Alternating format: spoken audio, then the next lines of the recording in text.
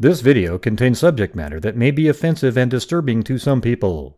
If you are the type to require a warning throughout a video or show, let this message serve as your warning. This channel discusses the harsh reality of true crime. If this warning is not sufficient for you, consider a different genre and unsubscribe from my channel immediately.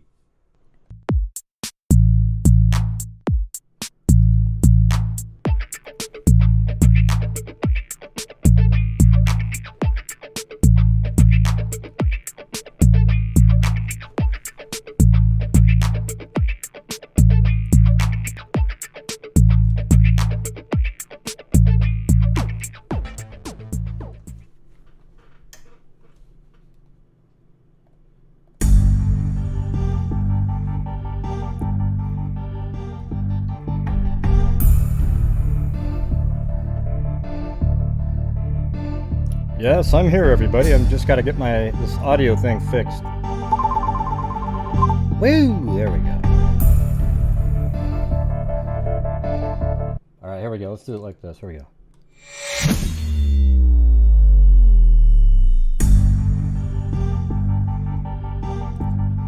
Awesome. There we go. Okay. Excellent. Had to finish watching the end of the game, the Blazer game.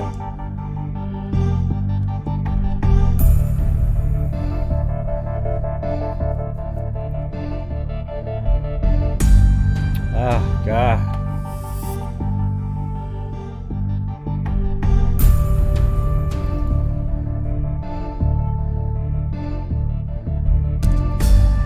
What was last night? What are you talking about?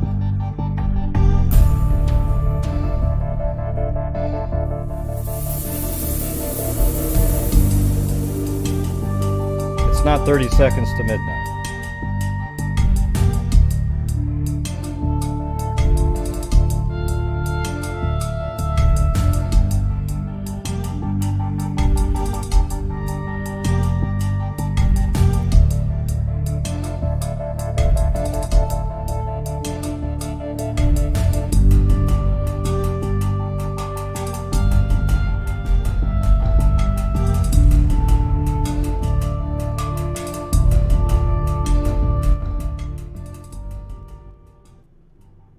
All right, gonna do part 2 tonight of the Mad Butcher of Kingsbury Run, or the Cleveland Torso murders. Yeah. Now that letter was probably, was one of the most interesting parts. It seemed like it was real. Like, I mean, who would write that back then? And the timing was perfect. I mean, the letter's real, but whether or not it was a killer or not is what I'm talking about.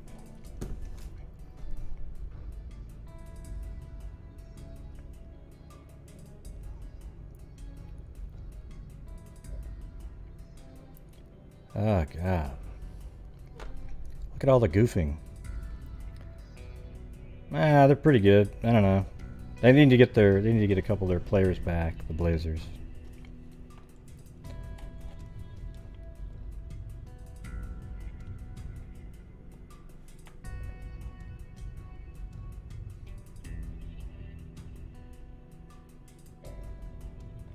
Yeah. So I'll say it at the beginning of the show. On this channel, we every single night we try to raise funds for supporting my channel, and most of all the charities that we cover. And like last year we did 22,000.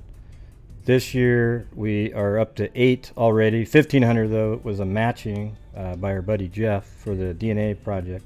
So we have 6,000 in the DNA project and 200 or 2,000 in, let's see, Rain. We sent 500, Knickknack 1,100, and I think and then 400 to Texas EquiSearch. Right. Ah, God. Try not to refer to me during the show, okay? Don't say, hey, Gray, Gray. You know, I need to just do the show this time. I remember after the last night's show, I was going, man, that was brutal. That was brutal. Thank you, Claudia Neubauer.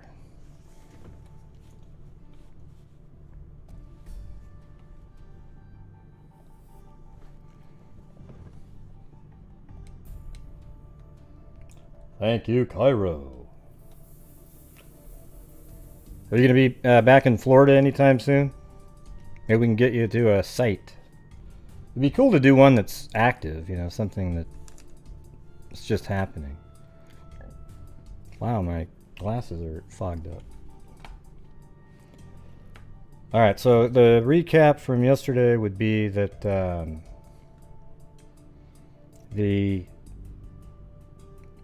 let's see. Hey, thanks, Cuckoo Bananas. So the first victim, you remember that was on the beach over here on Lake Erie. And I'll turn it on right there. Boom. This one, some people don't add it to the list, but I don't see any reason why you wouldn't. Especially since another victim, I think victim 7 or 8 was found in the same exact spot. And then that was a female, and her head and arms, everything were cut off, but there were more crude cuts on that first victim. Then victim number 3, I would actually say. Well, I'll do it with the Lady of the Lake being number 1. So number 2 was found right here in this. You know, everything looks totally different now. I looked at the map that Dan sent over, and I switched it to 1950 because it was black and white. But I think the picture's taken at an angle, so it's not exactly straight down, or at least it doesn't seem like it. It's not north-south oriented like Google Earth is. Perfectly, anyway. So it's hard to tell what it looked like back then still, but right in this spot right here was the second victim, and let's see.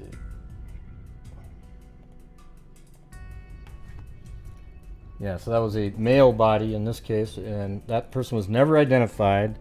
They were emasculated, meaning their, private parts were cut off. Head recovered. The skin was treated with a chemical agent that caused it to become a reddish and leathery. So you sort of wonder if that was kind of what this experiment that was mentioned, if that note's real, right? Then the third victim is Florence. Well, actually, hold on a second.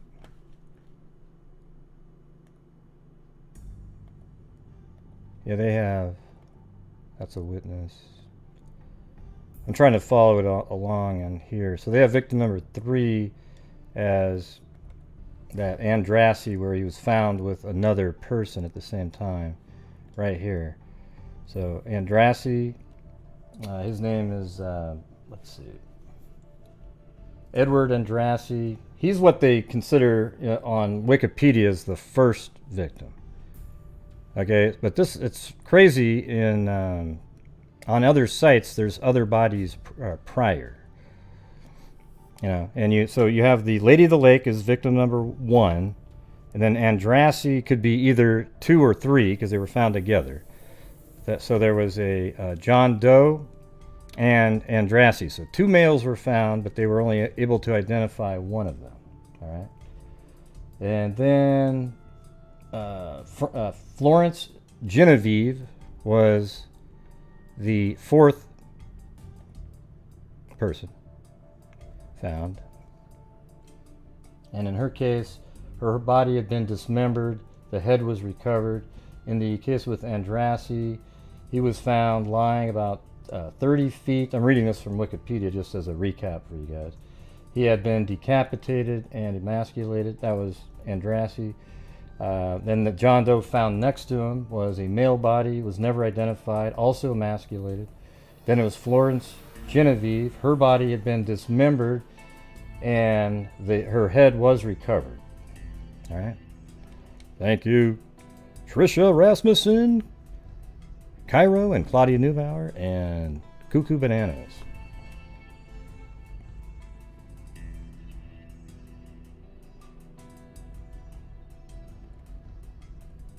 All right, then the next individual is the tattooed man. He was decapitated while alive, and his head was recovered. So they found his head, that they were able to determine that he was decapitated while he was still alive.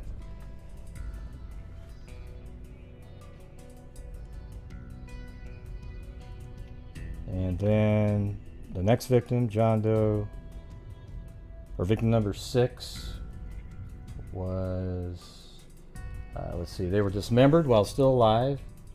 His head was recovered. This unidentified male's body was the only known West Side victim. So yeah, way over in this area, where the rest of them seem to be in this area, and he was found way over on the west side. There's a couple outliers, like this one and then the 2 up here, and then the rest of them are kind of just all around in this area right here.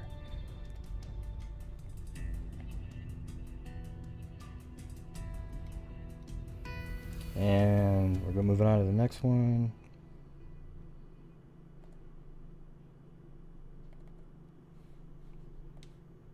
Just want to make sure that we've covered these.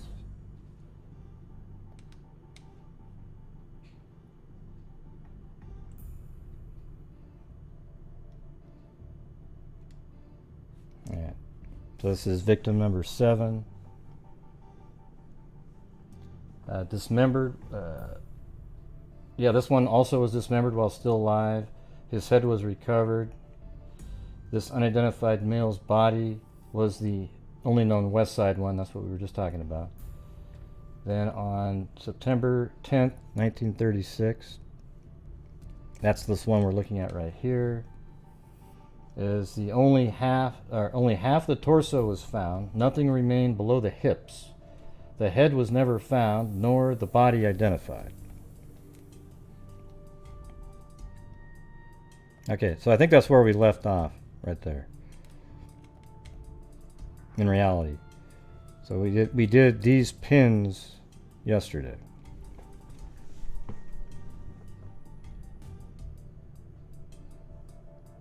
I don't wonder that at all, Michelle. It's weird. I haven't wondered that for a minute. Let's see. Yeah, but you know what? Maybe if it's got the exact same time frame, maybe when the guy went. What year was Black Dahlia? Mention what year Black Dahlia was.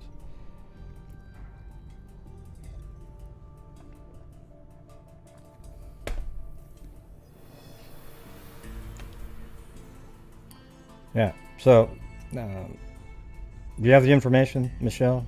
Because you interjected that, so let's get the facts there.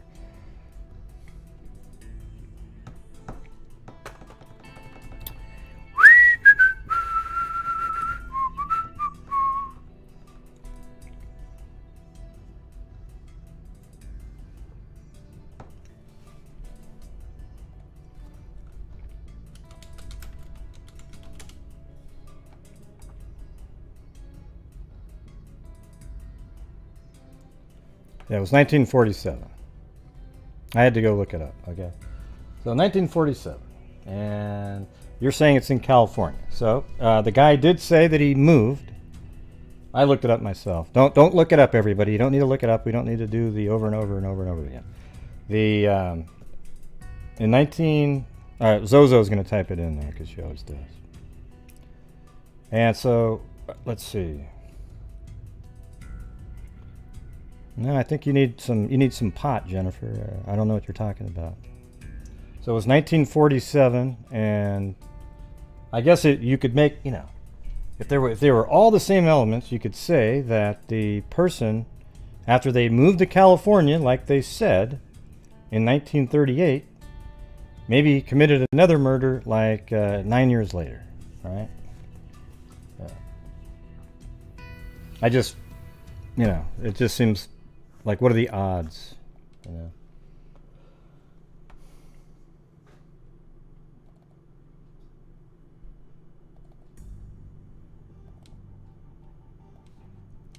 All right. So now we're on to the new victims. All right, you guys ready?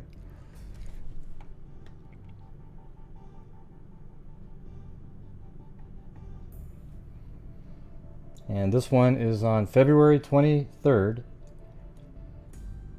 The decapitated torso of a woman was found on the shore of Lake Erie in Cleveland's east side today, providing authorities with their 8th headless body mystery in the past 2.5 years. Police Lieutenant William Sargent said the torso had not been in the water more than a day or two. The head and arms had been cut off. The trunk was severed just below the ribs. Sargent said the dissection had been cleanly made, a characteristic of the 6 slayings which have not been solved. Robert Smith, 55-year-old fireman, found the body. The latest torso was found in a spot some distance from where the other bodies were found. Well, this article didn't realize that there was another body found in the same location. Right? So, well, that's a witness. Hold on.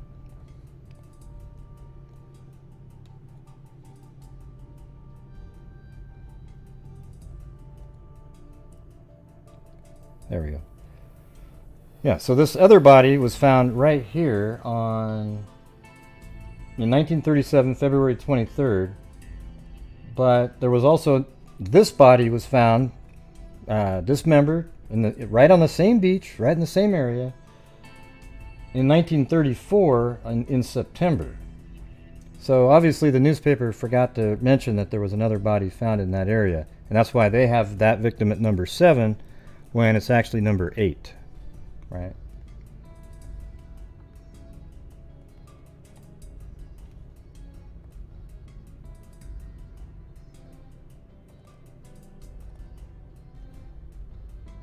And this is still the same victim here. Victim number, this one's victim number 8.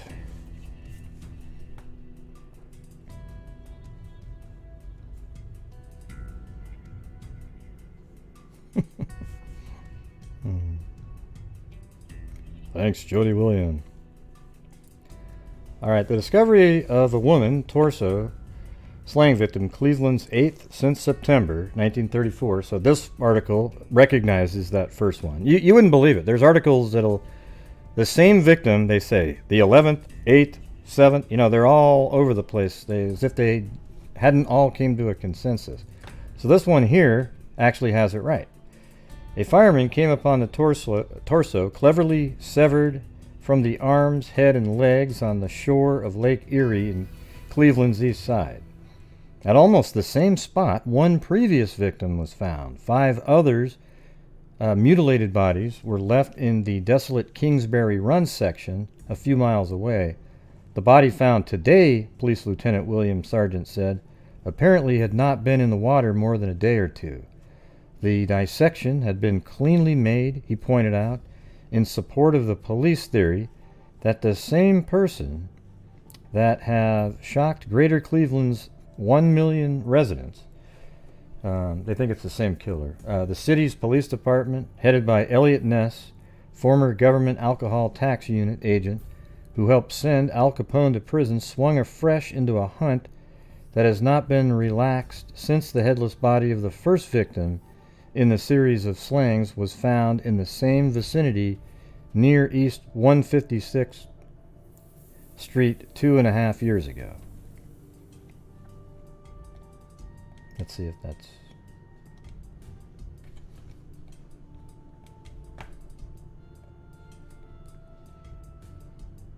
Yeah, 156th Street goes right to there.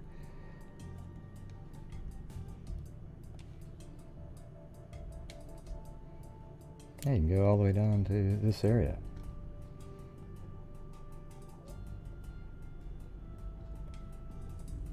So if you could go down to the beach right down there, it would just be right over there. See? Maybe there's a closer... No.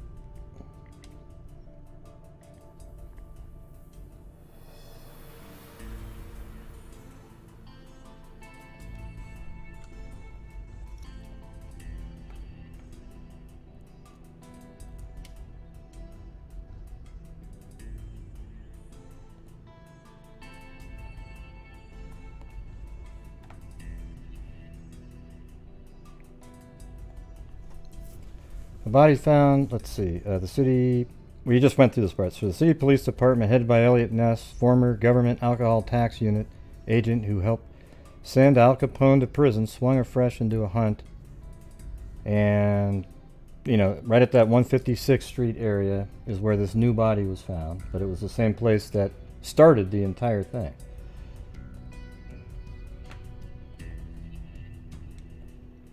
And then hundreds of suspects have been questioned, always without a definite clue, police declared. Authorities estimated today victim was less than 40 years old and weighed approximately 120 pounds.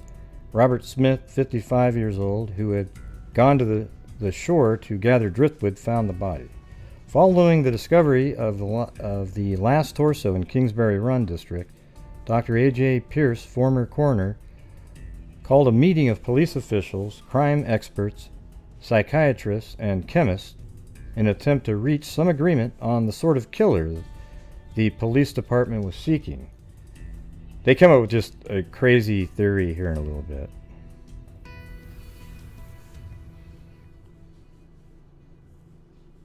After nearly 3 hours of debate and conjecture, Detective Sergeant James Hogan, chief of Homicide Squad, said, We're right where we were the day the first body was found."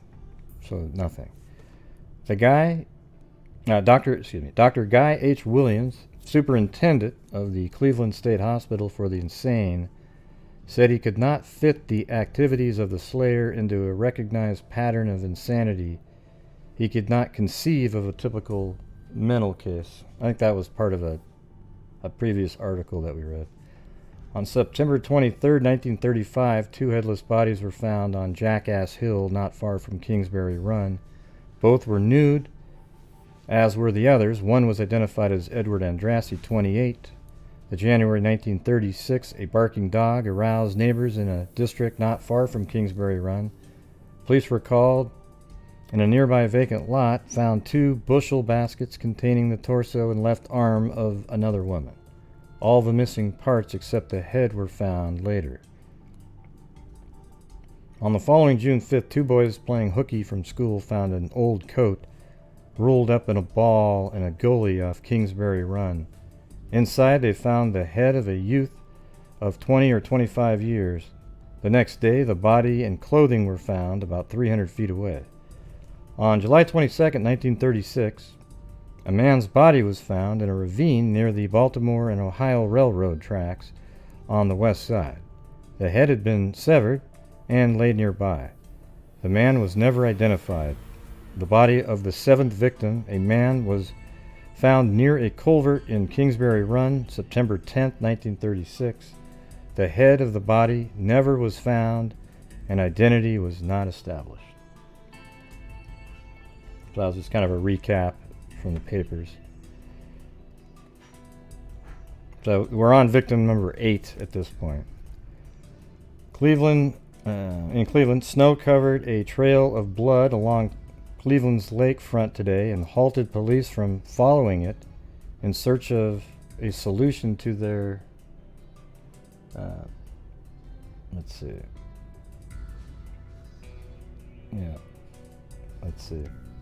Did we go? Did we go over this yesterday with the snow? I sort of remember saying something about snow yesterday. I think this might be different. Hogan said later. Yeah, February 25th. Happened on the 23rd. I'll just do it again. Hogan said later 2 persons told him the stains were left by a dog which had hit by an automobile. So those blood stains that they were tracking were actually from a dog. Hogan believed the missing portions of the woman's body had been weighted and dropped into Lake Erie. This coincided with a report to police that 2 men were seen in a rowboat near the scene Saturday. Okay, let's see. And alright. So maybe that was a recap of one of them right there. And so the next victim is victim number 9, 1937, June 6th.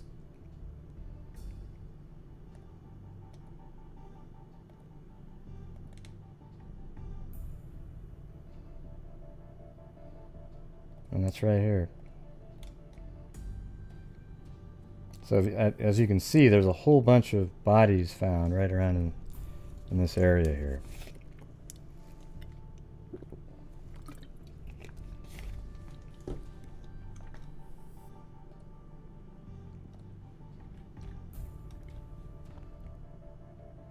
Hey, thanks, Mary Poppins. You got something wrong with your arm?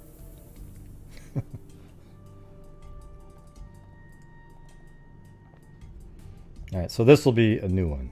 Here. Mad Butcher of Kingsbury Run blamed in 9th torso murder. The 9th torso murder mystery in 2 years confronted Cleveland police today. They sought the identity of a lime-eaten skeleton whose legs and arms were severed, and its possible connection with the saga of the Mad Butcher of Kingsbury Run, blamed in the bizarre slaying of 8 persons. Only one was ever identified. The latest torso find was discovered wrapped in a rotted burlap sack until a bridge abutment under a bridge abutment almost in the shadow of downtown Cleveland.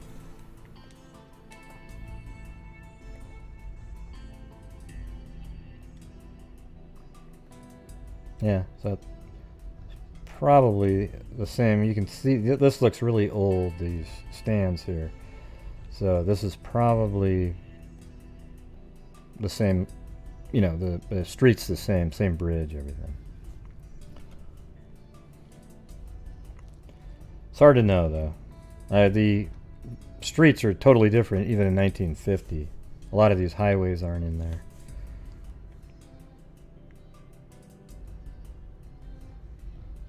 No problem, Jen H.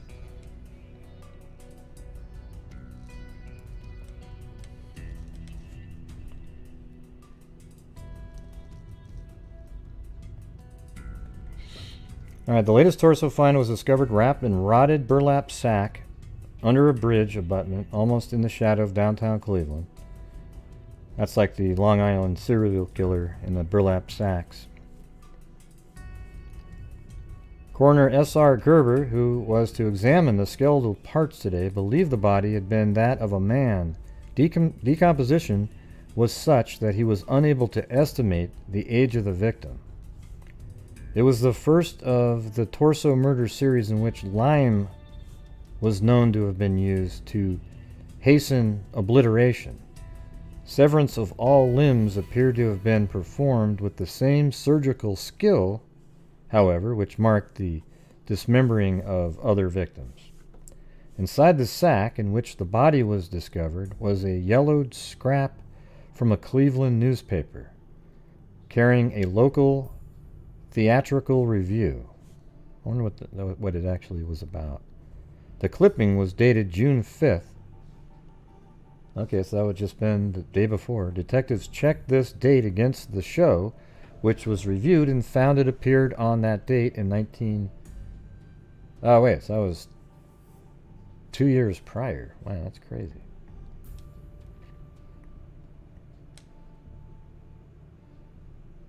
The clipping was dated June 5th. Detectives checked this date against the show, which was reviewed and found it appeared on that date in 1935. Coroner Gerber said he believed the body had lain where it was discovered since a few days after. Oh, so it was decomposed. That body had been there that whole time. Jeez. So that would have been a much earlier victim in the chain had it been found as quickly as the other ones. Coroner Gerber said he believed the body had lain where it was discovered since a few days after the date of the clipping. This time could antedate the date on which bodies of the first 2 persons in the torso murder series were found. Yeah, so that's interesting. If you go... Yeah, that's crazy.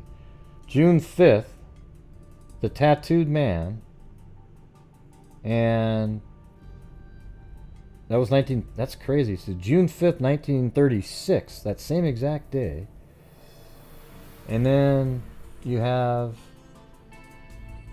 This would have been the first victim in the series, because you have the Jane Doe, you know, if they weren't counting the Jane Doe, let's say, the Lady of the Lake, this person would have been the first victim. It would have been June 5th. The next, Andrasey and the other person were, and the Jane Doe were September 23rd, so about 3 months later. Right? So this case here would have been first. And it's interesting, so let's see where those are located. I mean, it's pretty bizarre that a year later, on the exact date, June 5th, the tattooed man's found.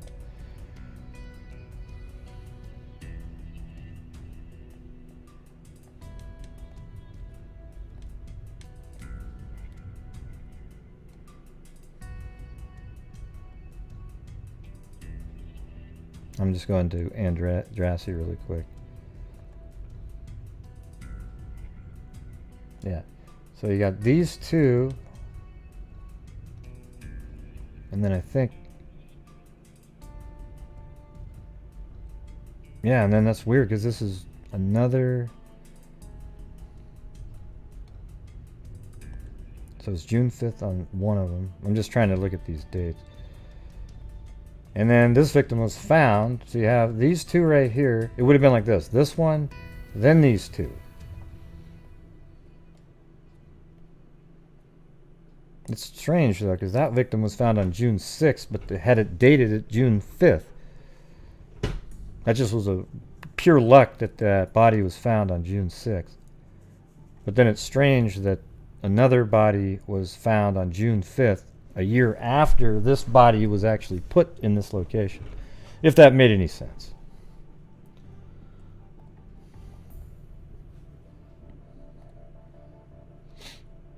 Police had a possible clue in the latest victim's identity in bridge work found in the skull. So this is a Jane Doe. A gold bridge carried 3 teeth in the upper jaw on the left side.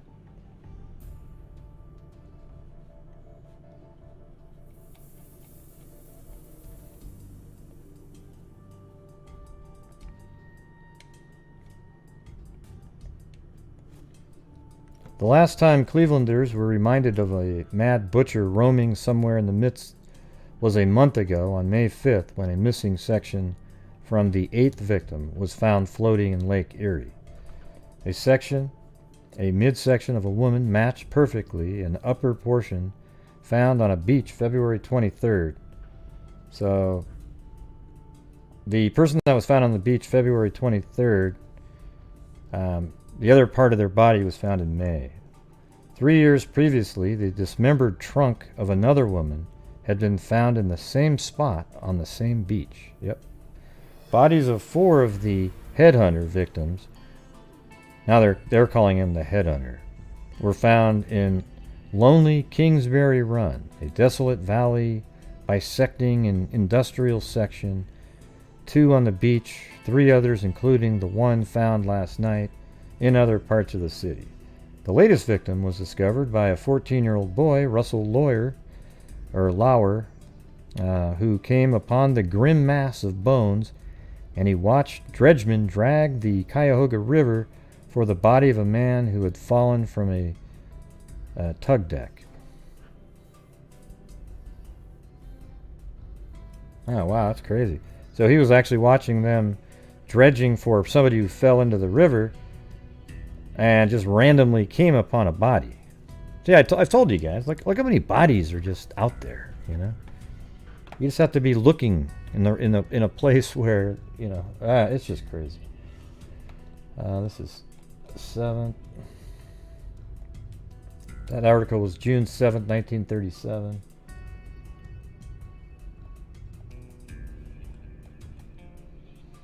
Latest victim identity. Well, hold on. Let me go to this one. First page is right there. Another article on the 7th. They sought the identity of a lime-eaten skeleton whose legs and arms were severed, and its possible connection with the saga of the Mad Butcher of Kingsbury Run. Blamed in the bizarre slayings of 8 persons, only one ever identified. The latest torso find was discovered wrapped in a rotted burlap sack. You know, the lady that was identified wasn't identified Well, she was identified at the time, but Andrassy, he wasn't identified. What was that? One of the victims that has a name was identified much later, but we just know it now because it's in the. And I don't remember if it was Andrassy or that lady. It seems like Andrassy's name was in articles at the time. Coroner S.R. Gerber, who was to examine the skeletal parts today, believed the body had been that of a man. Decomposition was such that he was unable to estimate the age of the victim. It was the first of the torso murder series in which lime was known to have been used. Inside the sack in which the body was discovered was a yellowed scrap from a Cleveland newspaper. Yep. I think this might be a similar article. Let me go to the next one. This is on the 8th. This one talks more about those teeth, I think. Coroner S.G. Gerber today held little hope of identifying the dissected skeleton of the 8th victim of the city's fiendish torso murder, found lying in a rubbish heap. The only clues to her, and it's CLEWS, everybody, to her identity were 3 gold teeth. Condition of the rest of the skeleton found, arms and legs missing, was so bad because of lime thrown on it and that no identity marks could be found. Dr. Gerber said he was certain the woman was the victim of the mad Kingsbury Run killer, so called because most of the dismembered torsos of his victims have been found near Kingsbury Run, a lonely east side gully. 8 have been found since September 1935. Dr. Gerber asserted the manner of the woman's death, a neat decapitation, identified the killer. He left his trademark, the coroner said. So, I don't know if that would be an MO or a signature in this case, because that's just a technical, it's hard to say that the clean cut is a signature. It sounds like, it was sort of what he did on each of the cases, like it was part of the act of killing them. So I'm not sure. It's sort of in a gray area. I wouldn't call that a signature.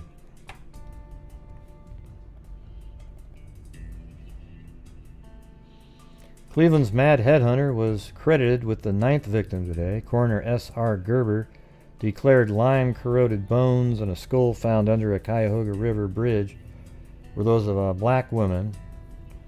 So the person that was found, she was a black woman, approximately 35 years old. They used the now completely derogatory term, but at the time it was the word they used for black people. Okay. So a black woman, approximately 35 years old, whose body had been dissected expertly, microscopic examination by the coroner and Dr. T. Wingate Todd, professor of anatomy at Western Reserve University, disclosed death probably was caused by the decapitation. Man, this guy's a freaking barbarian. Every single person was killed it seems like, most of them were killed when they were still alive. It was the first time the killer had used lime to shield the identity of the victim. The deserted spot where the skeleton was found is similar to places chosen for the disposal of 6 other bodies, and the unburied bones corresponded to the way most of the killer's bodies were left. A gold bridge of teeth in the upper left jaw of the latest victim gave police one clue that may lead to the identification. Only 2 of the torso murder victims so far have been identified. Alright, so there was 2. Dr. Gerber estimated the body had been deposited in the debris-littered field about a year ago. A scrap of newspaper dated June 5, 1936 was found in the sack. The first of the dismembered bodies was found September 5, 1934, when the upper half of a woman's body washed up on Lake Erie. That's the Lady of the Lake, in the eastern section of the city. A month ago, parts of a woman's torso found in Lake Erie were found to match another part washed up on the beach several miles east February 23rd, 1937. Right, so that was victim, I think that was 8, right? 1, 2, 3, 4, 5, 6, or 9. Now, what were we on now? 10? It gets hard to keep track of these. Maybe it was 10. Let's see. 1, 2, 3, 4, 5, 6, 7, 8, 9. Yeah, I think that was 10. They also use different numbers in all the articles, though. So that was the 10th victim found. Wait, maybe, hold on. 1, 2, 3, 4, 5, 6, 7. Okay, that was 9. And the next one is the 10th one. All right. Hey, thanks, J. Case. Yep. Oh. Well, I didn't mean killed when they're still alive. That was kind of a dumb question. Comment. You're right. That was a good one. That was a good one. I meant they were decapitated while they were still alive. You know, like, it wasn't like they were killed, then they had their head cut off. But yeah, I did say that. I now remember saying that, but at the time it made sense in my brain because I was thinking, because they were decapitated and dismembered while still alive. Yeah, it'd be hard to kill somebody when they weren't alive.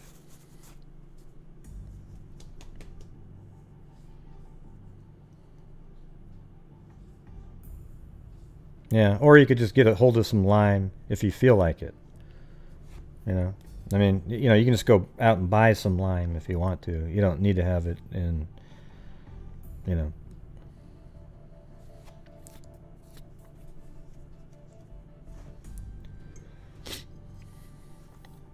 Yeah, the way I worded that was how it's worded in some of these articles. Yeah, some of these articles have the same thing. Well, we found somebody without their head. We don't know how they died. Well, there's a good chance that they're, you know, they don't have a head, so.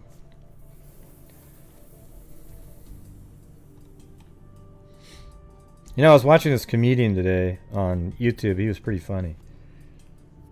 He, one of his jokes was, he doesn't understand why the abbreviation for World Wide Web is WWW. Because it's like 9 syllables versus 3. World Wide Web. WWW. And I was like, God, that does make sense. Why the hell do people say that? Well, go to www. Hey, thanks, Kevin Brown.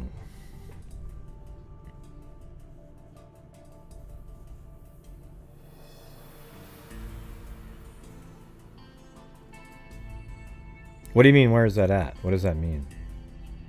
If you watched part 1, you'd know, right? What does the title say? In the description. It's in Cleveland.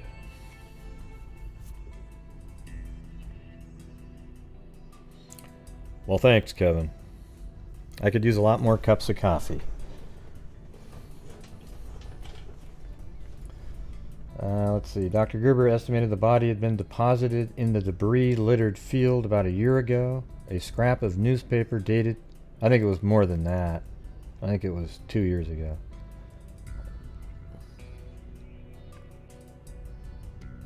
It was dated June 5th, well, you said it was they said 1935 on the previous article.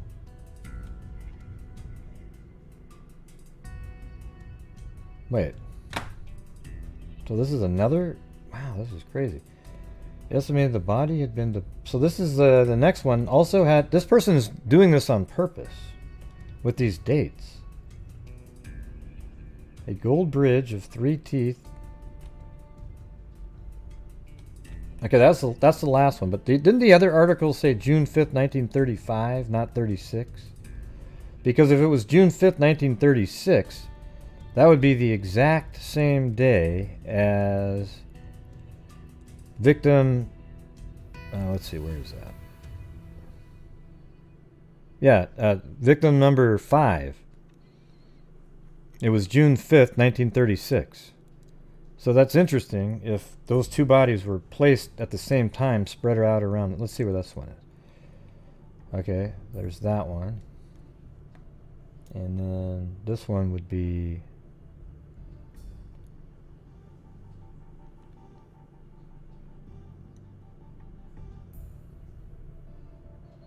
God, it's hard to work through these.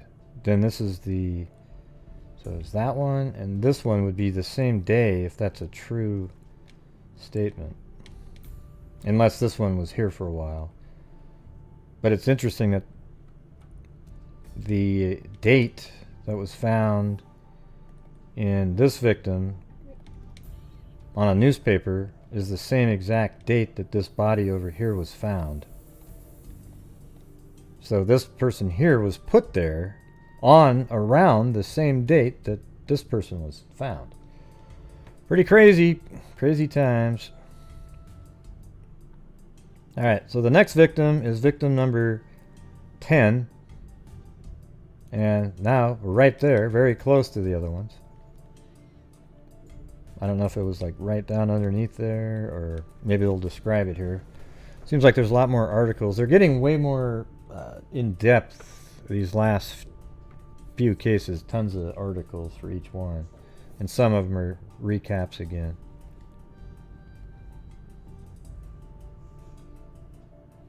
Wow, looks like a boat sunk right there.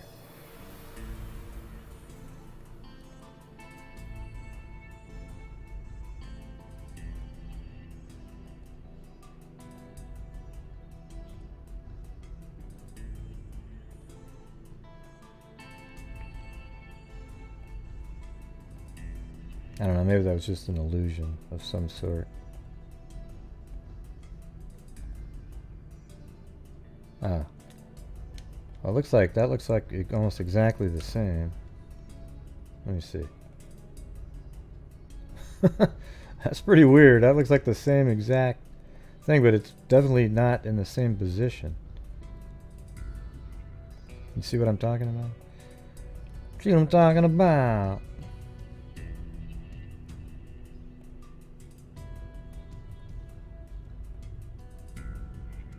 Yeah, that's 2011. That looks like the same thing that's underwater, apparently, in that last shot. Watch.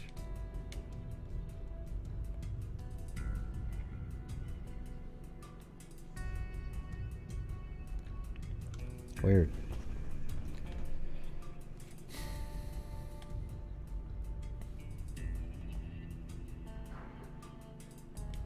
Alright, so this one is July 6th. The headless body of a man described by Chief Detective Inspector Joseph Sweeney as Cleveland's 10th torso murder victim was taken from the Cuyahoga River near a railroad bridge. Okay, so that is just off of that railroad bridge right there.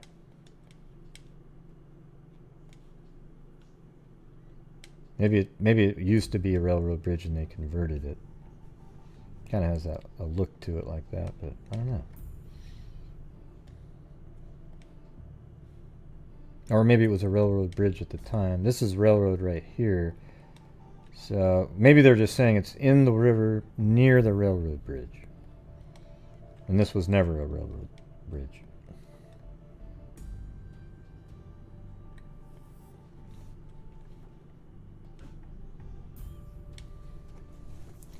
The headless body of a man described by Chief Detective Inspector Joseph Sweeney as a Cleveland's 10th torso was found by that bridge. Inspector Sweeney said the torso was discovered by 2 National Guardsmen in Cleveland for strike duty at the Republic Steel Corps plant. They were Captain Marion F. Adams and Captain Robert Stewart. The detective inspector said that the head of the victim had been severed cleanly, as in all the other previous killings.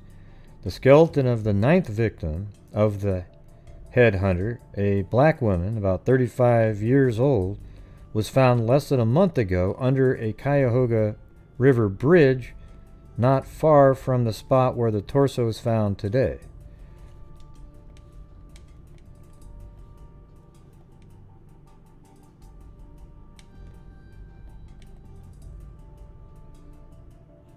Okay, yeah. So she was found right underneath this bridge, and then this body was found right there.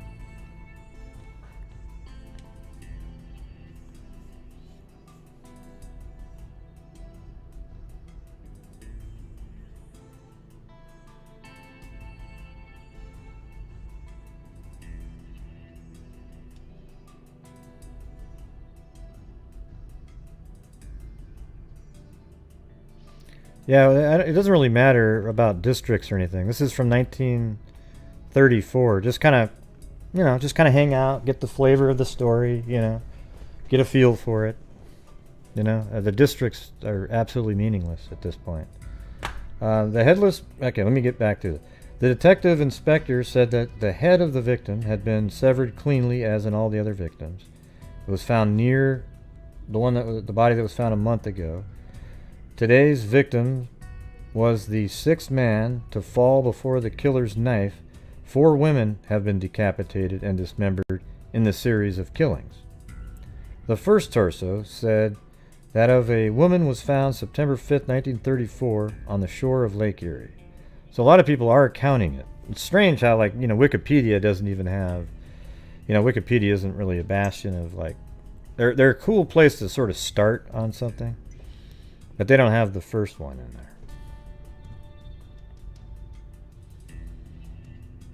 there. Coroner S.R. Gerber, after examination of the body, said the man had been carved up just like the others. Dr. Gerber said the victim was a powerful man, weighing between 180 and 200 pounds.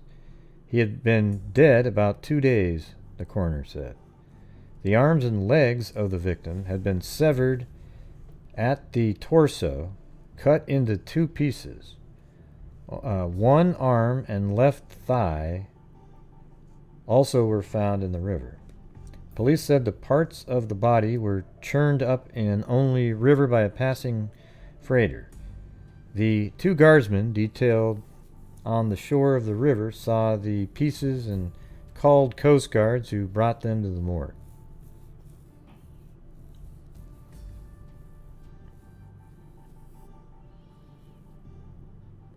Yeah, I think the letter is, I think he's referring to, he's experimenting with the chemicals. That's what I was saying last night.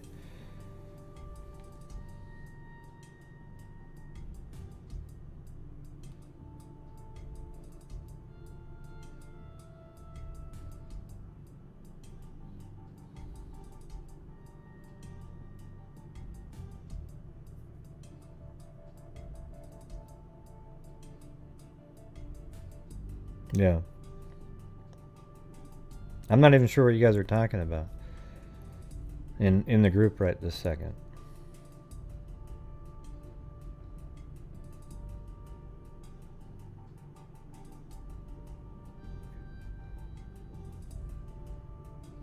Yeah.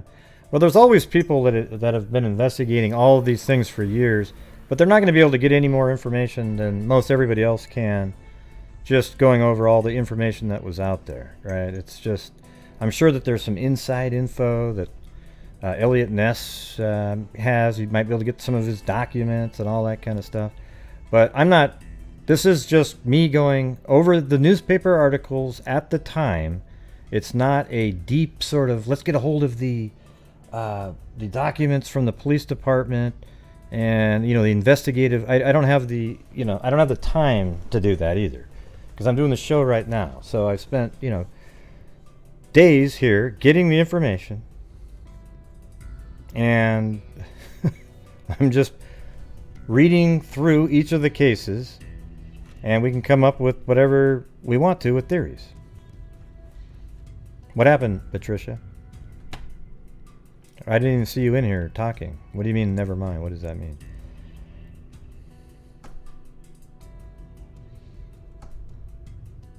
I mean, the letter that he wrote at the end, I think he wrote that letter. That one's pretty crazy.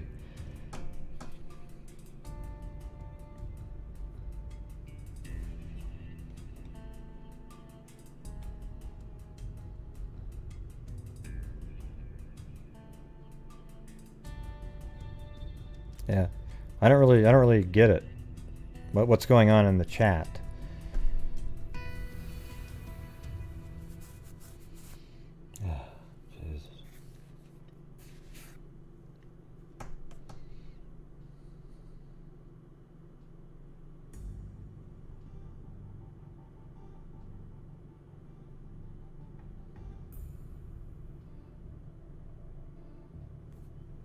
I probably need to blink. And you said never mind, you know? I don't know what that means. It's just a lot of stuff. See, a lot of times what happens when you're covering a case, somebody will just show up that's been covering it, they're looking into it themselves, and they want to be recognized for that. You know? But we're just kind of doing a surface level newspaper. This is what was being said in the newspaper at the time, okay? So don't feel like, oh, wow, I found this, oh, it just, okay, that's great and everything. Maybe we can do another show where you come on and you tell us all your investigative information that you came up with, and it'll be awesome, right? But at this point, we're just going over each of the cases. I think we're on victim number 10 now. Okay? The arm and legs of the victim had been severed and the torso cut into pieces. One arm and the left thigh also were found in the river. Police said the parts of the body were churned up in the oily river by a passing freighter. The two guardsmen detailed on the shore of the river saw the pieces and called Coast Guards, who brought them to the morgue. Only 2 of the 10 torso victims, a man and a woman, ever have been identified. No motives for the killings have been established. Scores of persons have been taken into custody and questioned, but no real clue ever has been uncovered. See, they do, you know, you read in the articles, there's an individual that was arrested. He was going to go on trial for it. But it sounds to me it was almost very similar to the Brandon Dassey almost. I mean, this guy was kind of, they just coerced him. Nobody believes that guy had anything to do with it. Even today. Even the police don't believe that he had anything to do with it. The body of the one identified woman victim was found in the 2 bushel baskets on the edge of the downtown district and not far from the Kingsbury Run district where many of the killings took place. She was identified by police as Mrs. Florence Polillo. And we did that. She was victim number...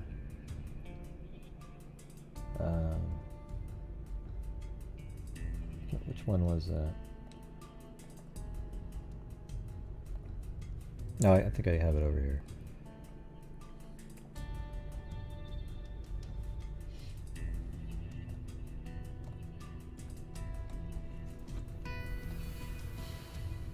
She was actually the 4th victim, I believe.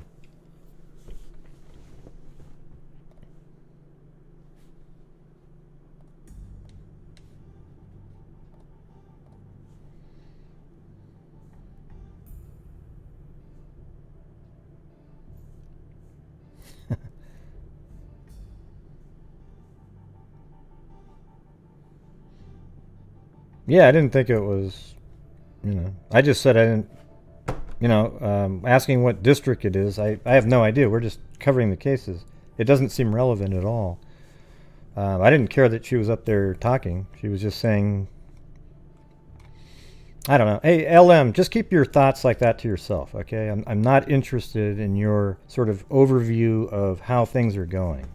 It's just really, you know, really distracting to me, and it's just, I'm getting really tired of the sort of backfighting and bullshit going on in the chat. I'm about ready to make it down to 0 moderators, and you guys can all just bash and fight and do whatever the hell you're going to do, and I'm just going to turn off the chat, turn it over here, and I'll just cover shows, and that's how it'll be. Because it's just getting ridiculous. I don't want to waste time dealing with the bullshit that goes on in the chat. If I make a comment, and we just move on.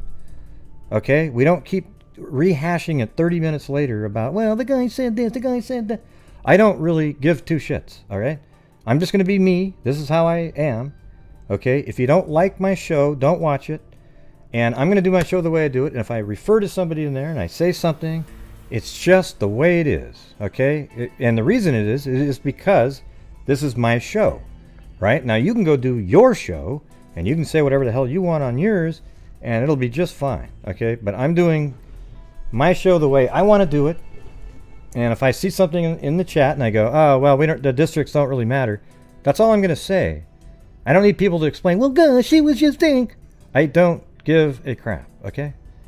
I don't give a crap. So everybody just calm down, follow along with what we're going over here. It would otherwise be an interesting case, except for there's so many people just blabbing away, not paying any attention at all, talking about random stuff. You get what I'm saying? All right, cool. So if I look over there and I see a comment and I say, oh yeah, well the district doesn't really matter, we're just kind of doing an overview. That's it. That's what I'm saying. I don't want to spend time looking into the district of each one of the killings. It's just not really relevant. There is a killer there, and he was killing people. That's right. Gray! Hey, look at that, Dan. Card, yes, that Gray's so mean! And now I'm in jail, and we're not going to continue the show. Shit, you know what I need to do is get like an intravenous, vodka.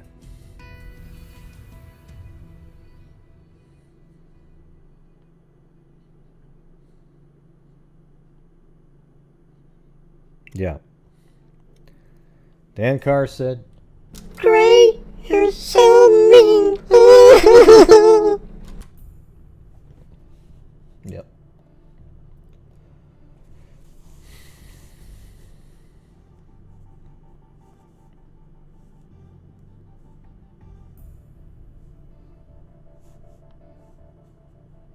Maybe I'll put blue in there.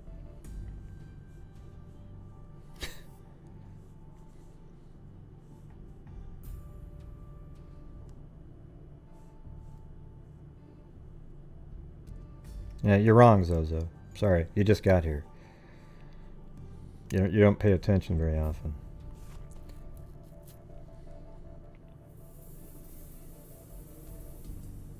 Yeah, I need like an IV set up.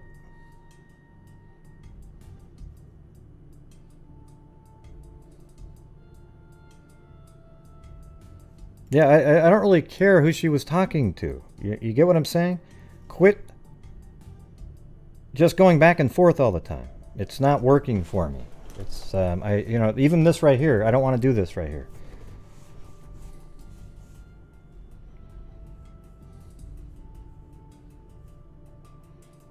Hey, thanks Cuckoo Bananas and Claudia Neubauer, Owen Lee D, and Carolina T. Oh man.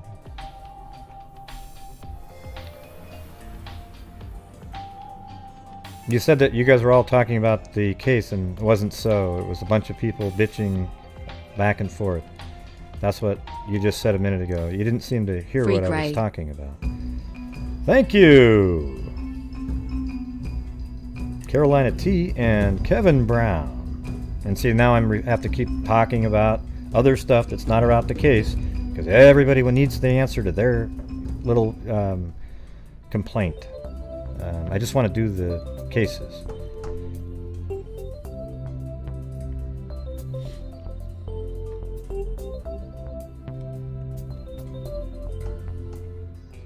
Tumbler glass. Yeah, that's exactly what it was. That's what I was talking about. Chewbacca? Oh, I'll be Chewbacca if you want me to. Bail and you could just drink it. See what Zozo just said, that's exactly right. What she said, it's frustrating, and then what she said up above was that people can't move on, and that's exactly what I'm talking about. It just was going on and on and on. It wasn't just about the case, right?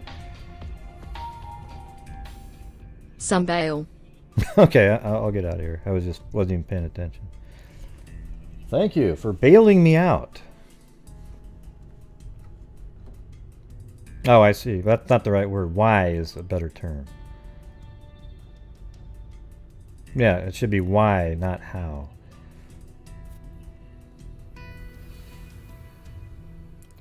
Okay, all right, here we go. Ah, screw it. You know what? I got to go get a drink. This is just... I don't even know if I can get through this now without one. Here's the thing, everybody. I don't even want a drink. I need one.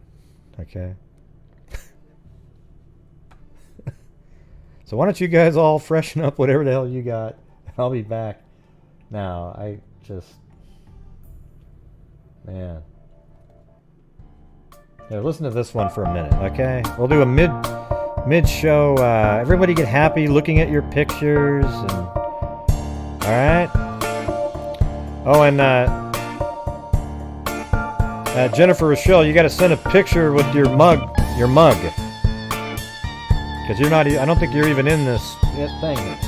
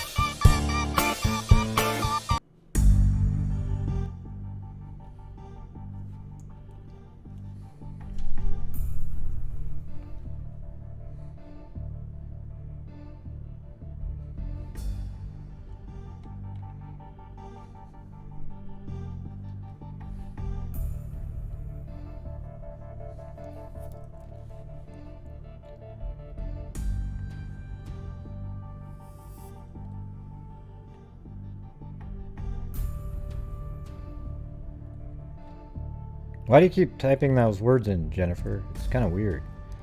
Over and over again. Sex, sex, sex. You know, it's just, whew, wow.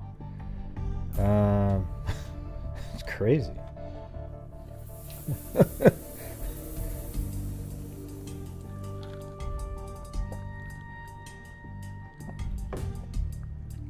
Yeah, you guys drove me to drink. Good job. Way to go, everybody.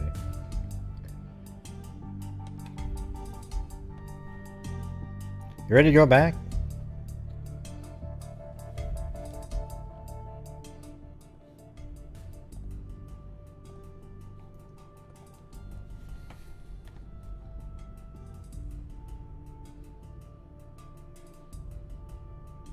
Yeah.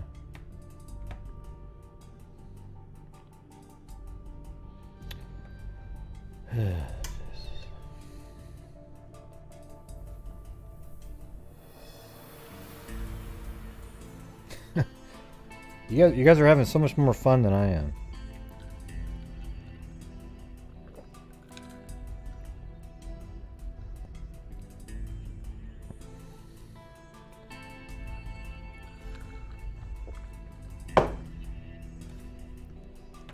All right. The one man identified so far is Edward Andrassy, 28. So only 2 people have been identified. Florence Polilio, and out of the 10 victims so far, only 2 have been identified. And Andrassy. His body was found with that of an unidentified man in the Kingsbury Run area in September. So even the person he was with, I don't even think they knew each other. I don't think Andrassy knew, it's just my speculation, but I don't think he knew the other person. Because I think he might have been identified through somebody who knew Andrassy. I think it was just the guy who was experimenting and killing people, and he just dumped both their bodies at the same time. Police were unable to make any headway, and I think they even said one of them that died 2 weeks prior. So he could have even just dumped Andrassy there after the other body was sitting there. Like there was a body sitting there, nobody saw it. 2 weeks later, he throws Andrassy there, right? Thank you, classical guitarist.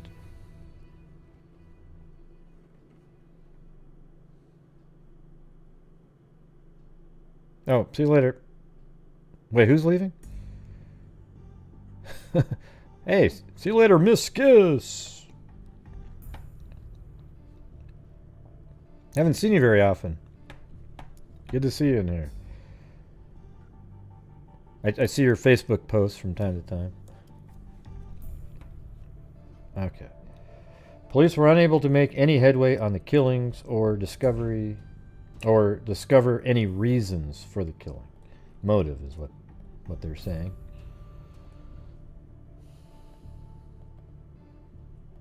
And remember, this one was on July 6, 1937. This is another article. Cleveland, it says ultraviolet rays may give police their first real clue to the... this is hard for me to read. I have to squint my eyes. Into the mad... something... maddened?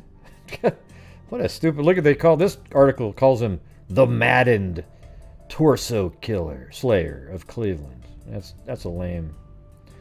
Whose 10th victim was discovered yesterday. Let's see. Identical and surgically... No, beheaded is what it says. The beheaded and surgically dismembered body of a sturdily built man deceased in the Cuyahoga River. Thank you. Hey, everybody. Hey, that one sounded almost like what I said earlier.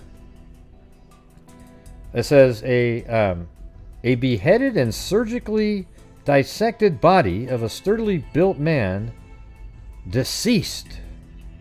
If that's what it says. I can't tell. Oh, discarded. I was going to say, did it say discarded?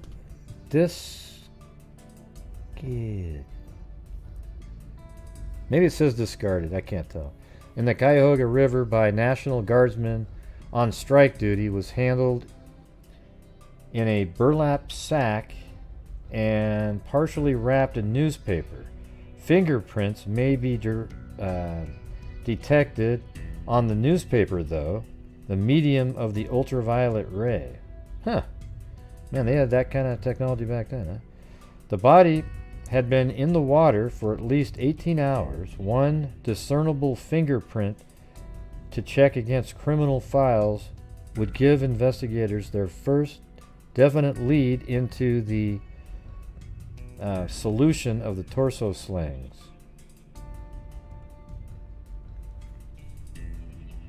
Man, that was a hard one to read.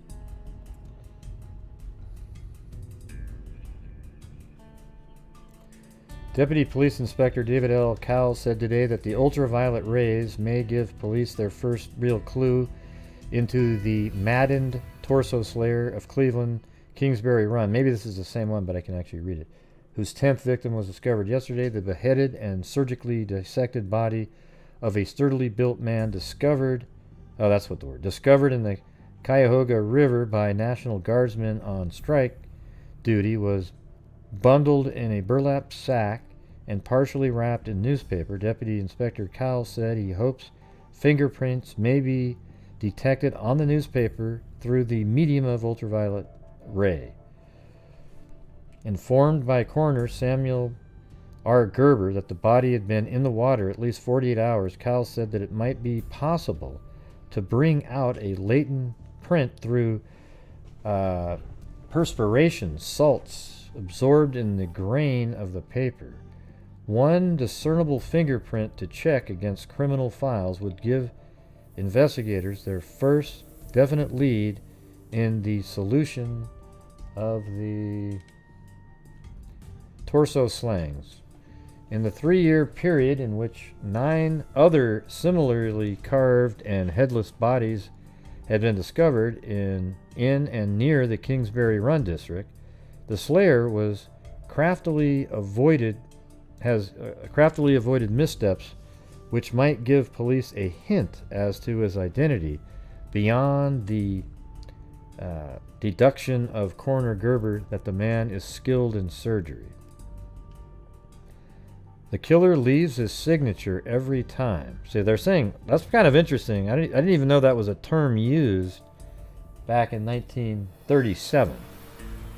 The killer leaves his signature every time, Gerber declared after examining portions of the body recovered from the river. This man has been carved up just like the others. But is that really a signature, or is that just what he's doing in his experiments with all of these people? See, the difference is that an MO is things that are done that are necessary to complete the crime, and then a signature or something left behind that isn't necessary, sort of as a calling card. I don't know if the, like if you placed a flower or a note, or, I guess some of the actions you're doing can be a signature, but at the same time, if it was really part of his experiment, that's what he was doing, I wouldn't call it that. I think, but it's interesting that they use that term. I didn't really realize that he leaves his signature every time. I didn't know that term was used back then. That's really early. That's pretty interesting, right? Because the word signature is kind of in the profiling world, and they didn't even have the term serial killer or series killings, things like that back then. They had called them maniacs. So it's interesting that they had that term.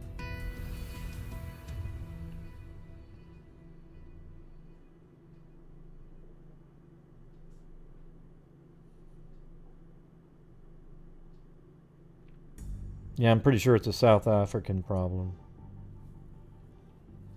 Tilla de Plessis. So you'll be able to figure it out, okay? But I don't want any more comments related to that. Just figure it out. You'll figure it out. The killer leaves his signature every time, Gerber declares, after examining portions of the body discovered from the river. This man has been carved up just like the others. The 10th victim has not been identified. Detective Sergeant James Hogan of the Homicide Squad said he had obtained a description of a man seen throwing a large bundle from the railroad bridge under which the dissected body of the city's 10th torso slaying victim was found. The witness, whose identity was withheld, said he saw the man walk to the bridge and throw the bundle over the side Friday night. Yeah, but I mean, that would weigh a lot, you know. Gerber said the portions of the body recovered apparently had been in the water 48 hours. He was a burly man, the witness told detectives. He needed a shave. He was about 40 years old. Oh, this is the killer, he thinks.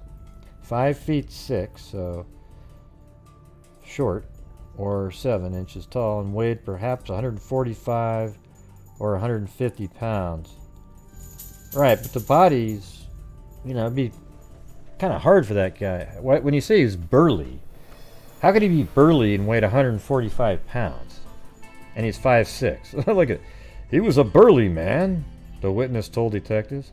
He needed a shave.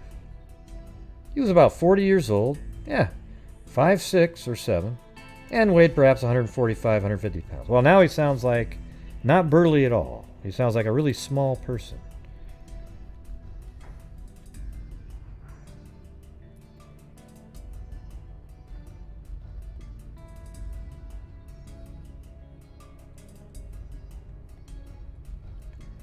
Detective Sergeant James Hogan of the Homicide Squad said today he had obtained a description of a man seen throwing a large bundle from the railroad bridge under which the dissected body of the city's 10th torso slaying was found. The witness, whose identity was withheld, said he saw the man walk to the bridge and throw the bundle over the side. He was a burly man. Yeah, we already saw that. Deputy Police Inspector David Cowell said today that ultraviolet rays may give police help. Yep. The beheaded and surgically dissected body of a sturdily built man discovered in the Cuyahoga River by National Guardsmen on strike duty was bundled in a burlap sack. Deputy Inspector Cowell said he hopes fingerprints may be detected on the newspaper through the medium of ultraviolet ray.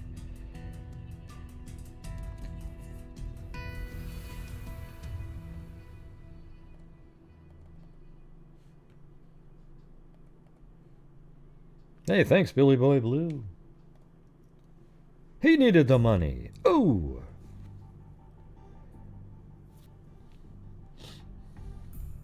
But he's not even burly. 144 pounds is skinny for a 5'7" guy. It's not even close. Burly is, you know, stocky. 145 is, I don't know, man. Maybe they have a different description of it back then. Crazy. Anyways, the Cuyahoga River today yielded forearms and hands of Cleveland's 10th torso killing victim, the parts of the body that police sought in an effort to establish identification.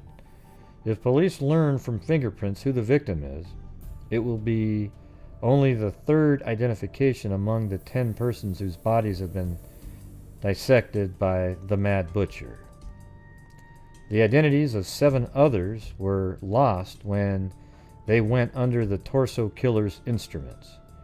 Investigation aimed at ending the series of murders over a period of 3 years centered on a search for a man seen throwing a bundle into the river Friday night. A person whose identity was guarded closely told police he saw a man walk to the center of the West 3rd Street Bridge and heave over the rail a bundle wrapped in newspapers. Huh. That does sound like you might have seen the right person.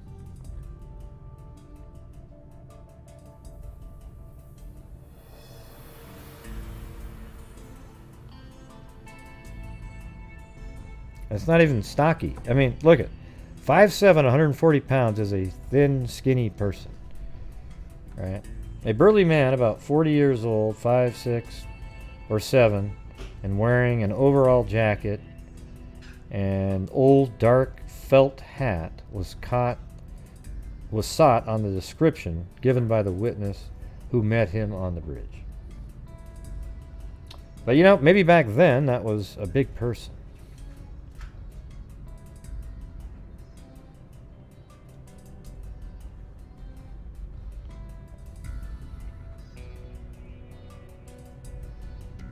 Alright, let's move on to this one now.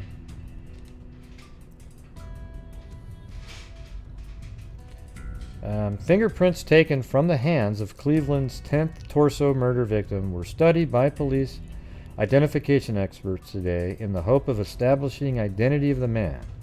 George Kessel Bertillon, or Bertillon, or whatever the hell you say that. Man, what these names back then are crazy, man. Look at that name. I give it a shot, though. I give it a shot. In the police department said the hands found floating in the Cuyahoga River near where parts of the body were found furnished good fingerprints. They did get good fingerprints. Copies of the prints were sent to federal and state identification bureaus. A 54-year-old man who boasted while intoxicated that he had committed several murders was released after questioning by officers. And look, I think that's an actual, they're pointing down to the water there, right? And it looks like that bridge is the same one. That's a 1937 picture. I think if you kind of come into, I don't know if you can, let's see. Yeah, you can get to, maybe right there. Is that a way to get an angle at that bridge? Why the hell did Google Earth drive down that?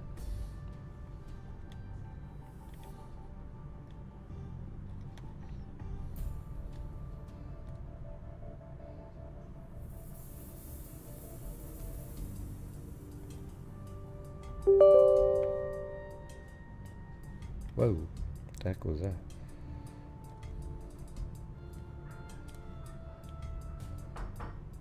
Yeah, I think that's the same bridge. So they're actually probably closer to, standing about right here, pointing down to the water. I guess you could also say that maybe they were on this side, like that, and maybe it was right there.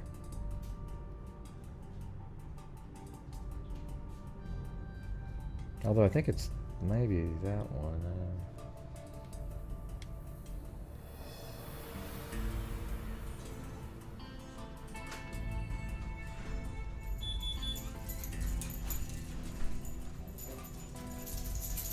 Yeah, I think it's this side. Because over there is that bank. I can see that bank, but this side looks like, I bet you it's been like that for a long time. But this could be new too. Maybe there was a bank right there. So, I think I'm going to move that. Put it like right there.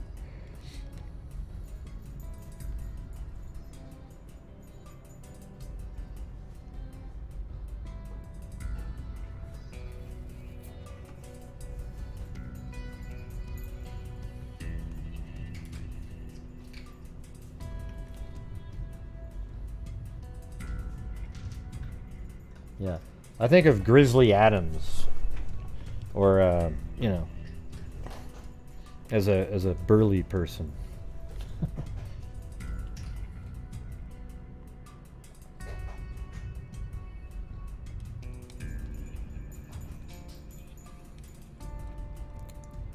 Let's see, 10 times in a little more than 2 years, the coldly skillful knife of the unknown madman has done its grisly work, and 10 times some passerby has been horrified to come upon the severed members of the dissected dead.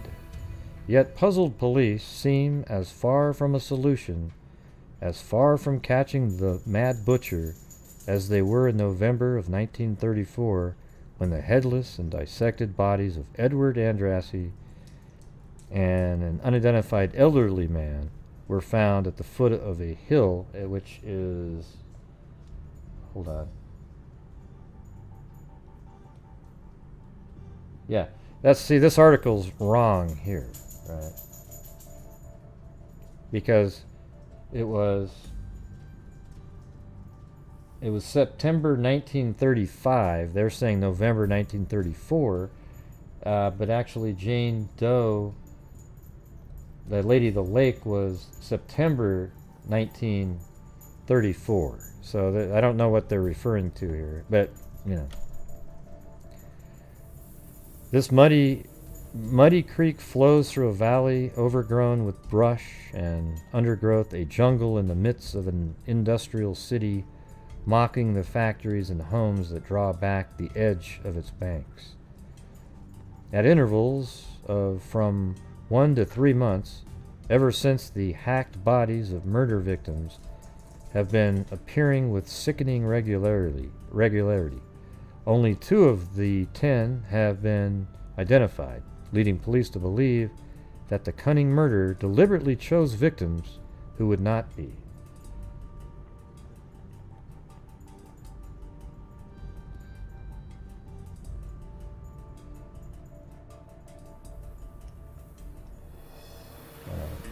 Yeah, he was picking people that were homeless, people like that, people walking the streets, you know, people that weren't really known well.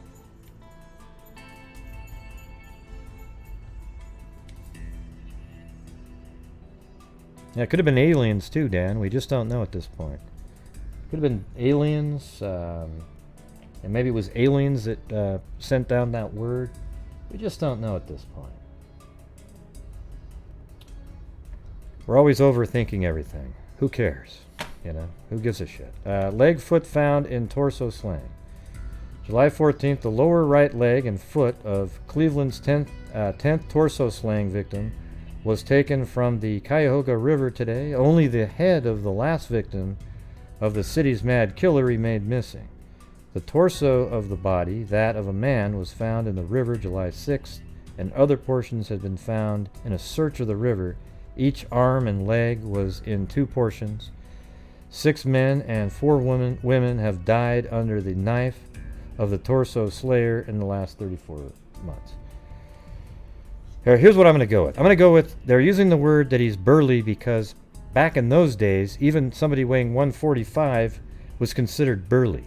All right, in this day and age, they would be a toothpick because now we eat ding-dongs and Twinkies, right? Back then, they didn't have ding-dongs and Twinkies. I think that's a more logical explanation. All right, blames... This headline says, blames 10th Cleveland torso murders on suicide club. So now they came up with this really cool theory, man. You know, this really neato theory with that group of people that all got together. Officials today studied a report by Edwin J. Creel of Washington, a research criminologist, in which the theory was advanced that the 10 murders in the Kingsbury Run series of torso slang in the past 2 years were the work of a suicide club. The report was given to Coroner S.R. Gerber, Safety Director Eliot Ness, and Police Chief George J. Matowitz. Pathological suicides are, of course, quite common, Creel said in his report, and so are pathological types of killers. The combination of the irresistible impulse towards suicide and towards killing is, however, a much less common occurrence. Yeah, that's what it is. It's suicide, right? He cut his own head off and all of his arms. What did he do? He must have done his arms first, though, right? Like, first he cut off his arms, and then he went with a big axe and went, whoo! And cut his head off at the last second. Unbelievable. When the combination does occur, the person then not only desires to commit suicide, but he also wants to kill someone else at the same time. Oh, I see. The strange fact appears that several of the victims of the torso killer were not only a transient or floating type, like moving from place to place, But further, there are certain reasons for believing that they are of a distinctly suicide killer type besides. Creel explained the theory that if all the torso victims were of the suicide killer type, they formed themselves into a club with some sadistic person who's, man, this sounds like some idiot that sat around with a bunch of people and they just wanted to, I don't know if they were smoking dope or what they were doing.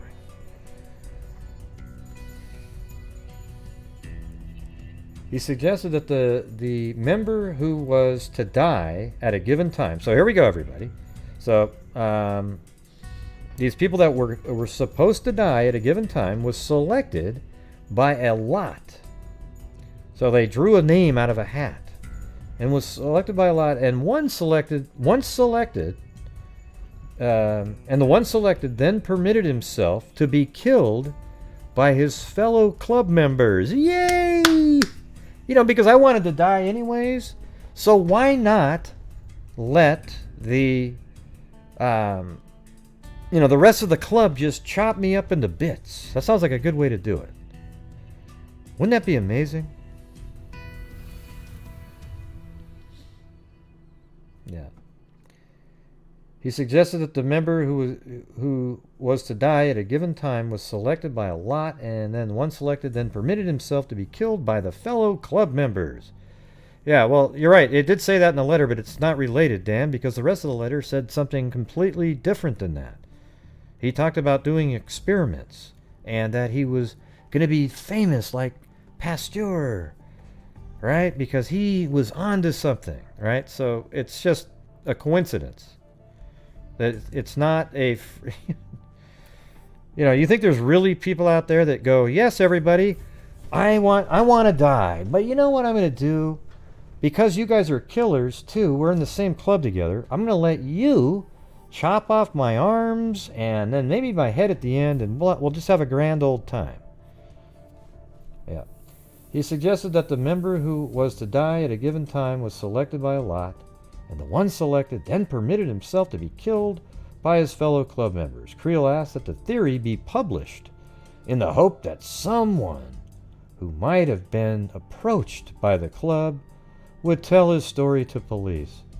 Safety Director Ness said, "There is nothing impossible in Creel's theory." Yeah, see, that's like me right there. Well, is it possible that there was this weird club? Sure. Just like aliens could have came down and used one of their rays to cut through the heads and the arms. We just don't know. We'll have to look into that. And then look at that. Next day, thank God somebody with a brain. A suicide club theory advanced by Edwin J. Creel of Washington. The stellar has a major league brain the size of a massive brain on this guy. I mean, he's just incredible. He smokes from a pipe, wears a fedora, and an ascot right before he goes to bed. He's absolutely incredible. Detective Inspector Charles O. Neville said authorities are convinced from detailed study of each of the murders that the suicide club theory is not plausible and that the 9 killings were the work of one individual, unaided by either a single accomplice or a club. Thank you, reasonable people. Creel, who described himself as a criminologist, has been in the city 3 days studying the torso murder exhibits in the hands of police. He suggested that the torso victims were of the suicide killer type, who formed themselves into a club headed by a sadistic individual, and then drew lots to determine who was next to die. Mwah! The one selected then permitted himself to be killed by his fellow members. And oh, the joy they felt. Oh, the joy. Time to pound down some more after that one.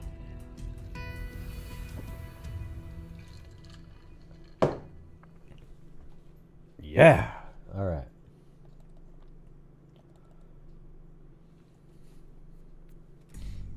Look at this weird stuff. Like, what's this guy? Coroner Samuel Gerber of Cuyahoga County. Edgar Steinbreaker found torso number 9 while doing strike duty. So this guy found victim number 9.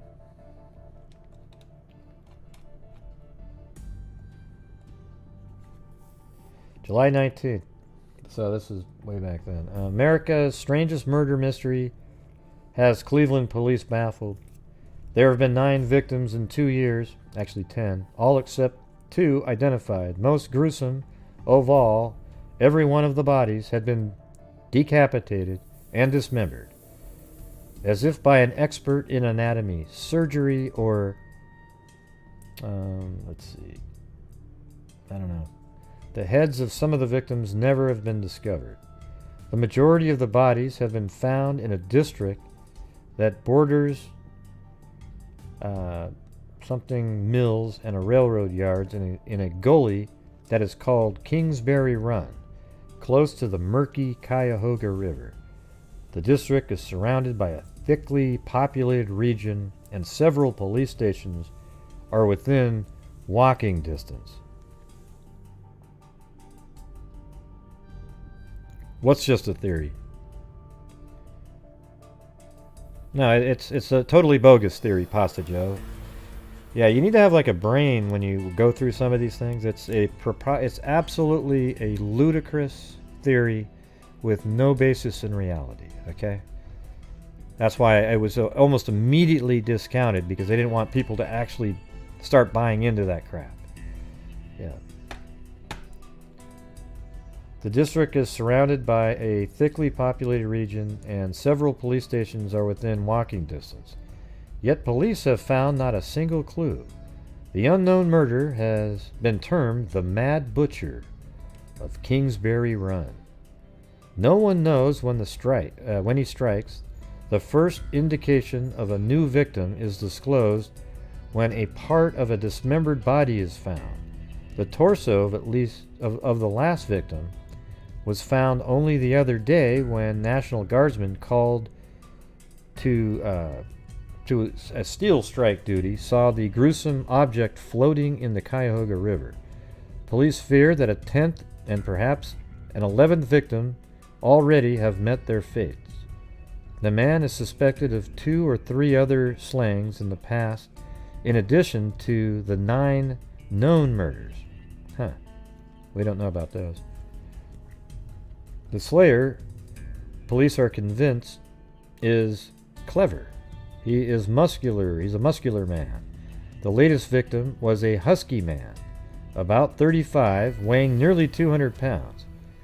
He may be a dangerous maniac, or he may be a former asylum inmate, discharged as normal, although a check of insane asylums gave no clue.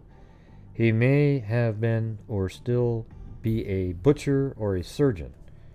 Perhaps the killer operates in some horror chamber in some hidden part of the city, but he may be working normally somewhere, meeting the public daily and deriving sadistic enjoyment from reading newspaper accounts of the slayings. I think that's probably accurate. Literally hundreds of suspects have been questioned since the first of the gruesome killings. Among them have been men with known degenerate tendencies, with various types and degrees of abnormality. Included also have been former patients of mental institutions, others from the fringes of society, some of them dwellers in tiny shacks in borderline regions. But never have police been able to link one of the suspects with the murders, and all the men were released, it says. Okay. Many theories are considered, some of them ranking with creations of Edgar Allan Poe and their quality of horror. One theorist has suggested the killer is afflicted with an ailment which destroys the red corpuscles of the blood.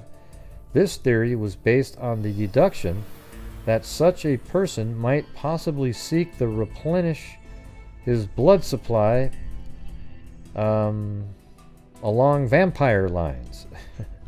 Investigators spurn such fantastic suggestions, but they do give credence to a theory that the slayer does not work alone. They admit as a bare possibility that he may have an accomplice. They don't think he does, but it's a possibility. Thanks, Trudy Richard.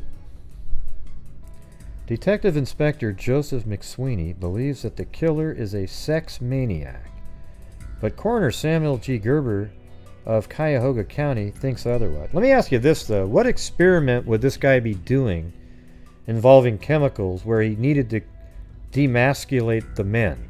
See, that's a weird aspect of it. Why would you need to take off any body parts at all to, it just doesn't make a lot of sense to me. I don't get it.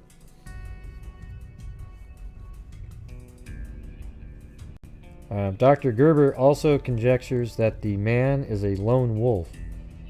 If there were two or more, one would have told something by this time. Dr. Gerber says, one man can keep a secret better than two. Yep. I think that's similar to the Delphi case. The killer, and, like everyone goes, oh, there's two people. Well, once you get two people involved, now it might get out. And there's no evidence whatsoever. So I just go with what the evidence shows. There's no evidence at all that there's two people. The killer has left the trademark on each of his victims, according to Dr. Gerber, who says he... let's see. Gerber, who... It says days, but I think it meant says. The decapitation proves the man had some knowledge of surgery. He believes... It says B believes, so somebody's messing up with the typewriter.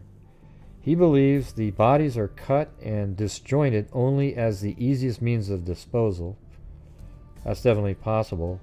For example, if that guy does only weigh 145, and that last victim, the victim we're talking about right now, weighs 200, he wouldn't be able to carry a 200-pound man in one attempt. But what he might do is walk out to the bridge with parts of a torso wrapped up, throw that over, then maybe a day later or even in the same night, he walks back, grabs the other parts, throws it over, and then he keeps bringing little bits at a time, a leg at a time, and then, those only weigh, now you're talking maybe at the most 20, 30 pounds instead of 200.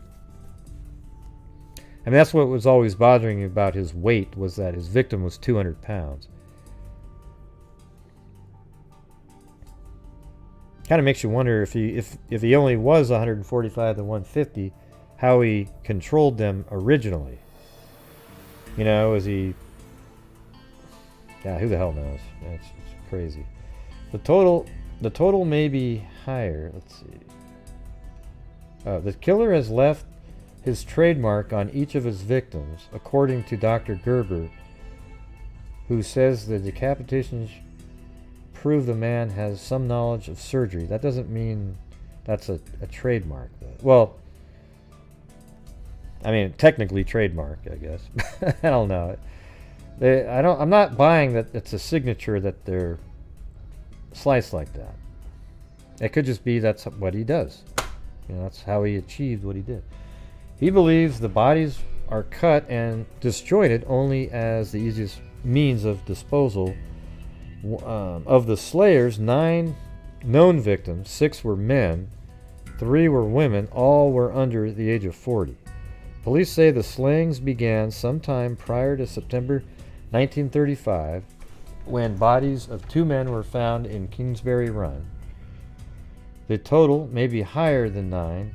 Police also consider the possibility that a woman parts of whose body were found 2 years ago in the lake, Erie Shallows at North Perry, 25 miles from Cleveland, also was a victim.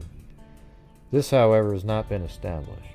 Likewise, police here tried to link the murders with several of a similar nature near New Castle, Pennsylvania, particularly one where the headless body of a man was found wrapped in a Cleveland newspaper. That's weird. In a long sealed boxcar on a railroad siding. This too has not been definitely linked to Cleveland murders. Man. Like I said, when I was looking up these dismembered bodies, there was articles all over the place.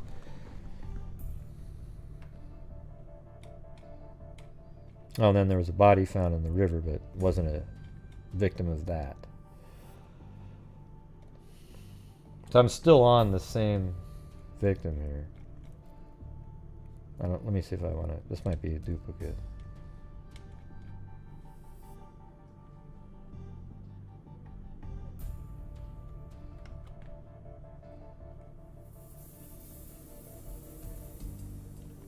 What kind of man would behead 6 men and 4 women and not be found? Where could he live and inflict his cruelties?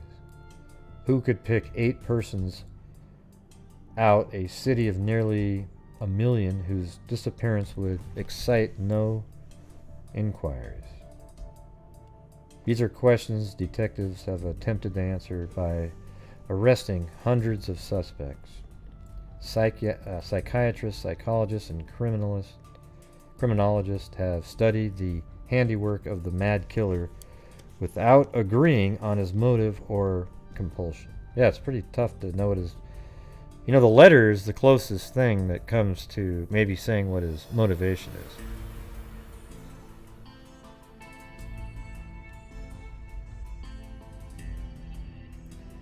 One of the most gruesome discoveries in the Kingsbury Run area was that made of 2 boys hiking down a gulch, coming upon a bundle. They picked it up with a stick, and a man's head rolled out.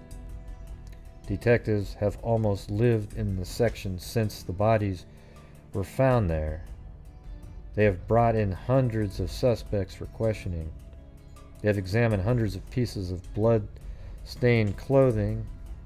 Let's see. One suspect lived in a cave. Yeah, I remember that guy. He lived in a cave, but he was set free later. Ooh, a cave! Ooh! Numerous persons found with meat cleavers or long knives in their possessions were brought in and questioned for hours, only to be released. Detectives spent weeks searching for an escaped patient from an asylum for the insane on the information that he had returned to his home in the Kingsbury Run district and had been observed peering into windows. The inevitable Oriental, or Asian I guess is what they meant to say, who was seen frequently near Kingsbury Run carrying a market basket and snipping off weeds with a long knife, was questioned.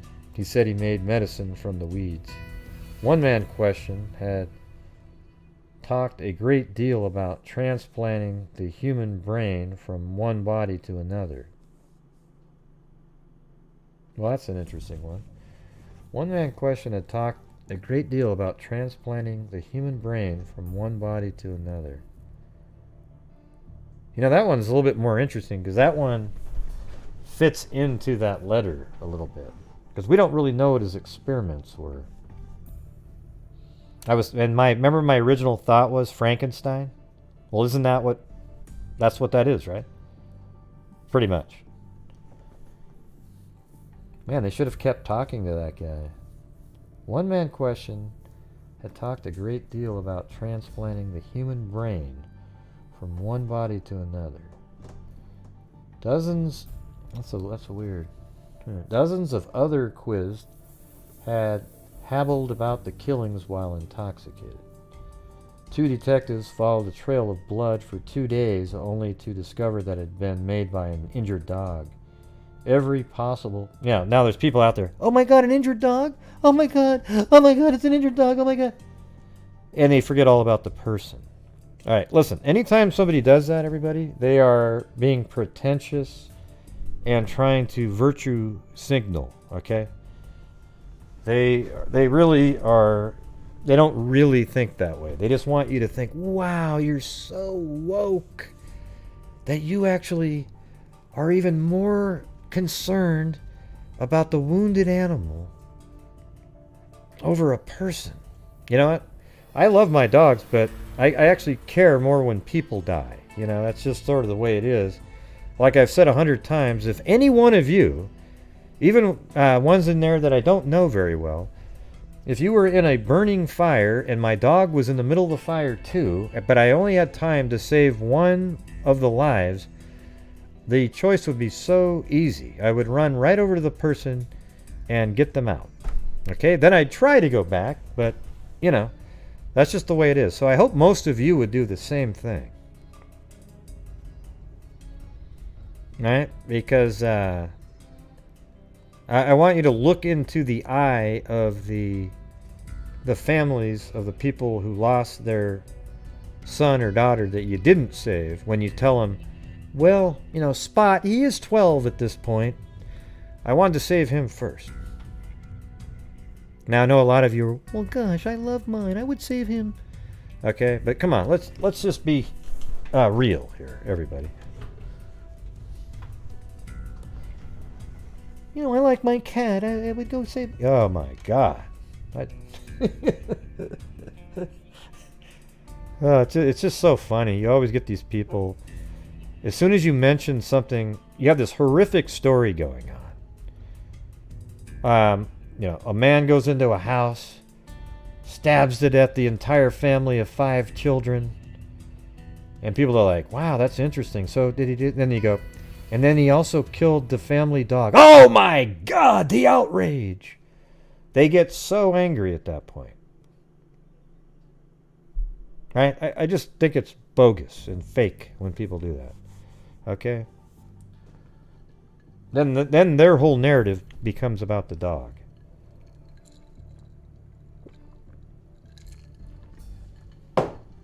Right? Or maybe it was like Old Yeller to them, and it had always been there.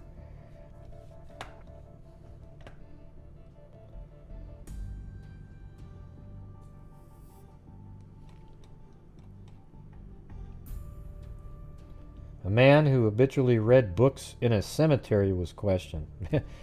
Wow, it sounds like our buddy in the Delphi case. Remember, he went to the cemetery after the girls were murdered, you know, like 3 or 4 weeks later, and he went down there to kind of eat a sandwich and think about it and go down there. And these 2 other girls that were at the cemetery, these 2 women who went to the cemetery, took pictures of it and then hurry up and got a hold of a cop. And it's like, well, why were you there, women? Yeah, I know that the suspect wasn't a woman, but why were you there? You were doing the same thing he was. Yeah. So anyways, a man who habitually read books in a cemetery was questioned and allowed to go on with his reading. Yep. Each new discovery of a torso has brought a new flood of gossip, new stories to investigate, but each has left detectives, as James Hogan, chief of the homicide squad, put it, right where we were the day the first body was found. All right, you guys. We got to do the... do I need to put myself in prison? Because last 2 nights were way behind like the normal nights. I think it's because of the topic, though. Frankenstein was written during a... Oh, God. Here we go. As Gene goes out to the internet and copies and pastes.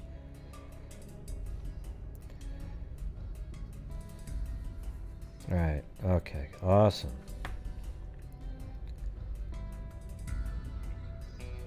Keanu Reeves says Hollywood does this in movies to engage the audience because people react more to pet tragedies. Isn't that sad? No, it makes you a lunatic, Dr. Daryl. So it makes you a lunatic is what it makes you. That you, if you're, and I wouldn't put the word doctor on your name if you would actually save a turtle over a human being. Okay. I heard there's some really great turtle soup recipes out there, though. You can even use their back as a bowl. It's amazing. Yeah, Keanu Reeves says Hollywood does this in movies. Yeah, I can see how that would work.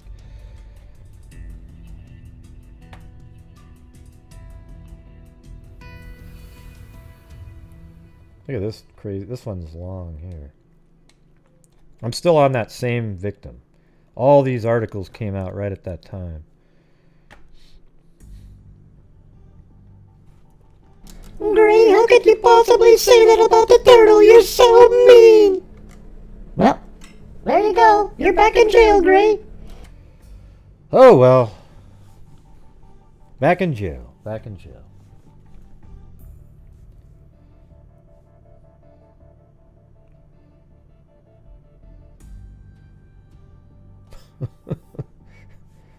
That must have been the turtle soup comment.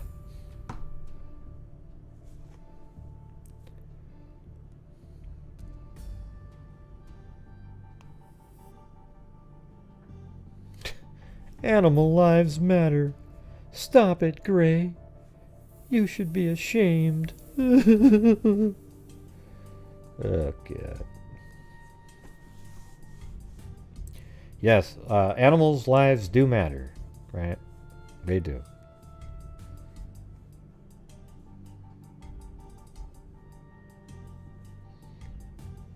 Yep, so mean, they say. Yeah, well, it's come down to this because we got to keep the flow going. Because this month I'm gonna put in, I don't know, 1,500 or 2,000 into the DNA fund, and then maybe, I don't know. I'm trying to make this year just crazy, but I want to do like 30,000 total at the end of the year. So that's what the goal is, everybody. Tortoises' lives matter. Yeah, not really. I heard they taste really good. There's some good recipes out there too. Deep fried tortoise. Yeah, it's good stuff, really.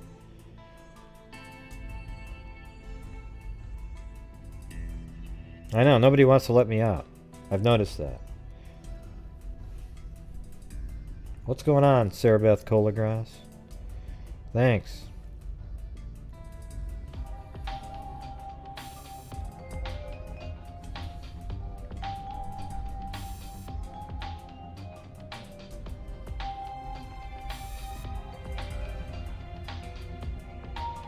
Oh yeah? Well, you can... Nobody wants to let Gray out you can of throw jail a, tonight. L101. You can throw a turtle against... you can throw a carp against a tree, and they keep... You know, and their head flies off, and their head will just keep going like that for hours.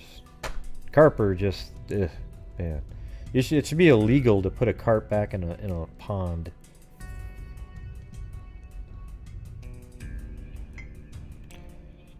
All right. Well, you guys got me out of there. Thank you.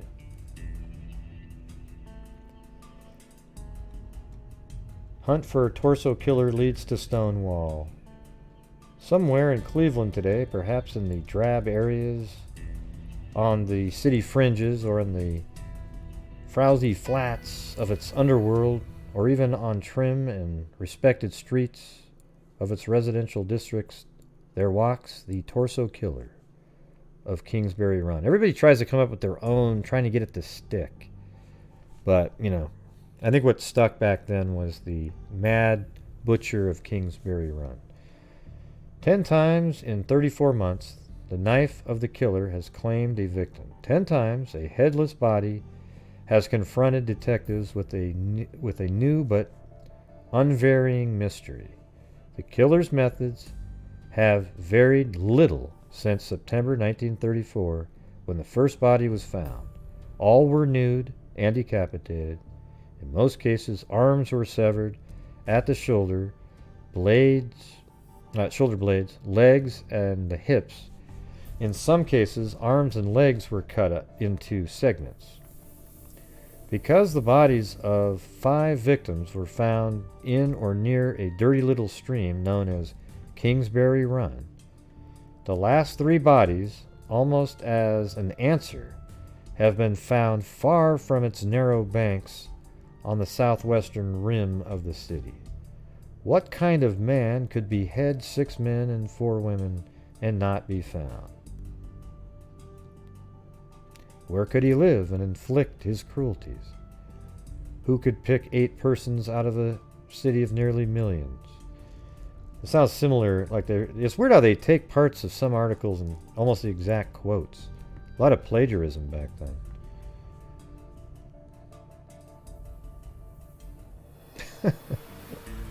Let's see.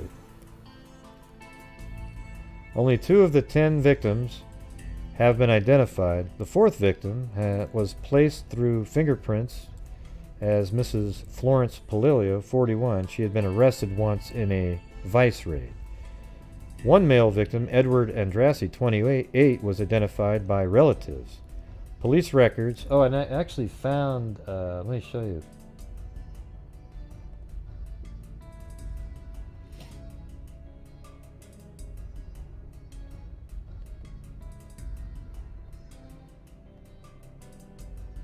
Yeah, this is another picture of Andrassy right here. And this is one where the family said, yeah, I think that's him, when they brought this in. So that was a new one. I hadn't seen this one.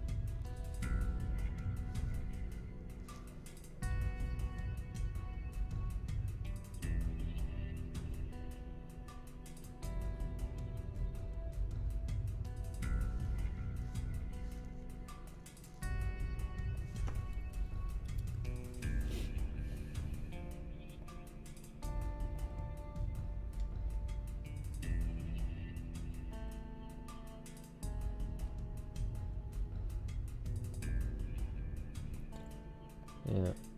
Okay.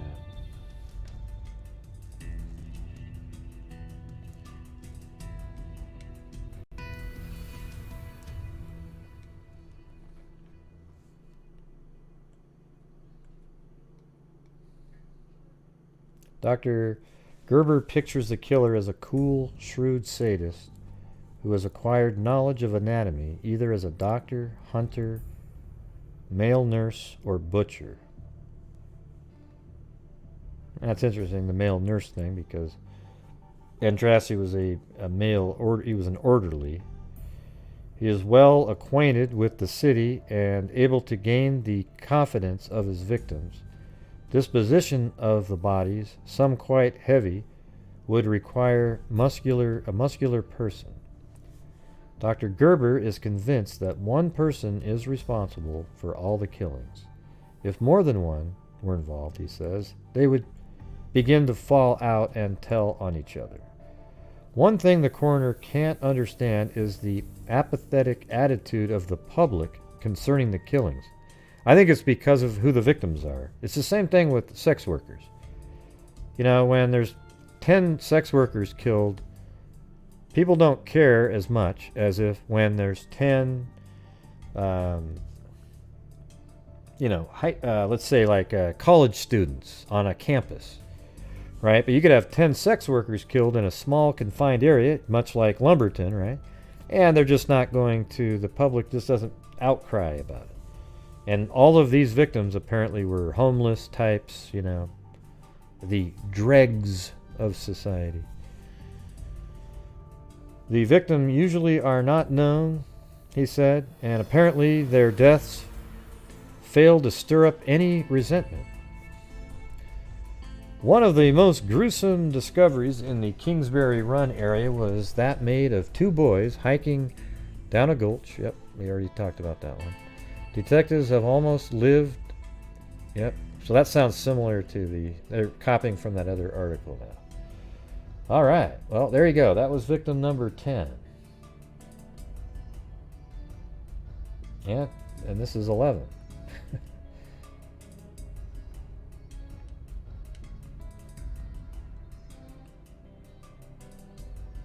This is a... Hold on.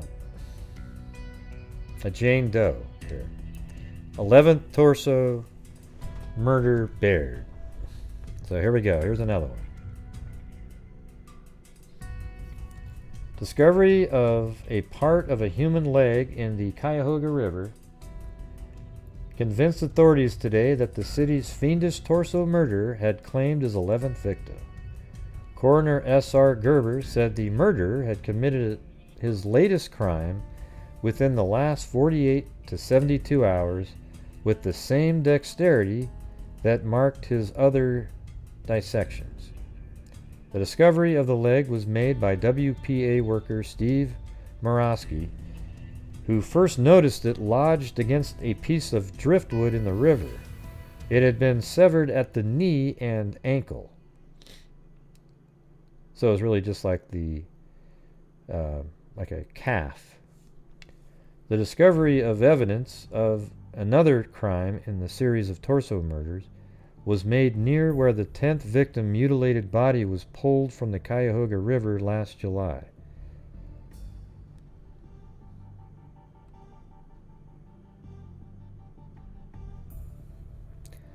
Hey, listen, if you want to unsubscribe from my comment that I just made about the pets, I don't care. Okay, do you understand that? I love my animals too. I would just save a human first. Does that make me a bad person? Okay, does it make me bad? You're an evil man, Gray. Nobody, you were never even here. You're the same person who just commented a minute ago.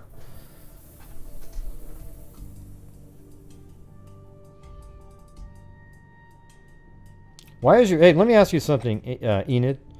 Why is your daughter listening to why are you letting your daughter listen or watch a show on the Cleveland torso murders? You sound kind of like a little bit like an irresponsible parent, okay? That you're actually having your daughter listen to a show on the Cleveland torso murders, and you're now freaking out about me saying that I would save a human first. Oh, God. You can do whatever the hell you want. Yeah, why is she letting her kid watch this? Wow. Wild. I just want to see what her answer is to that. Why are you letting your child watch this show? Well, I'm 70 and my kid's 50. Okay, well that makes sense, but that's kind of strange that you're sitting here watching a show on this together. Oh, okay, you ran her out of the... Okay, I get it. You ran her out of the room when I was talking about saving a human first. That was the scary part. All the dissected body parts, the heads being cut off, that was okay.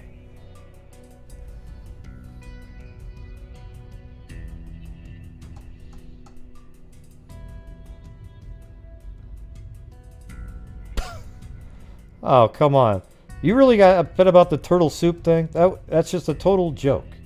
If you listen, everybody, you guys are getting way too sensitive in society right now.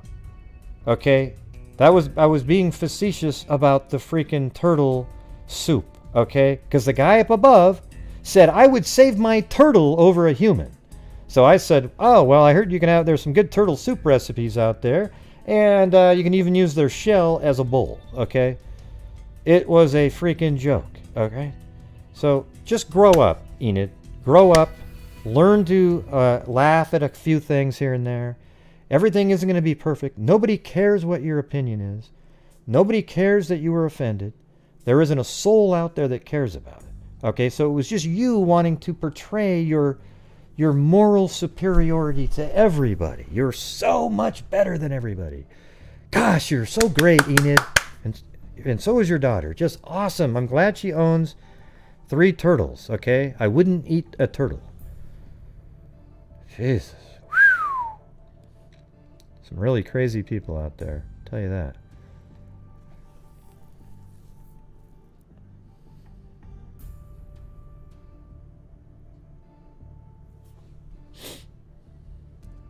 Yeah, I'm sure it's the same person. What I think is they're just fake and they're pretending.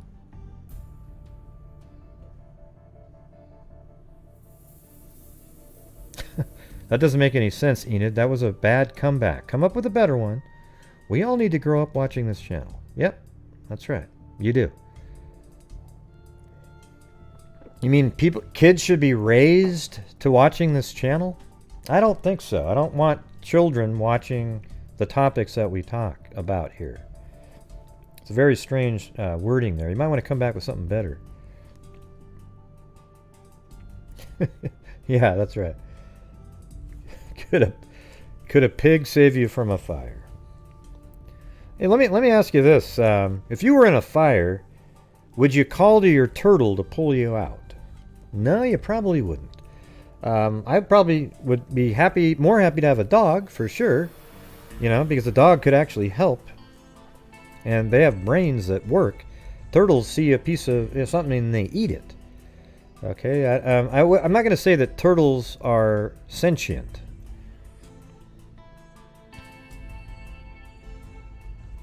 Oh, okay. I get it. No, you weren't being bullied. Yeah, you weren't being bullied at all. Yeah, you weren't being bullied at all. We'll have to go back. We got the screenshots of the comments, so let me go get those really quick, so we can all just realize how fake that was. Hold on a second. Got that one.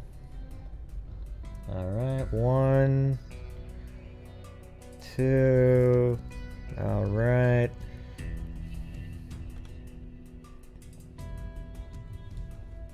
Now, I wouldn't doubt it, though. That guy keeps crying about my channel every single day.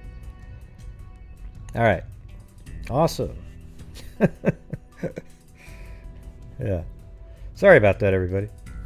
Every night we get a couple of these. They were the same person that made the comment before that and got blocked by one of you. Then they came back as a new name, looking for something to complain about.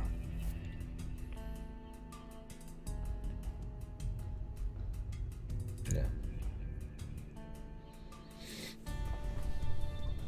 I don't think anybody could possibly be serious out there that would say any of that stuff.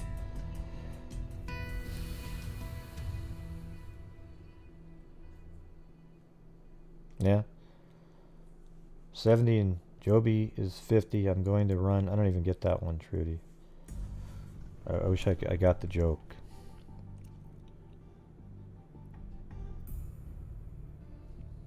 Oh, yeah. That was a real one. Thanks, Kimberly Sheets. Troll sniff. Hey, but you're the one that knows about this case, right? Why don't you should call in? Maybe we could do a show where you call in and tell us some of the inside stuff that we don't know about. Would that be good? Anyways, right now we're on the 11th victim.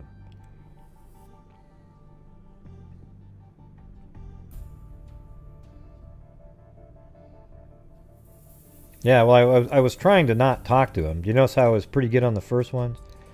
But then they just kept coming in and in and in over and over and over again.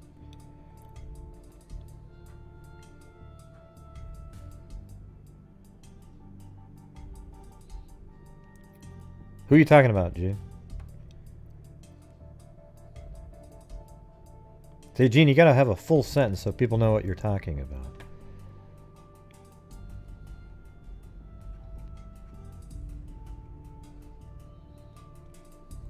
Yeah.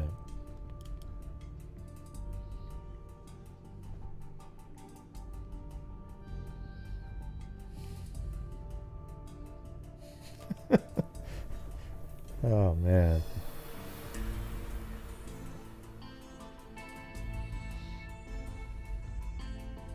Now there's 14 of them. We're on 11 now. There might be more, too. There's another one.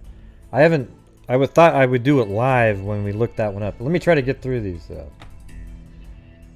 So this one was discovery of part of a human leg in the Cuyahoga River convinced authorities today that the city's fiendish torso murder had claimed its 11th victim. Coroner S.R. Gerber said the murderer had committed his latest crime within the last 48 to 72 hours with the same dexterity that marked his other dissections. The discovery of the leg was made by WPA worker Steve Morosky, who first noticed it lodged against a piece of driftwood in the river. It has been severed at the knee and ankle. The discovery of evidence of another crime in the series of torso murders was made near where the 10th victim was mutilated. So this is 11 right here. Again, almost like they walked across another bridge and just threw body parts off of it. See? It's wild. Alright, what's this crap?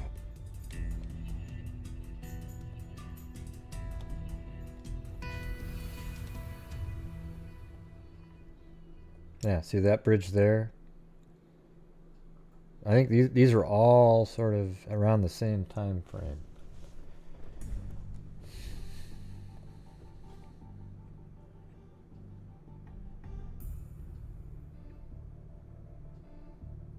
Yeah. Why do you want me to take my hat off? I've taken it off 100 times. I've done full shows without it. Go watch those.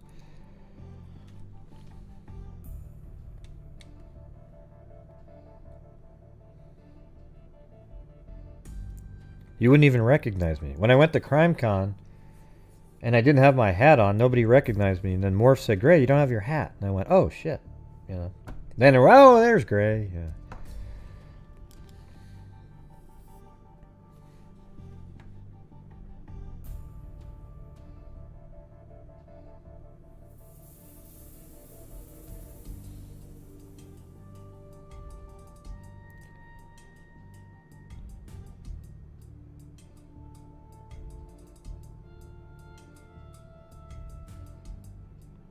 What did Kimberly say? Did she ever want to come on and do the talk about it at some point? If she's really been studying it for all that time?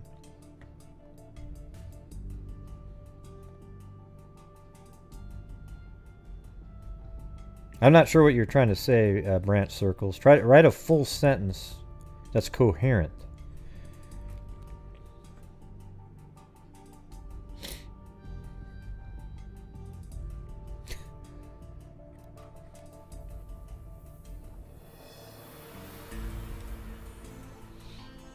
Yeah, I know it's just another troll. Yeah. How about this? I'll give you guys permission now to immediately, when it's an obvious troll, just, you know, get them out of here.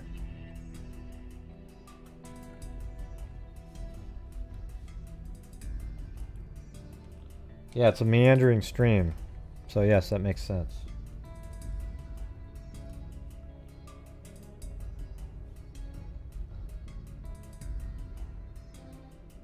The head never was found, although the arms and hands were discovered later, but police were unable to establish the man's identity. Ah, God. Just want to get through these. And this is April 8th, 1938.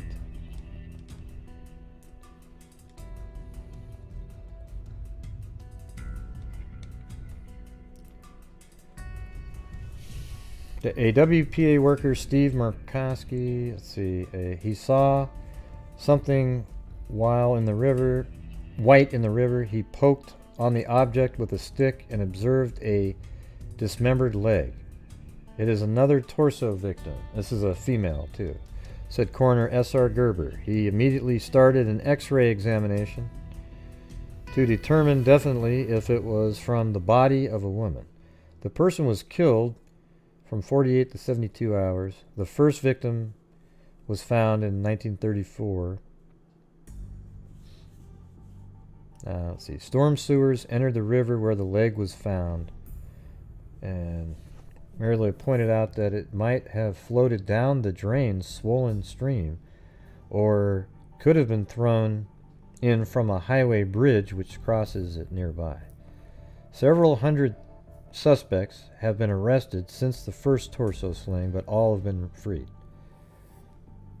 The leg found today was cut off at the knee and ankle. He used great skill, Dr. Gerber said.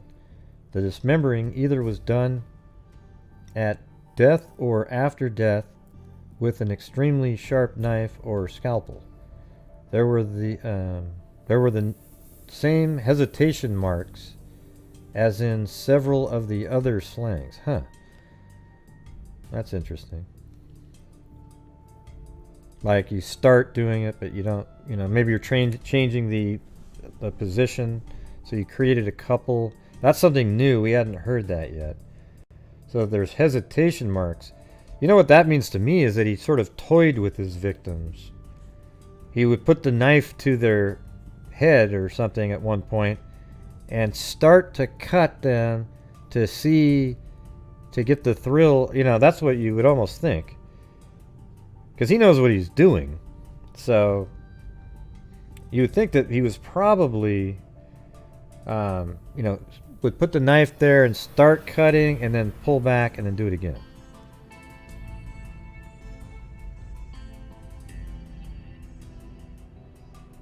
Oh, I thought you were like, you've been studying it for years, I thought you said. Oh, sorry about that. Okay.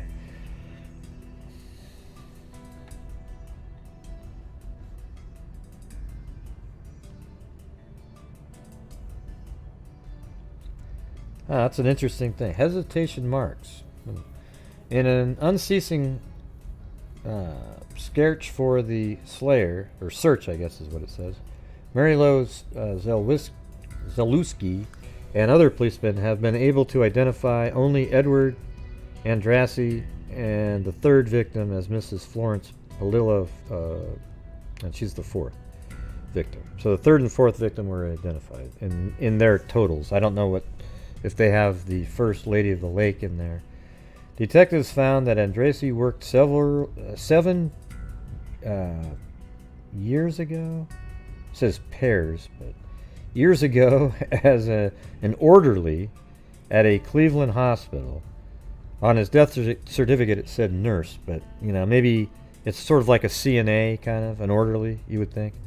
He became a jack of all trades after he left there and was last seen alive on September 19th, 1935, when he left home without saying where he was going. 4 days later, his decapitated body was found. The other identified victim, Mrs. Palillo, 41, was arrested in a vice raid of, others. Nothing ever has been learned.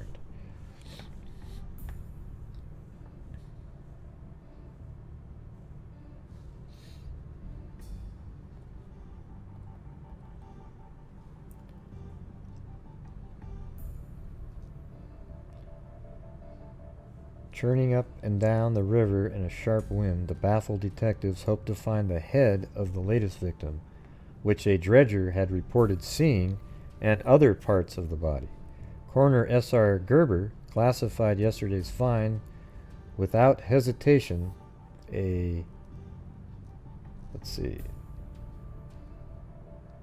something like it's the 11th victim's leg. Today he said he believed it was part of the body of a small woman between 25 and 30 years old.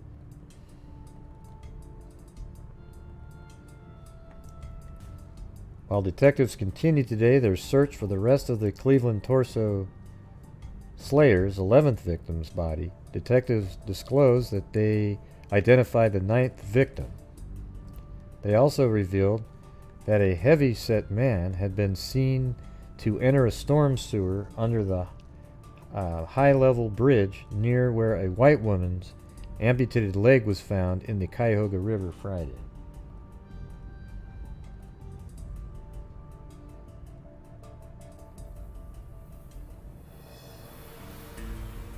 The 9th victim? Yeah.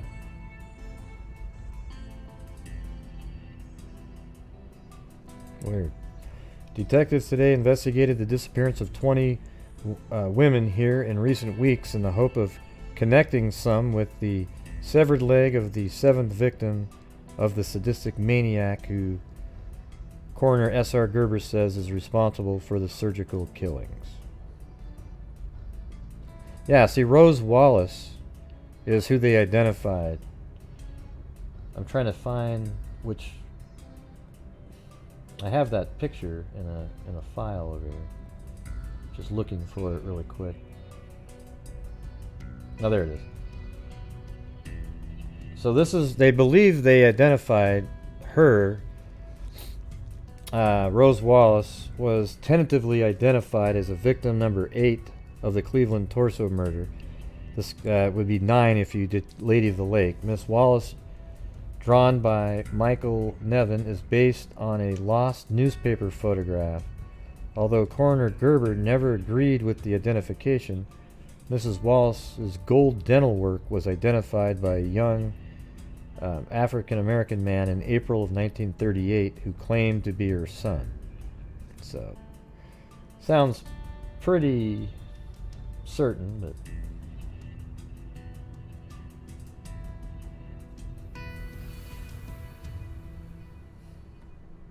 No, that's actually in the folder that we're talking about right now.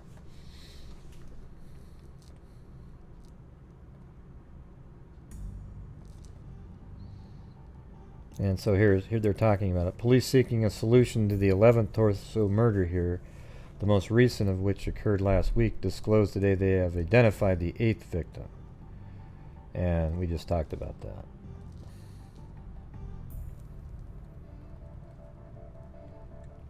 New clue followed in torso murders.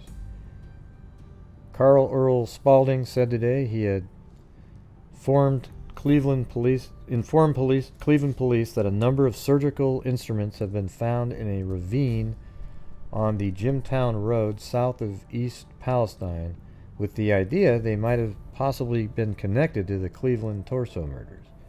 Spaulding said boys playing in the ravine Monday afternoon found the instruments and a quantity of blood-soaked bandages and cotton. The import-export trade of Canada during the... I'm not sure if that's related. I mean, there's a line there, but I'm not sure what that would have to do with it. But it was part of the... It was weird it cut off right there. Alright, let me get rid of that.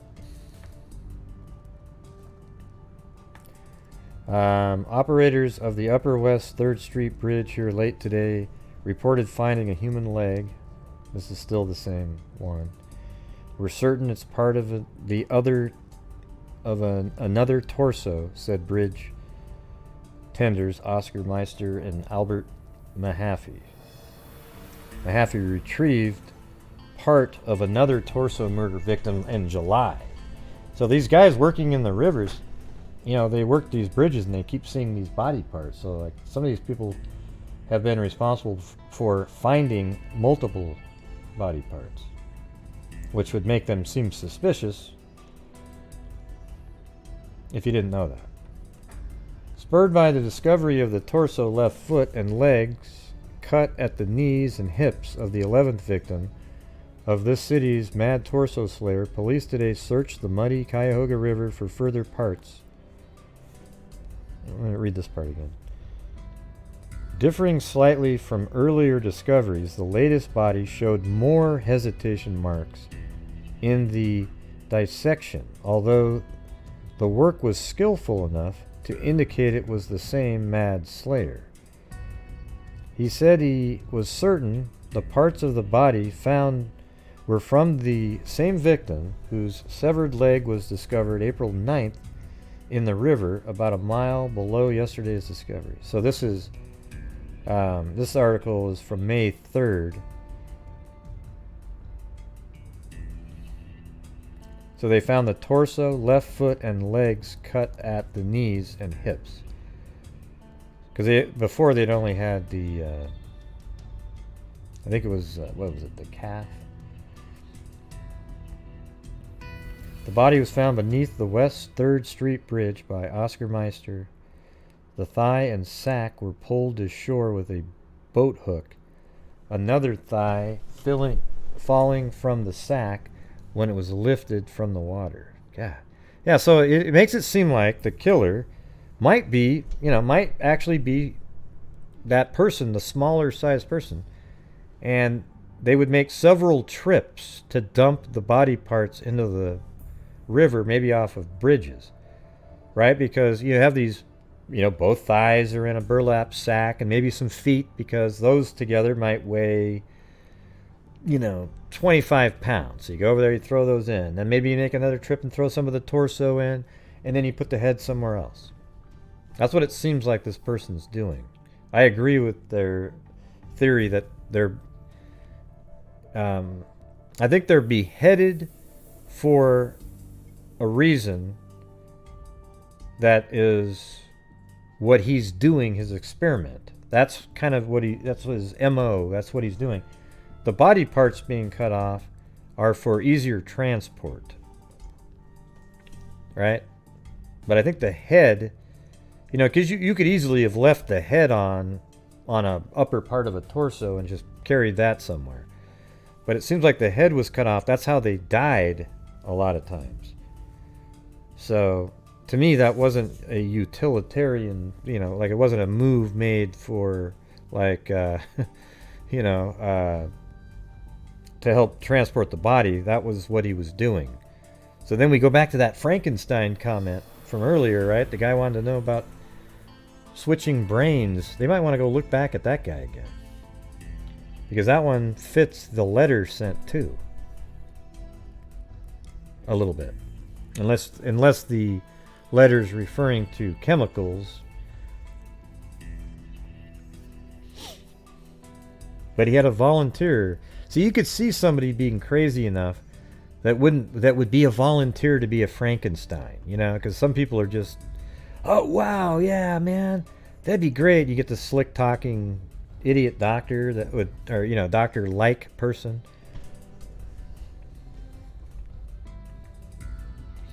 You talk to somebody that was really low IQ, they'd probably go, oh wow, yeah, I'd love to have a big smart brain. I don't know. I wonder how quickly they discarded that guy. That was the only one of the stories that sort of had a little bit of a ring to it.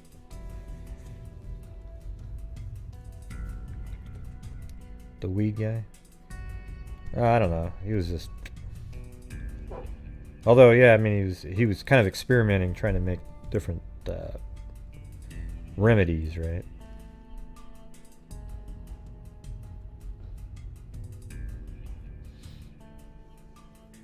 Yeah, but maybe that was part of what he was working on, though, was that he was cutting up, taking the head off. Maybe he was doing, like, head transplants.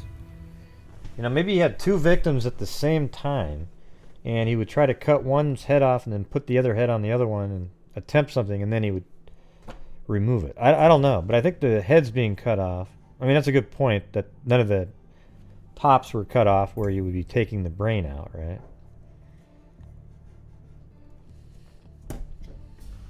Maybe he was working on other parts first. He had to get the head on there to get it to be alive. But then why would you need to change out a brain? I don't get it. Yeah, I don't know. You might be right. It's Asian medicine, Gene.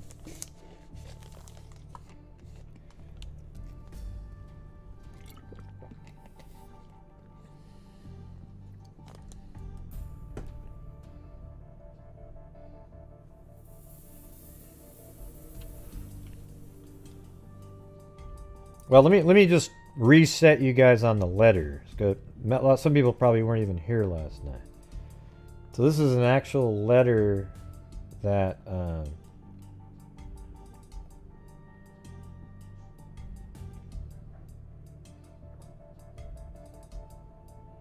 that showed up like about after all the killings ended in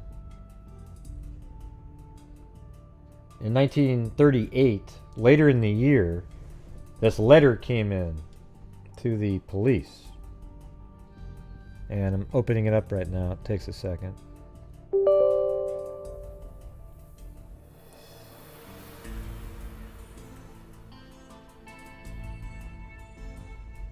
And it says,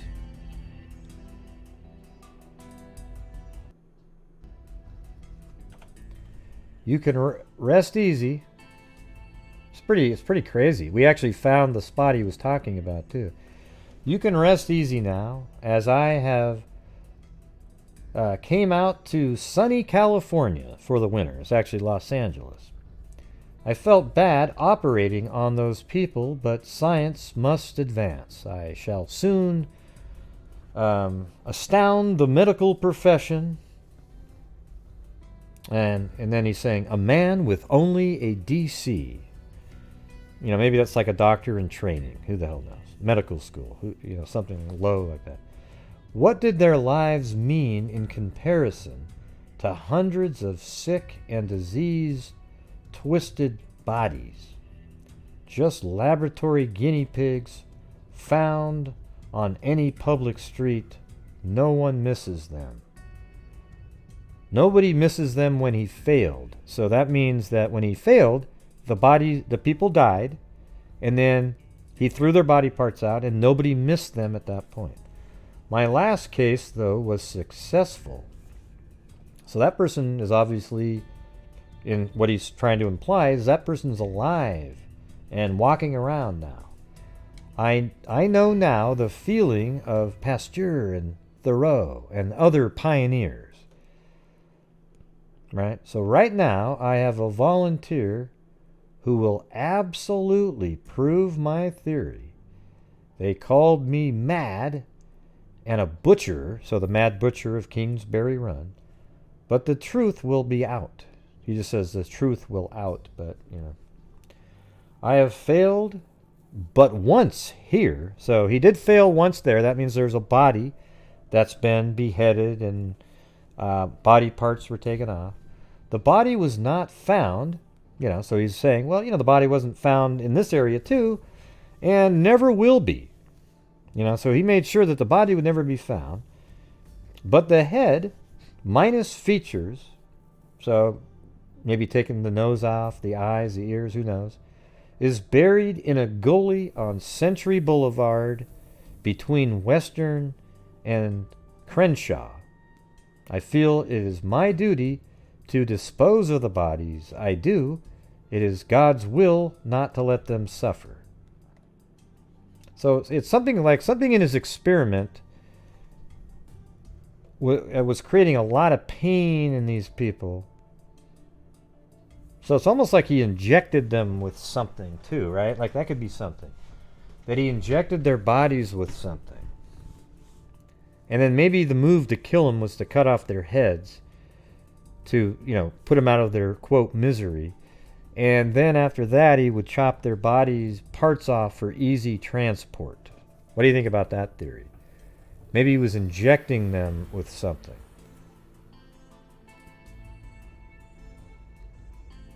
Anyways, that location is over here in Los Angeles. And it was right between this street and this street in a gully that was probably there in 1938. But it was between this street and this street. There's a head. You know, I don't know if they ever found it or did they even give a damn when they got the letter. Did they go check on it? We don't know. Thanks, Wally Gator.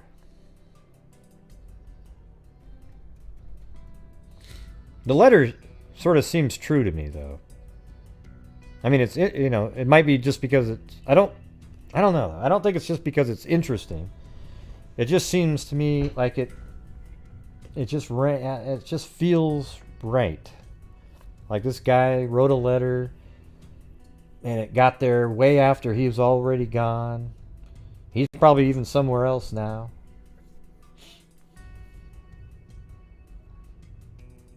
And he just sort of wanted to say, hey, I'm going to be famous someday, but he never was.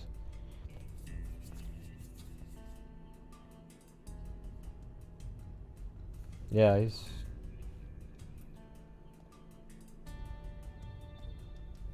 that'd be an interesting one for an actual analyst of writing would go over, you know? Try to figure out exactly what's up with this person. And I'm not talking about one of you that wants to pretend that you're one of those people. Now, if you really are one of those people, it might be interesting. Not that you read a book on it and... let's see.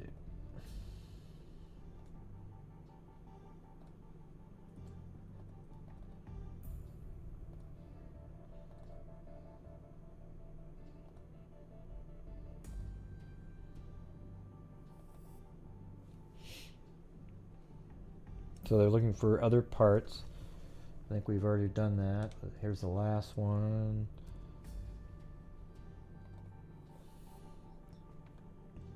They dissected trunk, both thighs and foot. Let's see. He'll make a slip someday, said Dr. Gerber. He'll pick somebody whose absence will be noted, or somebody with a scar or physical peculiarity which will lead to identification and perhaps the solution of the killings. The dissected trunk, both thighs and a foot of the latest victim, a woman of about 25 years, were taken from the Cuyahoga River yesterday. 3 weeks earlier, the lower part of the woman's leg was found in the river.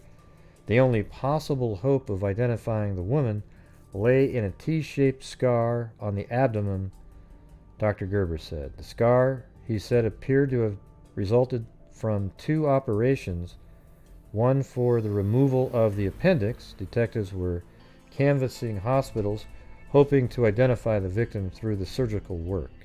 One of the most puzzling elements in the series of killings, which started in September 1934, is the ability of the killer to select victims whose disappearances bring no inquiries.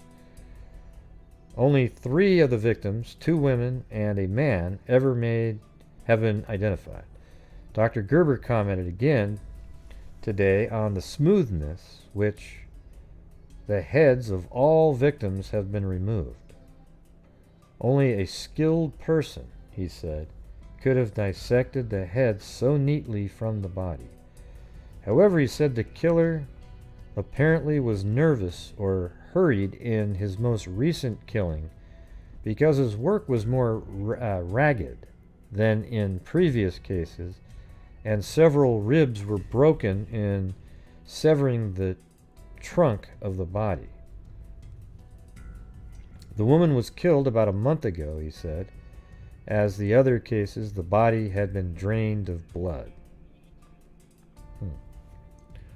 That's a little bit weird. So this guy drains the blood from his victims. So when he cuts... But they were... Well, I don't understand. I think the blood might have just pumped out of them. I mean, if they're alive when he cuts their head off, then, obviously, blood's going to be, coming out dramatically. I don't know if he's sitting there and has like a well, if it was taxidermy, he would have kept him, right? Spaghetti? Yeah. So I don't think he's literally draining it with like a tube into a bucket or something. Unless he did some of that first, and then when the people were passed out, he cuts their head off while they're still alive, but barely alive. I mean, we just aren't going to get to know that.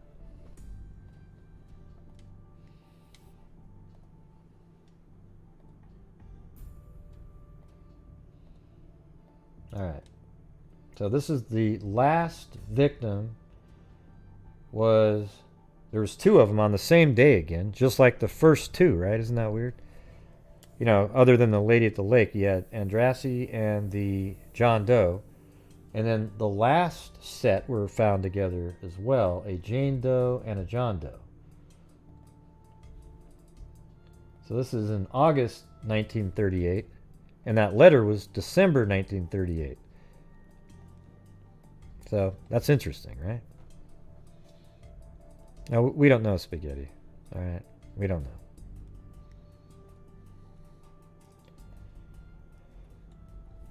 A headless body without arms or legs was washed upon the shore of Lake Erie today as police placed together the homes of 2 and possibly 3 new torsos. The bones, I mean. It's kind of, the writing's hard to read. Murder victims of the Mad Butcher of Kingsbury Run. The latest body found was nude and without limbs. The arms were discovered bound together, and police said the victim, a man, had been slain. They hesitated to immediately say whether he was a victim of the butcher. Officers fitted together bones of the 12th and 13th headless found yesterday and theorized that an additional victim of 2 might be represented either by sections among the latest find of bones or possibly by the body washed up on the beach. A pile of disjointed human bones, the 13th victim of the Mad Butcher of Kingsbury Run, was carried to a morgue today from a dump near the waterfront, where late yesterday the decayed remains of victim number 12 also were found. Police experts, especially assigned to hunt the fiend whose atrocities have gone unsolved for years, pored over the clues that the last two bodies yielded.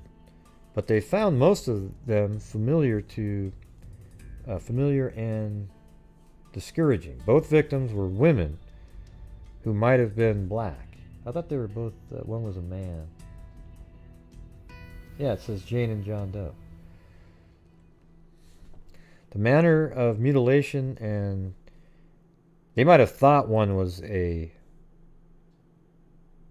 female because he may have, emasculated that person. But I think the documents say that it's a John Doe and a Jane Doe.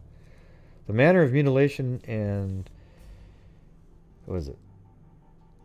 I don't know if it's saying cleavage of the bodies, the papers and boxes into which the pieces were packed, the hopelessness of the identification, were all much the same as they have been since the first body, that of a woman, headless and still unidentified, was washed ashore from Lake Erie in September 1934. Yep, September 5th, 1934. Coroner Samuel R. Gerber, who had spent 4 hours last night examining the remnants of the 12th butchery, threw up his arms in despair when spectators attracted to the dump in morbid curiosity turned up the remains of number 13. Wow, so the spectators found the remains of number 13. It was the first time that two murders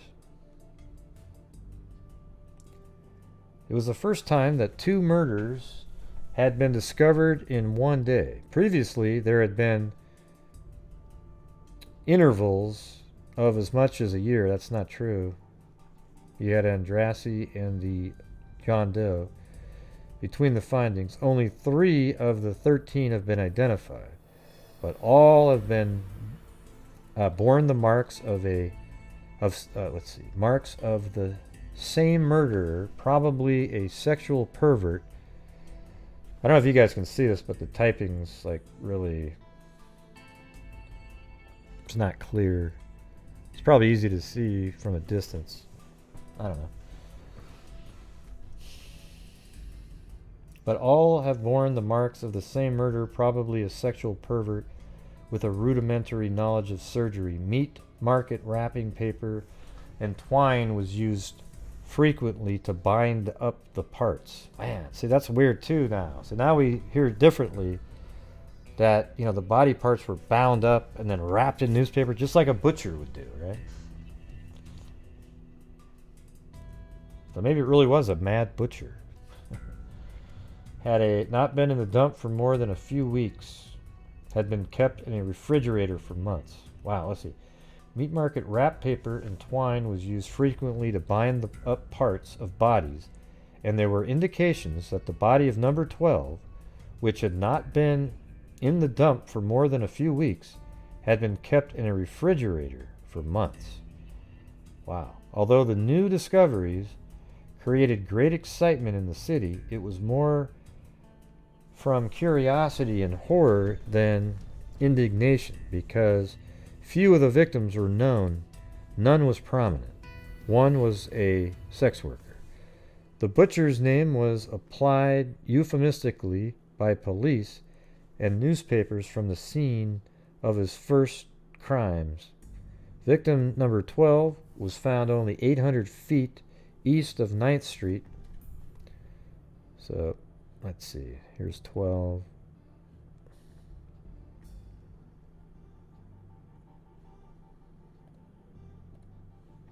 And I guess this was like a dump back then. But they were 12 and 13 were both found right in this area here.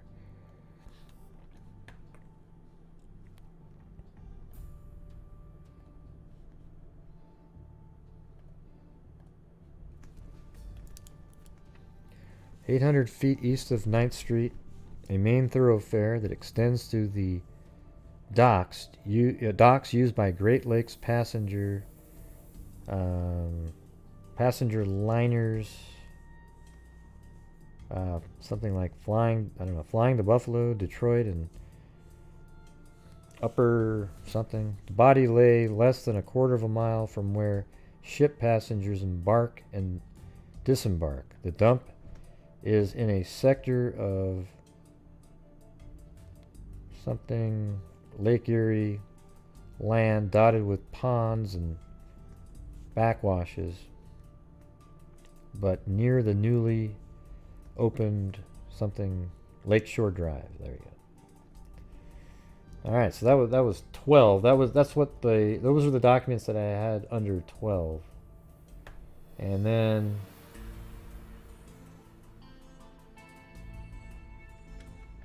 this is 13. I put more documents.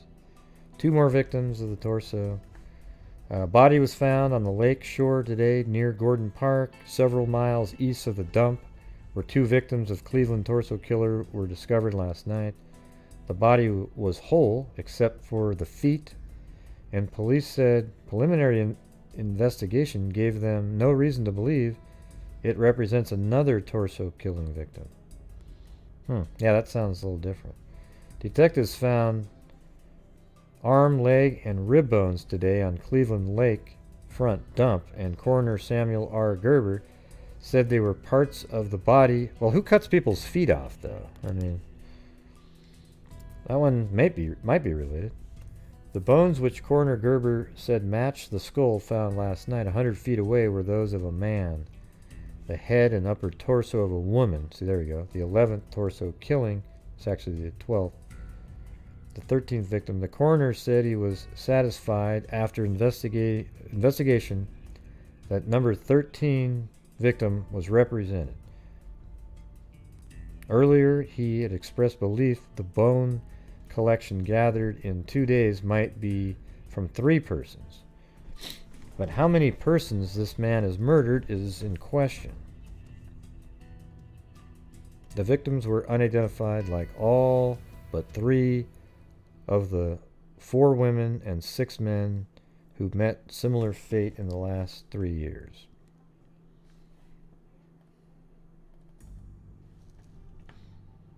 This is the actual first article that came out on the very day, or I guess the following day that they were found. It just says a headless body without arms or legs was washed up the shore of Lake Erie today.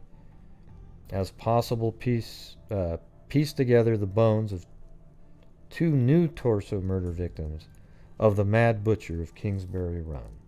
The latest body was found nude and without limbs.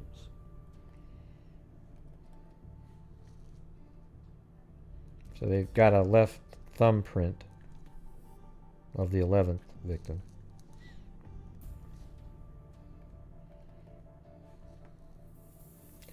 See, this is what Eliot Ness was up to, though. Cleveland police raiding squads went into action today against the Mad Butcher of Kingsbury Run, confident that although he had eluded them for 4 years and 13 murders, they were on the trail he has made within the past month. Led by Eliot Ness, city safety director, the raiders made a sortie into a Cuyahoga mud flats earlier today and rounded up 40 squatters from dismal shacks and hovels. The flats are near the waterfront dump, where 2 dissected and decomposed bodies wrapped in packages were found Monday evening, victims 12 and 13. The raid was based on the theory that the flats were the logical hideaways for such a criminal. Well, I would actually make the argument that they're the prey of the killer. I don't think he would have lived there at all. I think that it made a place where a killer might be able to convince somebody that was really down and out to come follow them, and he would kill them one by one. So the 2 latest victims yielded many clues to their own and the killer's identity.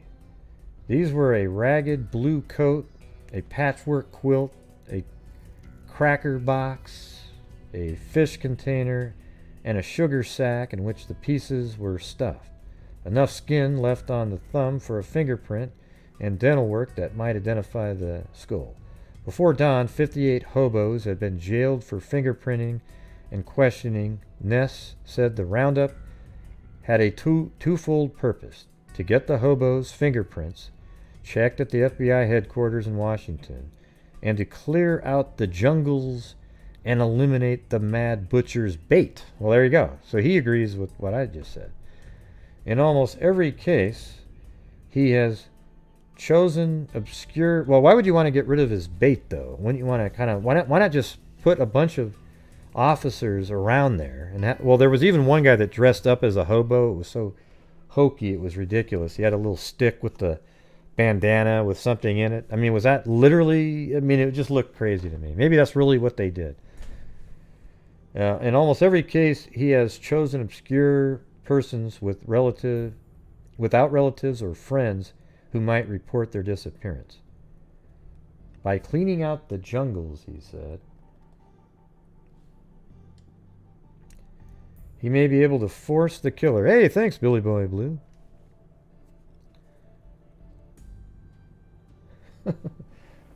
Post what?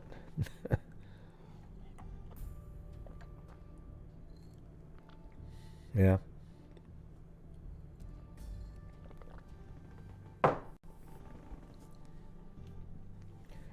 Many hours of inspection were necessary to determine that the parts of the bodies found in the dump were from 2 bodies rather than 3. That must have been a lot of stuff going on. A lot of body parts to maybe think that there was 3, right? I don't know. There's other accounts of Andrassy that he does. He isn't like this. You know, like, not a lot of people knew him.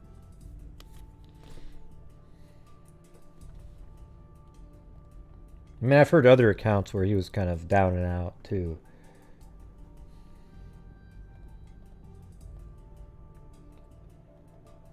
Oh, and here's an actual picture where they're at the dump.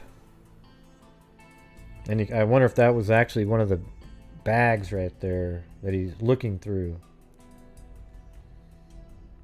Beneath a heap of rubbish in a dump near the shores of Lake Erie, at Cleveland, detectives are shown examining the remains of one of the 2 latest victims of the city's torso terror killer, finding at the decomposed bodies of 2 persons, both apparently women, they weren't, wrapped in brown paper and fragments. I think he was probably emasculated again.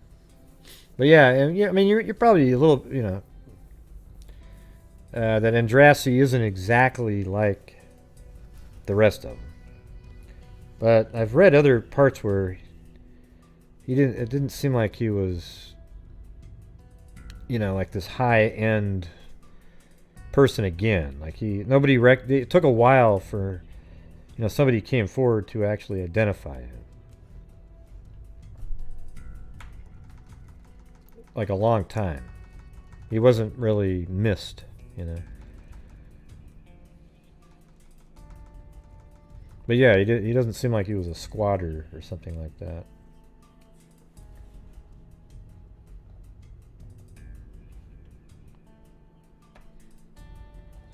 Okay, so this talks about the raid again. And then here's this torso murder clue. While Cleveland police rounded up 59 vagrants in the shanty towns, in the Flats and Kingsbury Run section of the city for questioning in the torso murder mysteries, coroner Samuel R. Gerber, this is the guy that we've been hearing about the whole time, works in his laboratory trying to find a clue to the mad butcher who has slain 12 persons in 4 years. The Cleveland torso murders bounce back in the limelight following the discovery of 2 more torsos. And so here's what they did, though. So this is where these people lived, the shanty town right here. I mean, it's, doesn't look that great, but people lived in here. They were homeless people. And then Eliot Ness came in and just burned it all to the ground. So now, what's amazing is all the killings stopped in Cleveland after this right here. So did it make it so that the homeless people were spread around and he didn't just have this quick place to and a little technique that he was using to get one of them out of here, if they were indeed from this shanty town here. But after a raid during which police arrested 38 of the big city's rough and tumble population living a mile from the business section, firemen wrecked the shanties of Shantytown, piled them all together, and set fire to them. Safety director Eliot Ness reasoned that the torso killer picks the type of men found in the shantytown for his victim. But what he didn't think about, though, was if the killer was going to keep going, he might have started killing people that didn't live in the shantytown. So remember that my theory that I've had out there, that maybe the authorities don't mind. They sort of God, I don't know how to say it. Like they almost want to have the sex workers out there for the serial killers of today, because there's no more hitchhikers. And that's what was a huge prey of serial killers for a long time. And then they switched to sex workers because they too will willingly get into your vehicle. And now it seems like serial killers kill them often. And you sort of wonder if it's like, well, let's just kind of leave it the way it is, because I don't want, if we don't let them, allow them to keep killing the sex workers, will they then start killing just regular people in society that aren't putting themselves in dangerous situations? And so that's kind of what's going on in this story right here, is something like that. Safety director Eliot Ness reasoned that the torso killer picks this type of man found in Shantytown. The director was ordered all such spots demolished, this place being the first. But what he did, though, at that point, was he made it maybe kind of risky for the general population at that moment. But it turns out that it seemed to have worked because the killing stopped in that area. It might have been a signal. That person realized, ooh, man, they're sort of on to what I'm doing.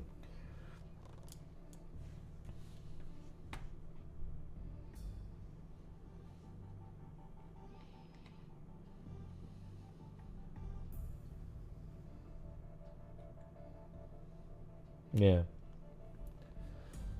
I'll tell you what, though. Have you guys seen any, like, downtown Portland is a joke right now. I wouldn't mind if they did some of this downtown Portland.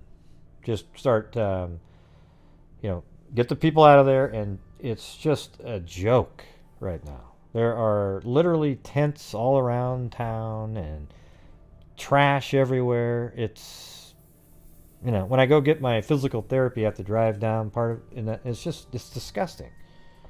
And it all started this last summer when all the riots and all that crap happened.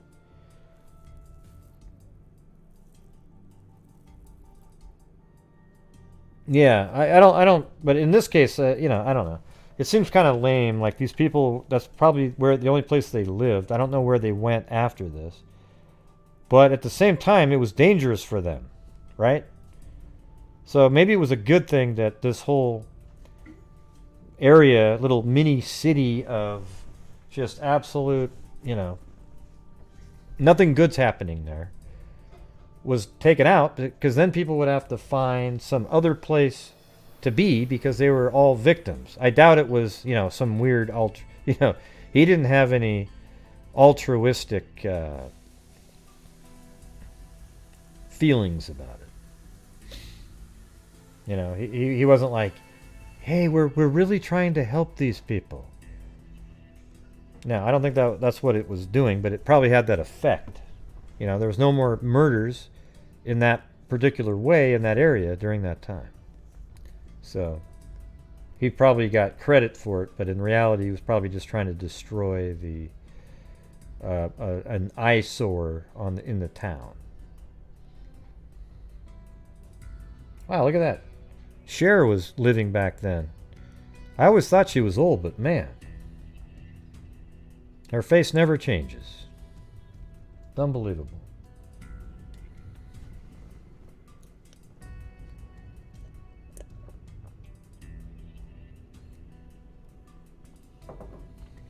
No. I mean, there's people, you can find shelters and stuff, but you don't get Social Security if you haven't worked. Why should you get Social Security if you haven't worked to build into it? A lot of people choose not to work and they live on the streets. That's a fact. They choose not to work. They don't want to work. But come on, don't you guys think that looks like Cher? Man, you guys are that far behind again? It's like 30 seconds at least.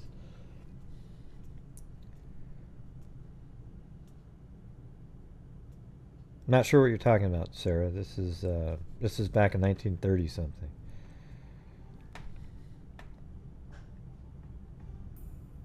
Yeah, I mean, maybe now there's people. I'm just talking about, I mean, at the time there was nobody in there because they destroyed the area. Then probably years later, people went back and lived there. I don't think there was a continuation of people living there. I guarantee it, for a while they wouldn't let people live there.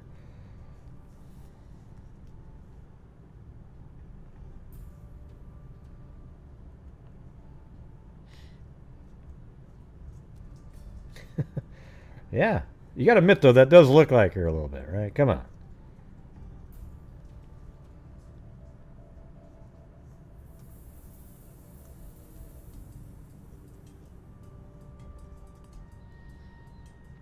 Here's what I think they should do. You know what? You want to hear what I think, everybody? Probably not, but I'm going to say it anyway. In the backyard, you guys remember my whole shed saga that we had, right? It was a pretty expensive shed, like $6,000 or $7,000, maybe $7,000. That was a couple of years ago. We had to get the tree. There was a whole thing about where it was placed and all kinds of rulings and shit we had to go through. Remember it was Shedgate? Yeah. Why not take, it's really bizarre. Like during Katrina, the government spent, billions of dollars, hundreds of millions buying these trailers that nobody used. So why not buy literally maybe, in some of these cities, find a park somewhere, buy 1,000 of these sheds, which would be about $6 million. And then you have a couple carpenters go in there and put some siding on, some drywall inside. The one I have has a like an area above. Like you can actually go in. It's big down below, and then you could sleep up above. You could actually have maybe like there's a community place to cook food in the middle, but you could have a place where there's shelter, maybe supply electricity, a central thing that's sort of and that's a place they live until they get back on their feet or something.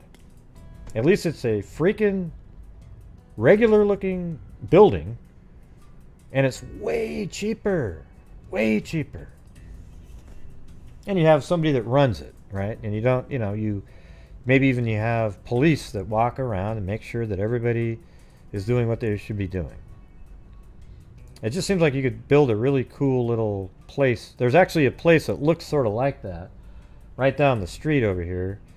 It seems like an experiment almost. There's these big, like these little shed looking things that people obviously live in. Yeah, I bet you for about $12,000 maybe, so maybe you could only do $500 or so, you could turn a $6,000 shed into something reasonable. Like you could literally, like maybe each one of them has an outhouse or something near it. I don't know if you'd have a bathroom, but you could definitely have maybe make a place where you could have a living room downstairs, and then you have a little ladder that goes up to the upper portions. I always thought how cool it would be to just buy one of those sheds, buy a piece of property, put a piece of cement down, and then attach that to the ground, and then get some people that know what the hell they're doing, or even learn how to do it yourself, put drywall in there, get electricity running to it, and it would literally be as, you know, a decent little home. I've seen it. I mean, the shed that we've got is huge inside of it. It's crazy. You go in there, and then there's actually, in the middle it goes up, and then there's two huge things up above and a little part over here that you could walk to each side. Yeah, I don't know. Those warehouses always turn into just drug infested. I don't know. I'd want to do something new.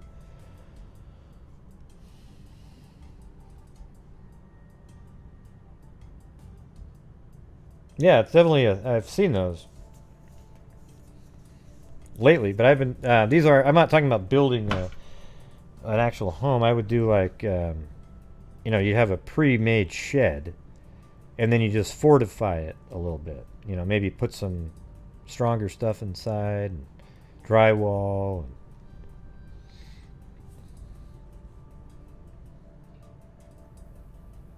Yeah, they sell the sheds at Lowe's, yeah. What they need to do is sell sheds that literally are basically the whole kit for a house. You know, like a little shed, maybe it's a $12,000 shed, but it has a hookup for a bathroom, a kitchen stove, like a chimney. That'd be pretty sweet, wouldn't it? Ah, God.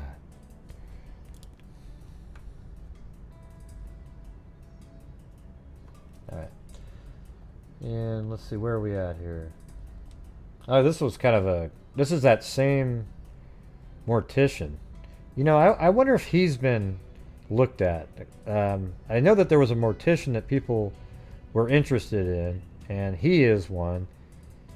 And he's, man, look at these bones in this. Look at this. What's he doing? Searching through the dump on Lakefront in Cleveland where the torso remains, two more persons believed to have been victims of Cleveland Torsos killer were found the other day. Detectives and coroner S. Gerber came upon more bones in a tin can which also contained a skull. Pictures at the scene are two detectives and coroner Gerber, let's see, yeah, in a white surgeon coat, bending over their latest find. What the hell is he looking at there?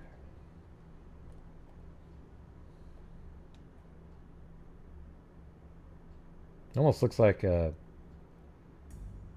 I don't know, like a thigh bone or something. The two round?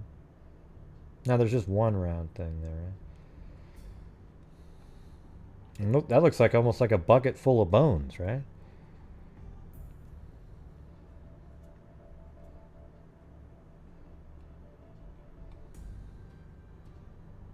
Yeah, this guy probably needed to be in a mental hospital after a while.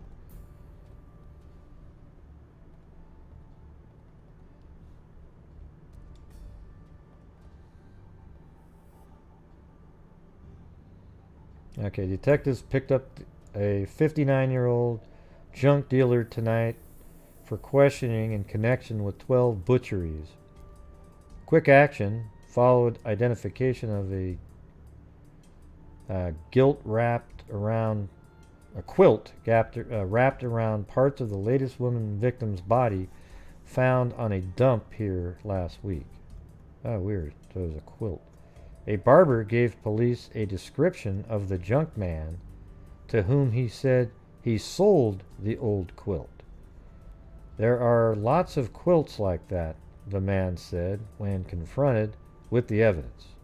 Persons who believed they had seen the junk man were summoned to view the peddler in the police lineup.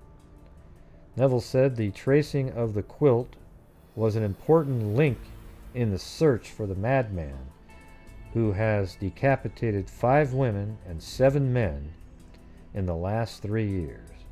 The barber, Charles Dame, lives less than a half mile from the dump. The torn quilt changed hands behind his apartment. How do you know that? Dame said he could not be mistaken about the quilt. The barber Charles Dame lives less than a half mile from the dump. The torn quilt changed hands behind his apartment. What does that mean?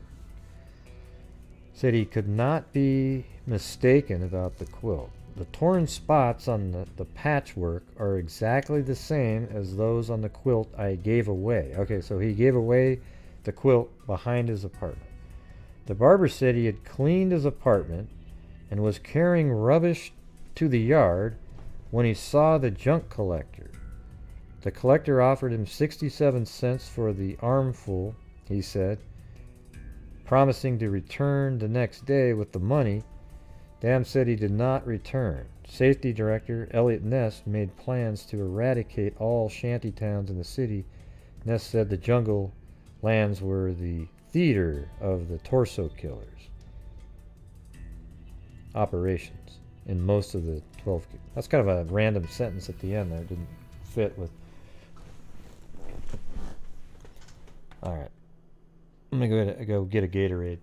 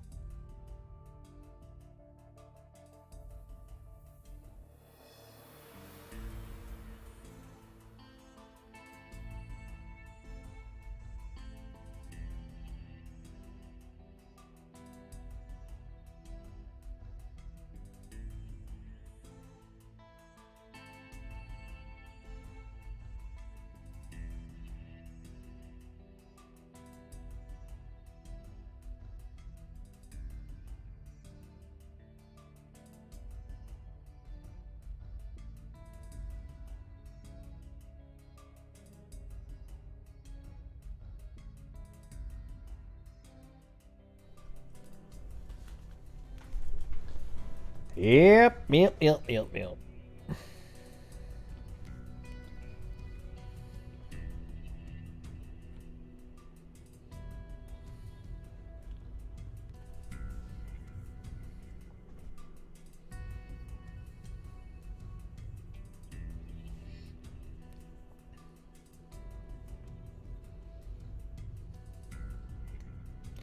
Don't look it up.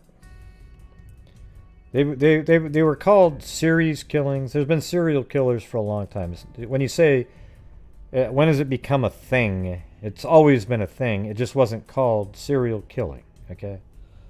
They were called. They became series. They were called series killer before that, or sequence killing prior.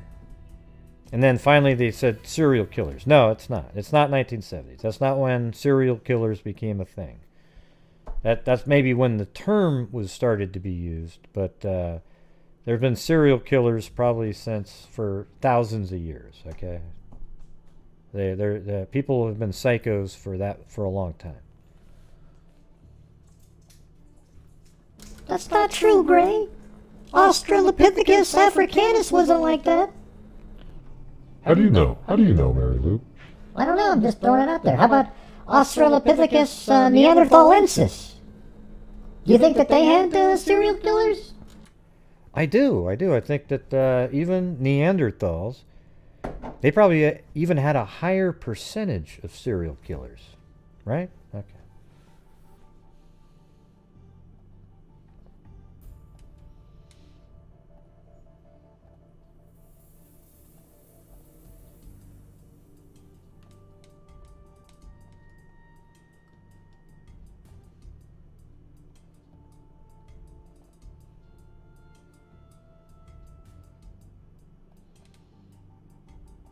Okay, so those are the last ones. So I do have, here's the thing, everybody. We got to get the super chats up for the daily goals for the month. So I've got one more possibly related case that we could look up live if we can boost these suckers up. If not, we'll just call it a day. Okay, because I've already been on there for 3 hours and 34 minutes. Let me know. If we can do get 50 more bucks for the show till the rest of the night, that'll be great. That's the goal. Sucks to have to bring it up, but it is what it is. It's my responsibility to make sure that the funds are coming in to get the goals for the channel and the charities. My goal is $30,000 this year.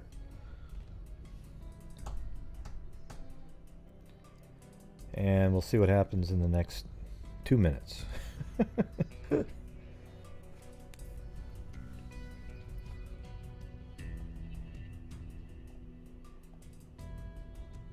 There is a case that was associated somehow. I'm kind of interested to see it.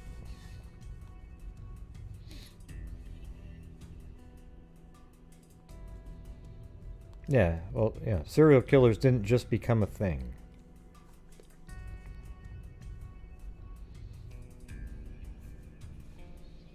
Man, was it really this slow in the chat? Like, there's literally nobody talking at all. It's bizarre.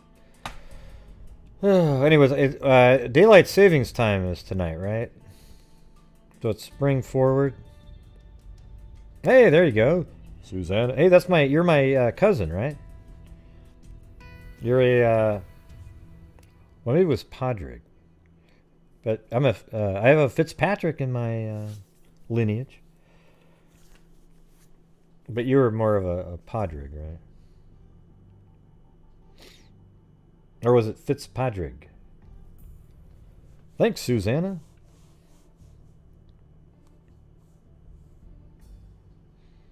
No, it's okay, Leedy. I'm just saying, for if people can. You know, it's been a 3.5 hour show. What's 306? 307 when you are? Oh, come on, Wally Gator. Come on. Man, it was all going to be a big team effort. Well, thank you guys. You guys are amazing. You guys are nuts. Sarah Smile, Susie Heath, Wally Gator. Let me see if I can get that on there. Well, that's it. I'll do it now. That was awesome. Made up for a little bit of last night too, so that was good. Thank you.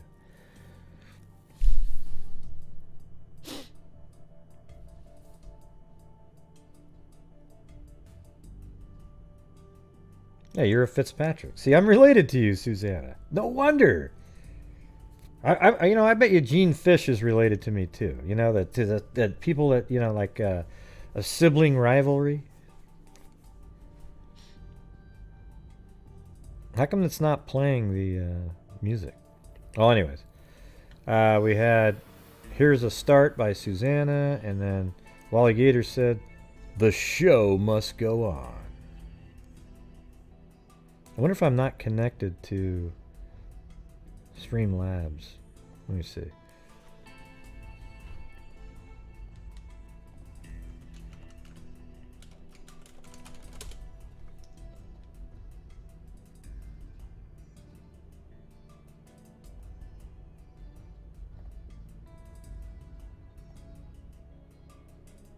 Oh yeah.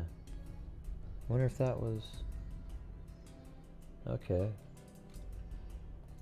Maybe I wasn't signed in there, but there wasn't. Hasn't there been some sounds on some of the different screens that I've been on tonight? I don't remember now. Okay, here we go. Let's do this one.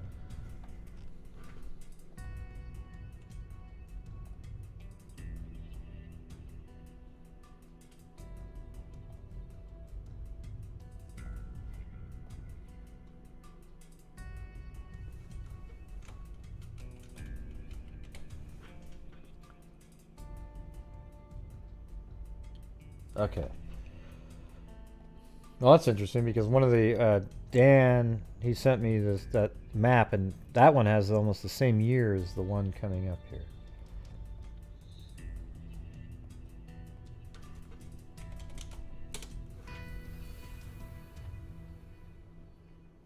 Anyways, thank you guys. That was very kind. All right, let's try it. Robertson, 1950. Oops, not 19850. Man, that would be a lot of years from now. 1950.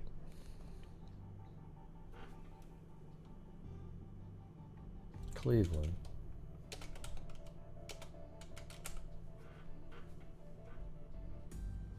I'll just do Ohio. I don't need that.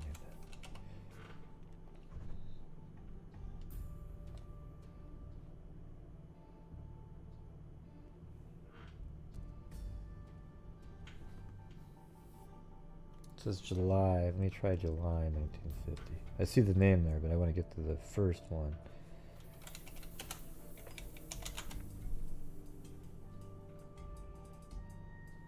And this looks... I don't know about that. His name is in here. Robert. Okay. So it's going to be July 22nd. Maybe. Okay. How about 23rd? No.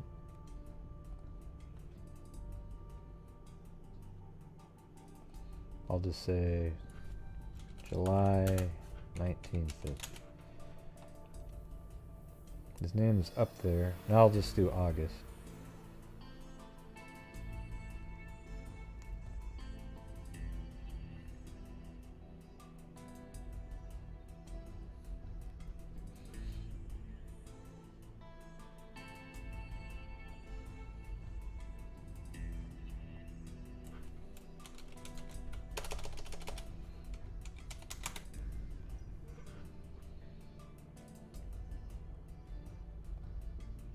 Alright, well this looks like one that's related to him. Hey, look at that. Latest torso victim identified. This is 1950, August 30th. Maybe the guy went to California and moved back. Cleveland's latest torso victim found in an east side field last month has been identified from fingerprints as Robert Robertson. Robertson, the third of... let's see. Robertson, the third of 13 Cleveland torso victims. Oh, so this guy, well, I don't know. His name isn't really out there.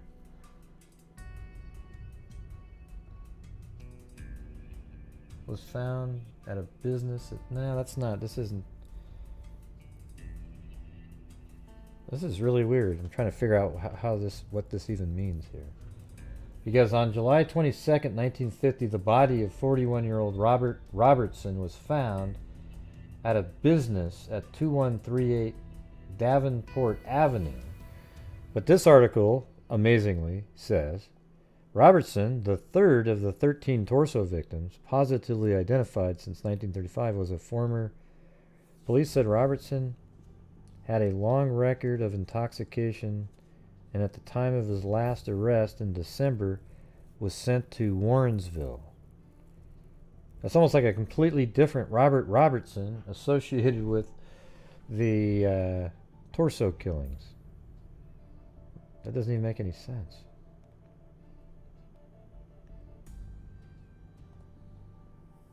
Wow. Let me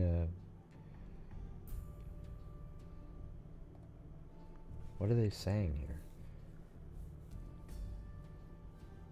Police are trying to learn what happened during the last days of Robert Robertson's 44, identified as the 13th Cleveland torso victim, whose mutilated body was found July 22nd.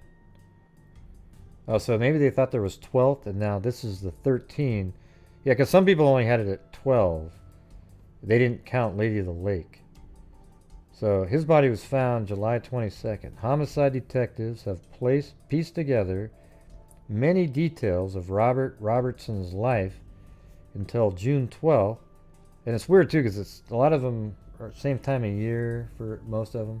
You had a lot of summer months in there, seemed like. When he was last seen by fellow residents of a home for down and out squatters. 3 sisters. So he actually ran a like a homeless shelter. 3 sisters. Let's see. Details of Robertson's life until June 12th, when he was last seen by fellow residents. No, he's just a resident. He sounds like he is one of the down and out. It's a home for down and outers. 3 sisters and a brother refused to sign affidavit yesterday, certifying that the body was Robertson's. Up to 2 years ago, police said the victim had been employed as a porter in a Shaw. Okay.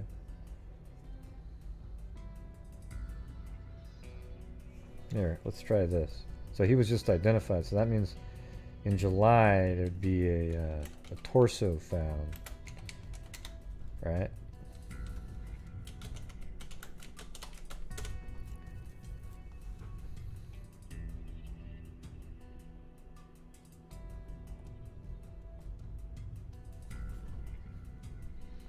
And it was July 22nd. Okay, let's see what this says.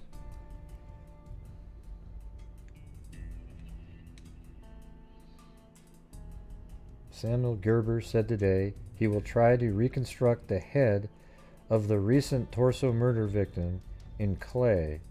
Gerber is still working this case in 1950. Gerber said now the skull has been found, he will be able to make a reproduction of the head in clay exactly as the man looked. Nah, that's bullshit. The person who killed the man must have had an expert knowledge of human anatomy to so skillfully sever the head from the body. The work resembles exactly that of the torso murderer who terrorized Cleveland in the 30s, he said. And he would know, right? Hey, good night, Richard! The person who killed the man must have had an expert knowledge of human anatomy so skillfully sever the head from the body. The work resembles exactly that of the torso murderer who terrorized Cleveland in the 30s. Gerber said the head matches that of the torso, thereby eliminating the fears of the police department that it might be the sign of a second victim. The skull was found last night in the slum area where the torso was found last week. Dental charts given to detectives failed to identify the victim, and the charts are to be mailed tonight to the police departments in the United States. Gerber says the man was white and rather slim, about 6 feet tall. He said he had brown hair with streaks of gray in it and was about 30 years old. So they did identify him, apparently.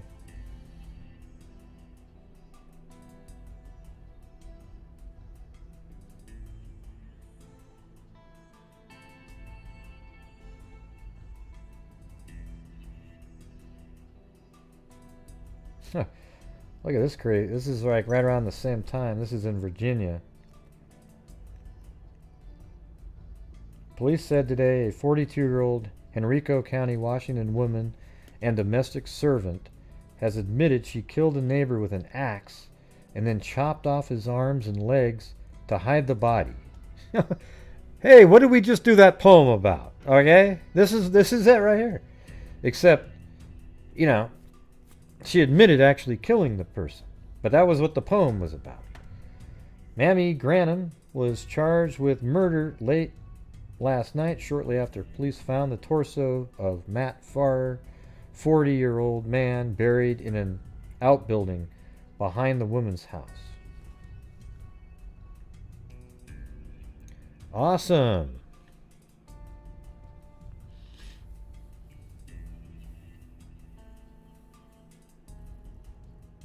Hey, Gene, what does that have to do with this? What we're talking about? Just curious.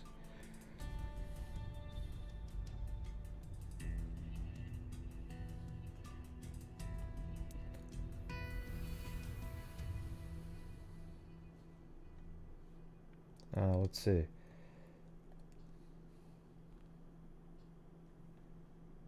Human foot discovered in a big shark.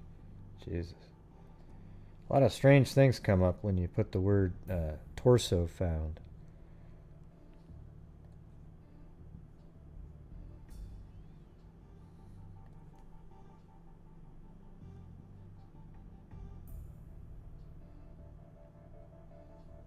Okay. The older something drank, dismembered body of a man was found last Saturday. Yep. That would be the day. Patrolman Lynn Coleman, who pounds his somber beat in the Hobo Jungle area of the city, on a duty welfare lodge, welfare supported Skid Row mansion. The old boys don't seem to care. This is just another death to them. Coleman said the bums and drifters who sleep and eat off and on at the lodge don't seem to think the dissected body was that of anyone they knew. But police believe the victim was probably a vagrant. See, it's the same M.O. right there, right? Coroner Samuel S. Gerber said the man had been dead at least 6 to 8 weeks, and his description doesn't tally with any missing person in the area. Police theorized the man probably had no family and few, if any, friends or connections.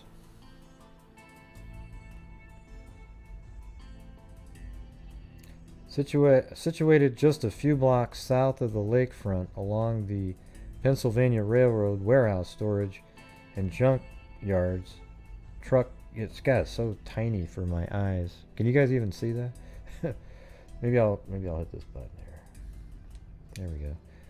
There's only one street light per block on the corner and only on one side of the street.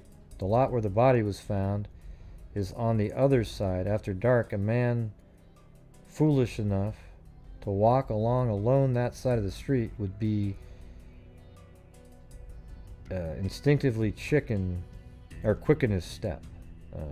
Against the wall of an old building, side by side and facing a lot, are two huge stone lions squatting on stone blocks, the kind seen flanking the entrances to libraries and museums. Let's see, what do we got here? They have the address in here. Let me see where you live. 2138 Davenport. Let's see, 2138 Davenport Avenue, Cleveland. So right there.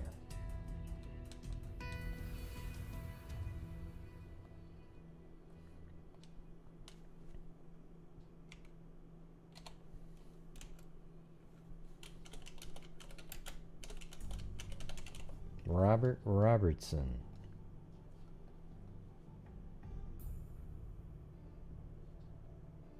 Yeah, I mean, look at it. Just sort of blends right in, right? Looks like it's all part of the same deal, right? Yeah, these two here in the junkyard over there. And then, 12 years later, there's a body right there. Same MO and everything. Who knows if it's the same. Was it a copycat, or did he come back to the area later and just do the one? Or was he just there the whole time and the letter was a ruse? Who knows?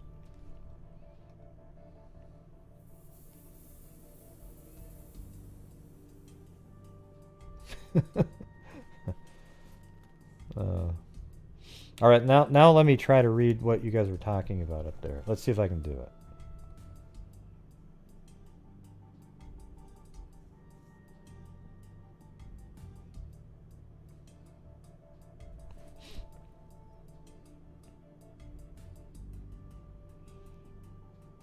Okay. Let's see.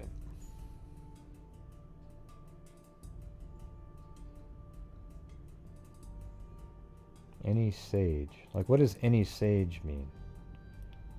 That's the part I don't get.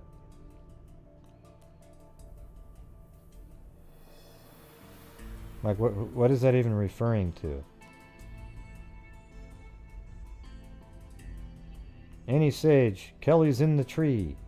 Kelly's in the tree? I'm related to Rufus, B. Sage, Yellowstone Kelly, and a few others. But who was talking about any of that stuff? It's so bizarre to go up and try to read any of that stuff. There was no rhyme or reason for any of it. Nobody mentioned anything about a sage prior. Oh, man. That's unreal. It's unreal. I just read 25, 30 comments in a row and saw no relevance to a couple of those sentences. But obviously, it must be girl code because other people seem to understand it. I, on the other hand, did not. It must be those little nuances.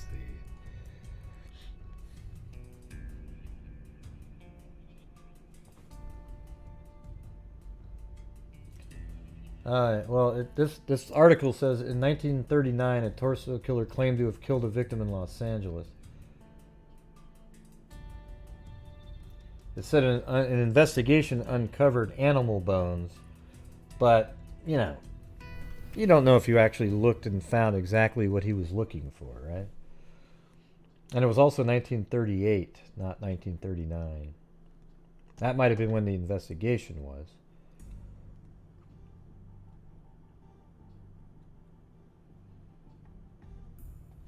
Let's see what it says here on Wikipedia.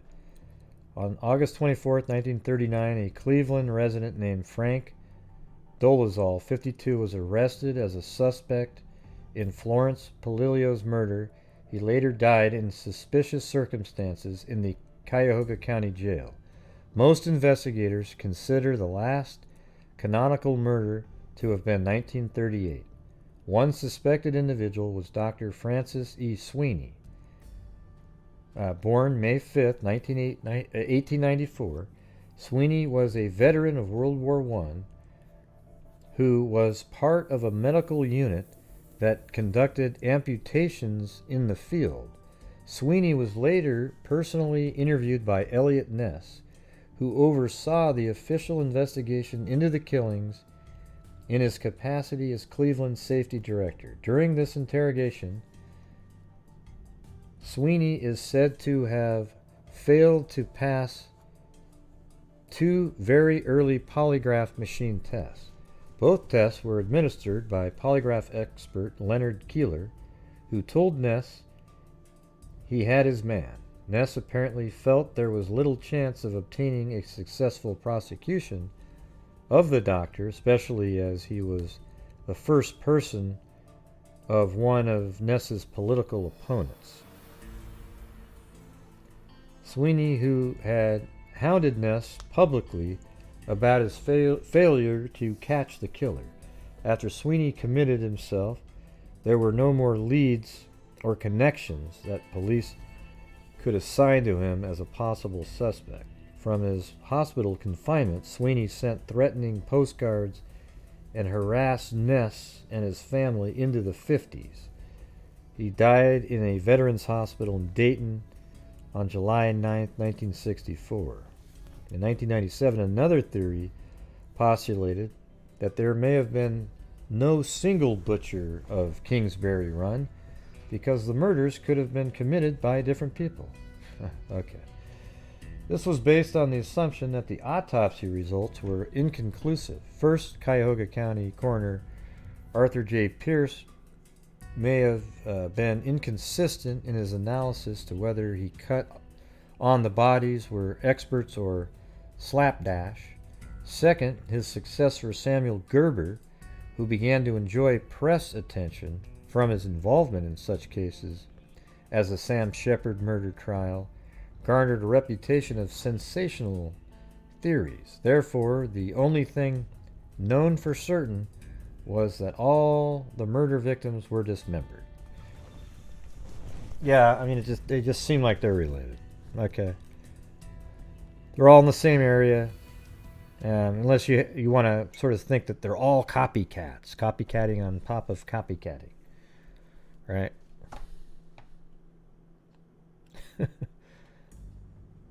What are the... Hey, Lee D, what is that? Is that an ear? What is that thing there? Is that a pork chop?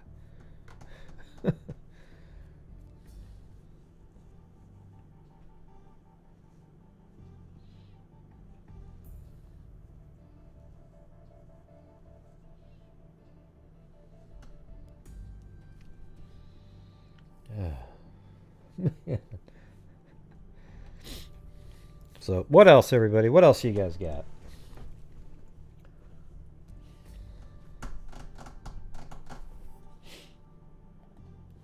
Well, this was something that a missing person. Boulder police say they are asking for public's help keeping an eye out for a 35-year-old woman who has been missing since December 9th, 2020. The Boulder Police Department said Kelsey Lee Taylor was last seen leaving a Barnes & Noble on December 9th. According to their investigation, police determined that on December 11th, she sent a text message to a friend asking him to pick her up. So she sent a text message to a friend asking him to pick her up. When her friend responded later that morning, Taylor did not respond. Taylor's significant other tried calling her over the next few days, but couldn't get in contact with her, police said. Investigators determined that she had a hotel room reserved for later in December, but she never arrived. She also missed a court hearing in January and didn't appear for a virtual child custody hearing. So that, the child custody hearing that she didn't show up to is concerning. But here's the thing is that she had a hotel room reserved for later in December, but she never arrived. She also missed a court hearing in January and didn't appear for a virtual child custody hearing in February, police said, which was unusual for her.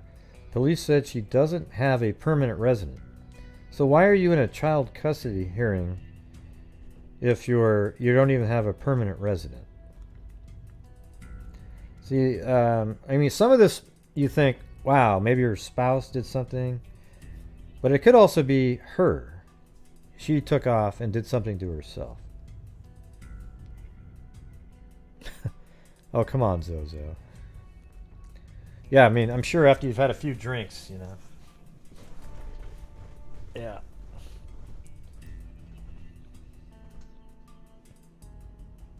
Oh, is that what that is? Okay. Ears with hearing aids. Police said she doesn't have a permanent residence.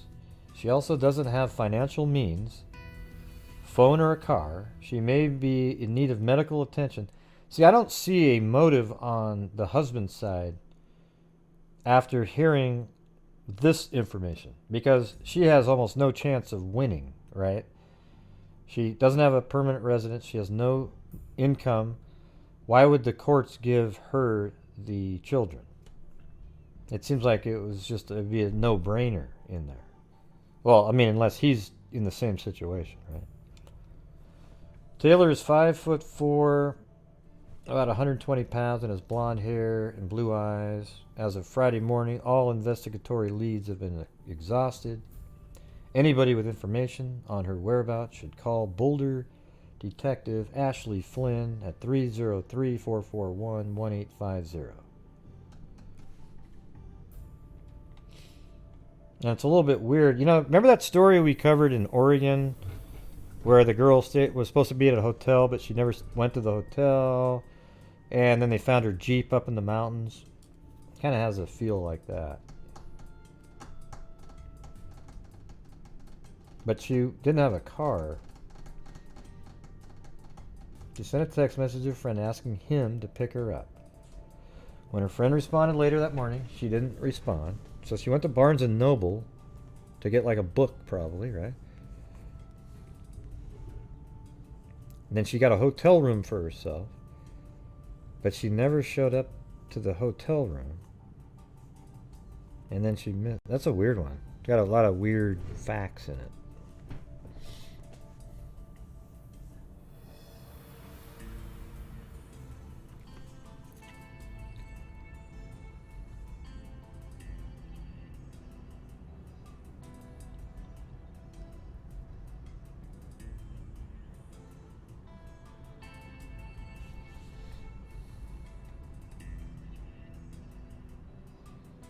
According to the police determined that on December 11th, she sent a text message, so she has a phone, to a friend asking him to pick her up.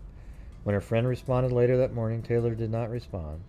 Taylor's significant other tried calling her over the next few days, but couldn't get in contact with her. Investigators determined that she had a motel reserved for later in December, but she never arrived. Police said she doesn't have a permanent residence. She also doesn't have financial means, phone, or a car. Maybe she just has like a one of those burner phones that you can just use. I don't know. Yeah, I mean, that is kind of contradictory right there, but how is she texting somebody? Using somebody else's phone to send a text? Maybe. Just anybody?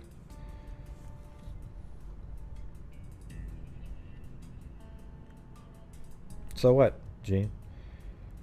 Hey everybody, Barnes & Noble has books. Hey everybody, Barnes & Noble has cashiers that work there. So when you buy something, they'll check it out for you. You know, sometimes they even have ladders down some aisles because the books are up high. Yeah. Let's see. Maybe she did hurt herself. Then sounds like a situation that would be. Yeah, that's what I was thinking. I'm more thinking that she did something to herself. I mean, it's interesting that she was at Barnes and Noble's on a day she's going to kill herself. Maybe she went to find a book she could read and.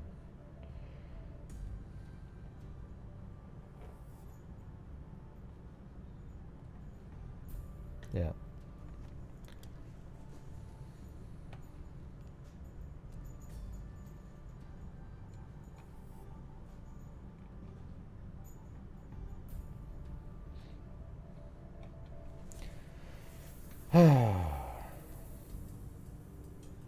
I don't know, Gene. How do we have an answer for that? She wanted to go to Barnes & Noble's. Why would she step out the door with her left foot and not her right foot? I've always wondered that. You know, when she exited the Barnes & Noble's on the surveillance camera, you see her step with her left foot first. If we could figure out why she stepped with that left foot, we might actually be able to solve this case. But man, it's really dumbfounding me.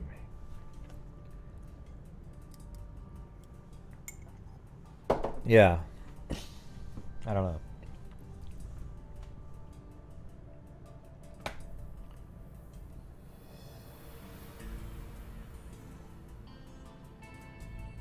Buckle Bunny. You've been here before, Buckle Bunny, haven't you? You're a snowflake? Is that what you're saying? You're a snowflake from Colorado? All right, I'll try to be nice. I don't want to get you to cry or anything. Yeah, or maybe she wanted reading a book, something she maybe wanted to read as a last sort of thing.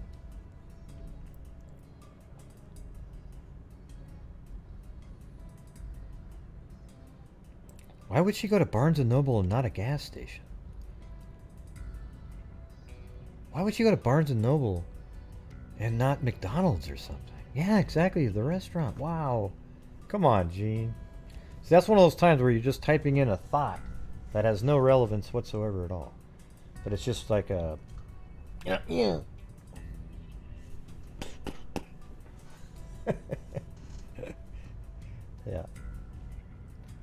People go sit in the stores.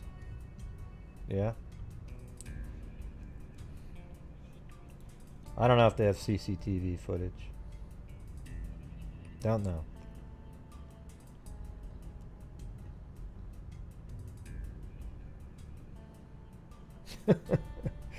Oh yeah? It's kind of a late snow, isn't it? We had really pretty good snow here in way later than normal this year. In February.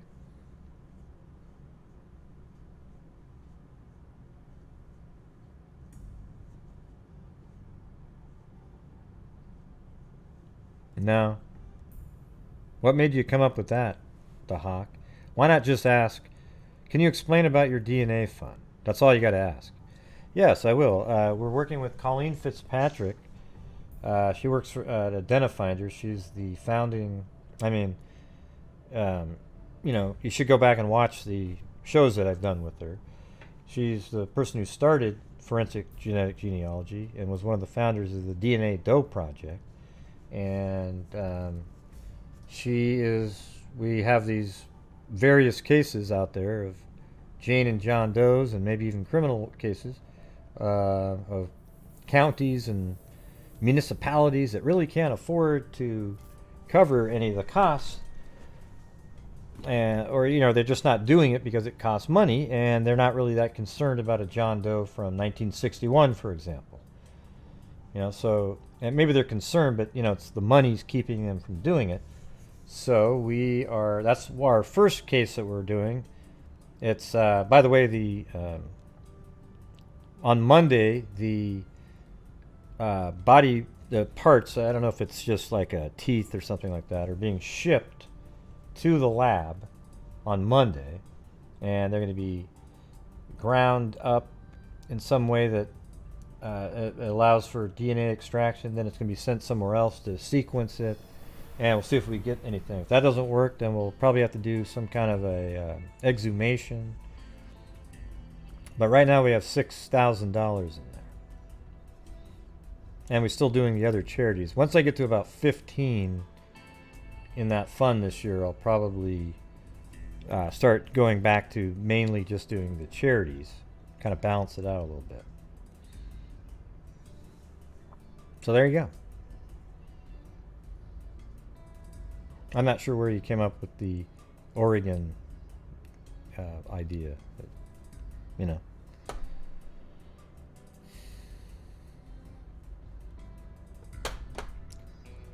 So there's the answer. Oh, and by the way, one of the funny things, Susanna and Jean, you'll probably, or maybe not Jean, but you'll probably think it was funny, was that I sent her my Fitzpatrick's, and she said something like, oh, I know, I've talked to one of those people, because she gets a hold of all the Fitzpatricks. And I said, so are we related? And she goes, I'm related to nobody. And then I said, wow, you just came out of nowhere. And I said, then at the very last word, I said, aliens? With a question mark on it. And then she wrote back, that seems to be the prevailing thought. She's hilarious.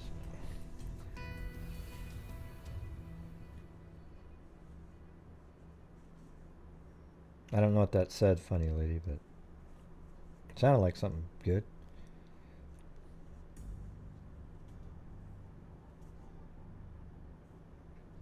I wish I wasn't skint. Never heard that before.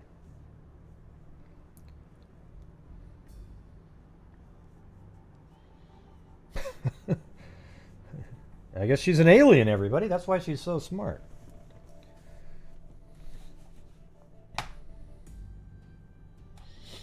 All right, everybody. Well, that's going to be it for me. We're up to 4 hours and 13 minutes now. That was the part 2.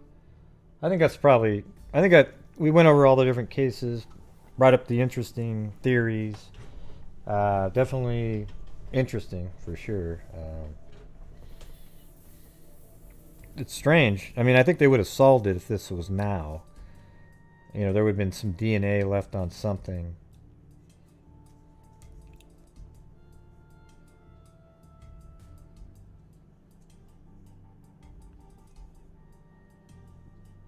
I don't think you should be, Gene.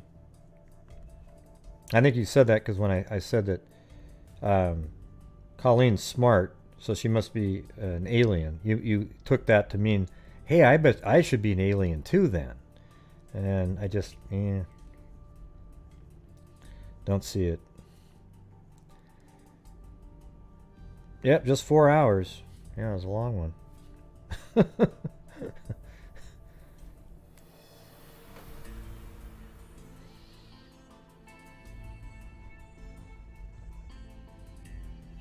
Yeah. All right. Well, good stuff, everybody. Make sure that you maintain your social distancing, wear a mask, and maintain your social distancing. Gene Fish, the encyclopedia, and part-time alien. Maybe we should say that, try to do the Gene Fish, the human encyclopedia, and part-time alien will try to find. Hey, when is Mother's Day? Man, I don't want to miss that. When is it? It's in May. What are you talking about? Man, you got me nervous there for a minute.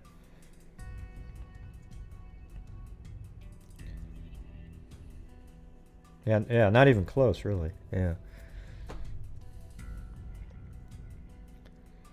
Let's see. We've got the. Yeah. Anytime you do the you bolster yourself up, Gene, I gotta make your head shrink a little bit because you do it a lot. Little kind of passively complimenting yourself. It's hilarious.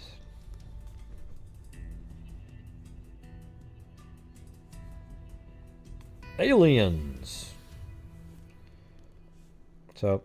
What I'm going to do, Gene, is I'm going to send you a bottle of grease, and you can squirt it on your head so you can fit through the doorways, all right?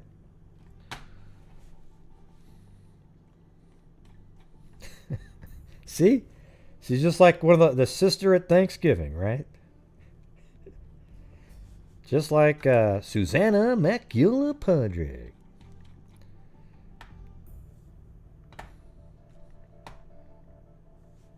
Yeah, well, it's not Mother's Day over here, funny lady, so, yeah. Man, you'd think they'd have it on in all the places. Mother's Day should be the same day in every country, wouldn't you think? Because then it's not really Mother's Day. It's Mother's United States Day. Or United States Mother's Day.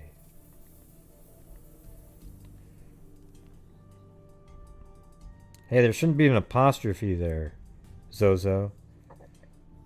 You're the spell check queen. You shouldn't have had an apostrophe there.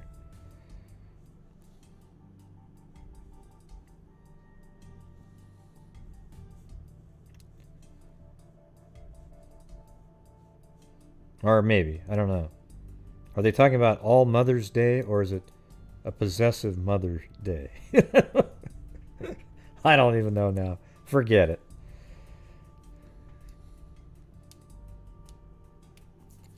Is it like plural? A whole bunch of Mother's Day? Yeah.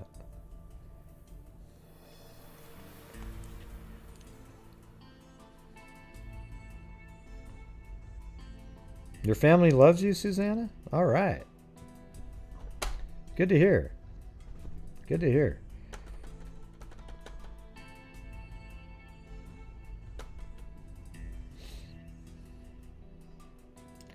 That's going to be Gene Fish, the Human Encyclopedia. That doesn't really rhyme.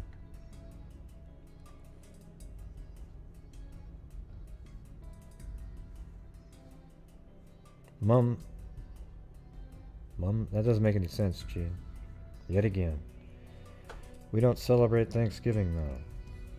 Well, yeah, because that didn't happen over there, right?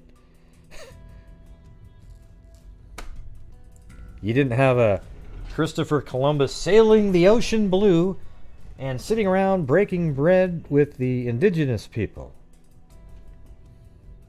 Right? You didn't have that over there.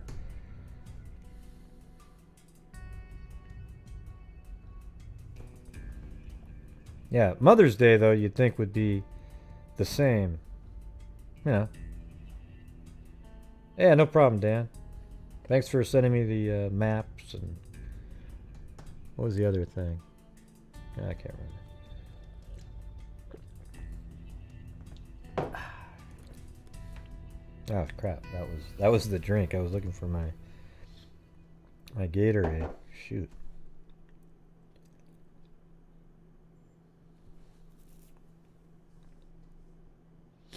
Hey, William. But anyways, all right, everybody. That is it for the show. Thank you very much. Let me see how far back my viewer activity. I think that goes to the beginning. Awesome.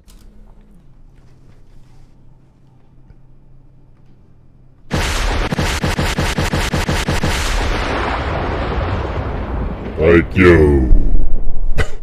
Thank you, Claudia Neubauer, Kyron, Cuckoo Bananas, Trisha Rasmussen, Jessica Schubach, Jody Williams, Mary Poppins, Jay Case, Kevin Brown, Cuckoo Bananas, Claudia Neubauer, Lee D, Carolina T, Kevin Brown, Gene Fish, classical guitarist, Billy Boy Blue, he needed the money.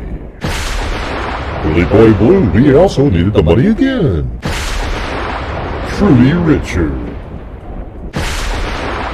Sarah Beth Coolagras, Paulette Leonard, Dan Carr, Kimberly Sheets, Kimberly Sheets, Molly Gator, Billy Boy Blue, Susanna MacGilla Podrick, Sarah Smile, Susie Heath, Wally Gator with a cat eye donation, Sarita,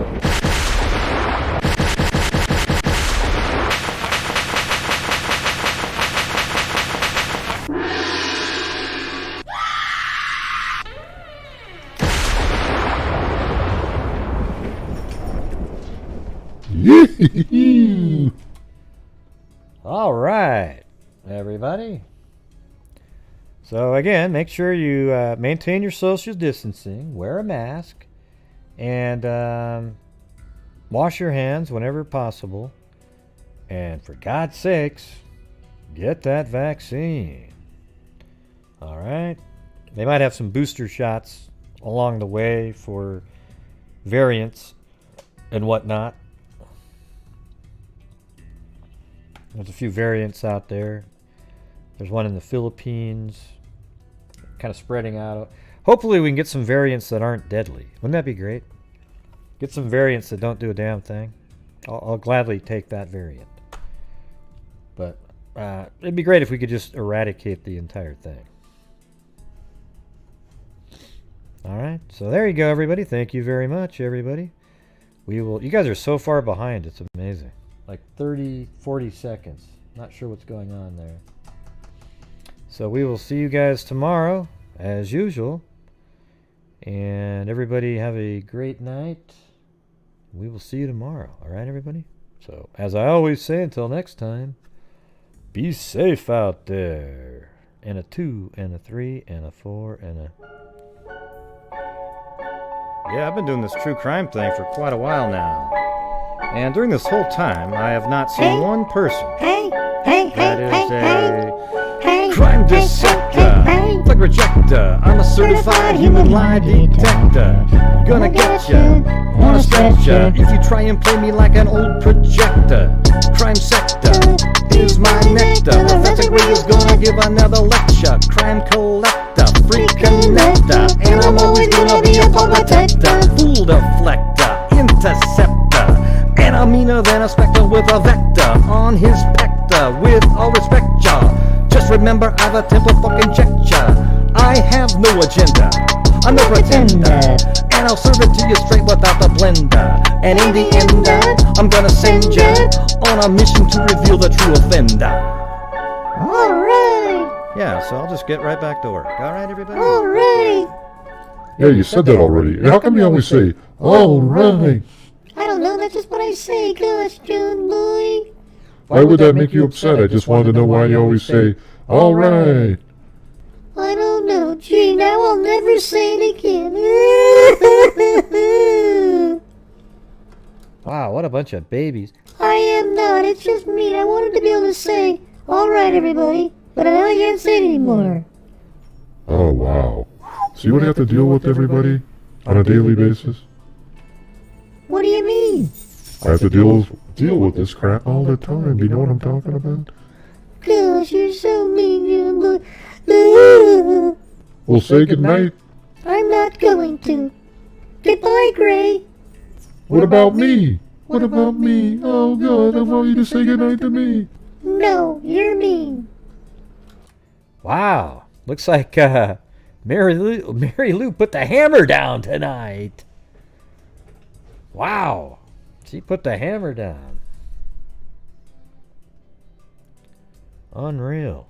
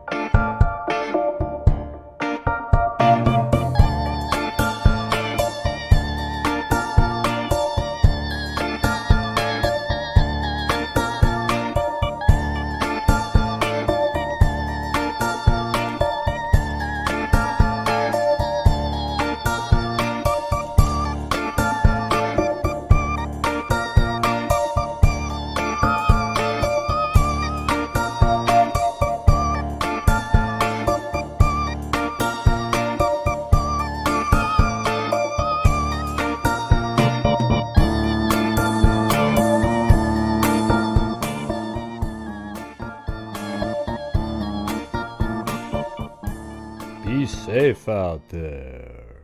I gotta go to bed. Be safe out there.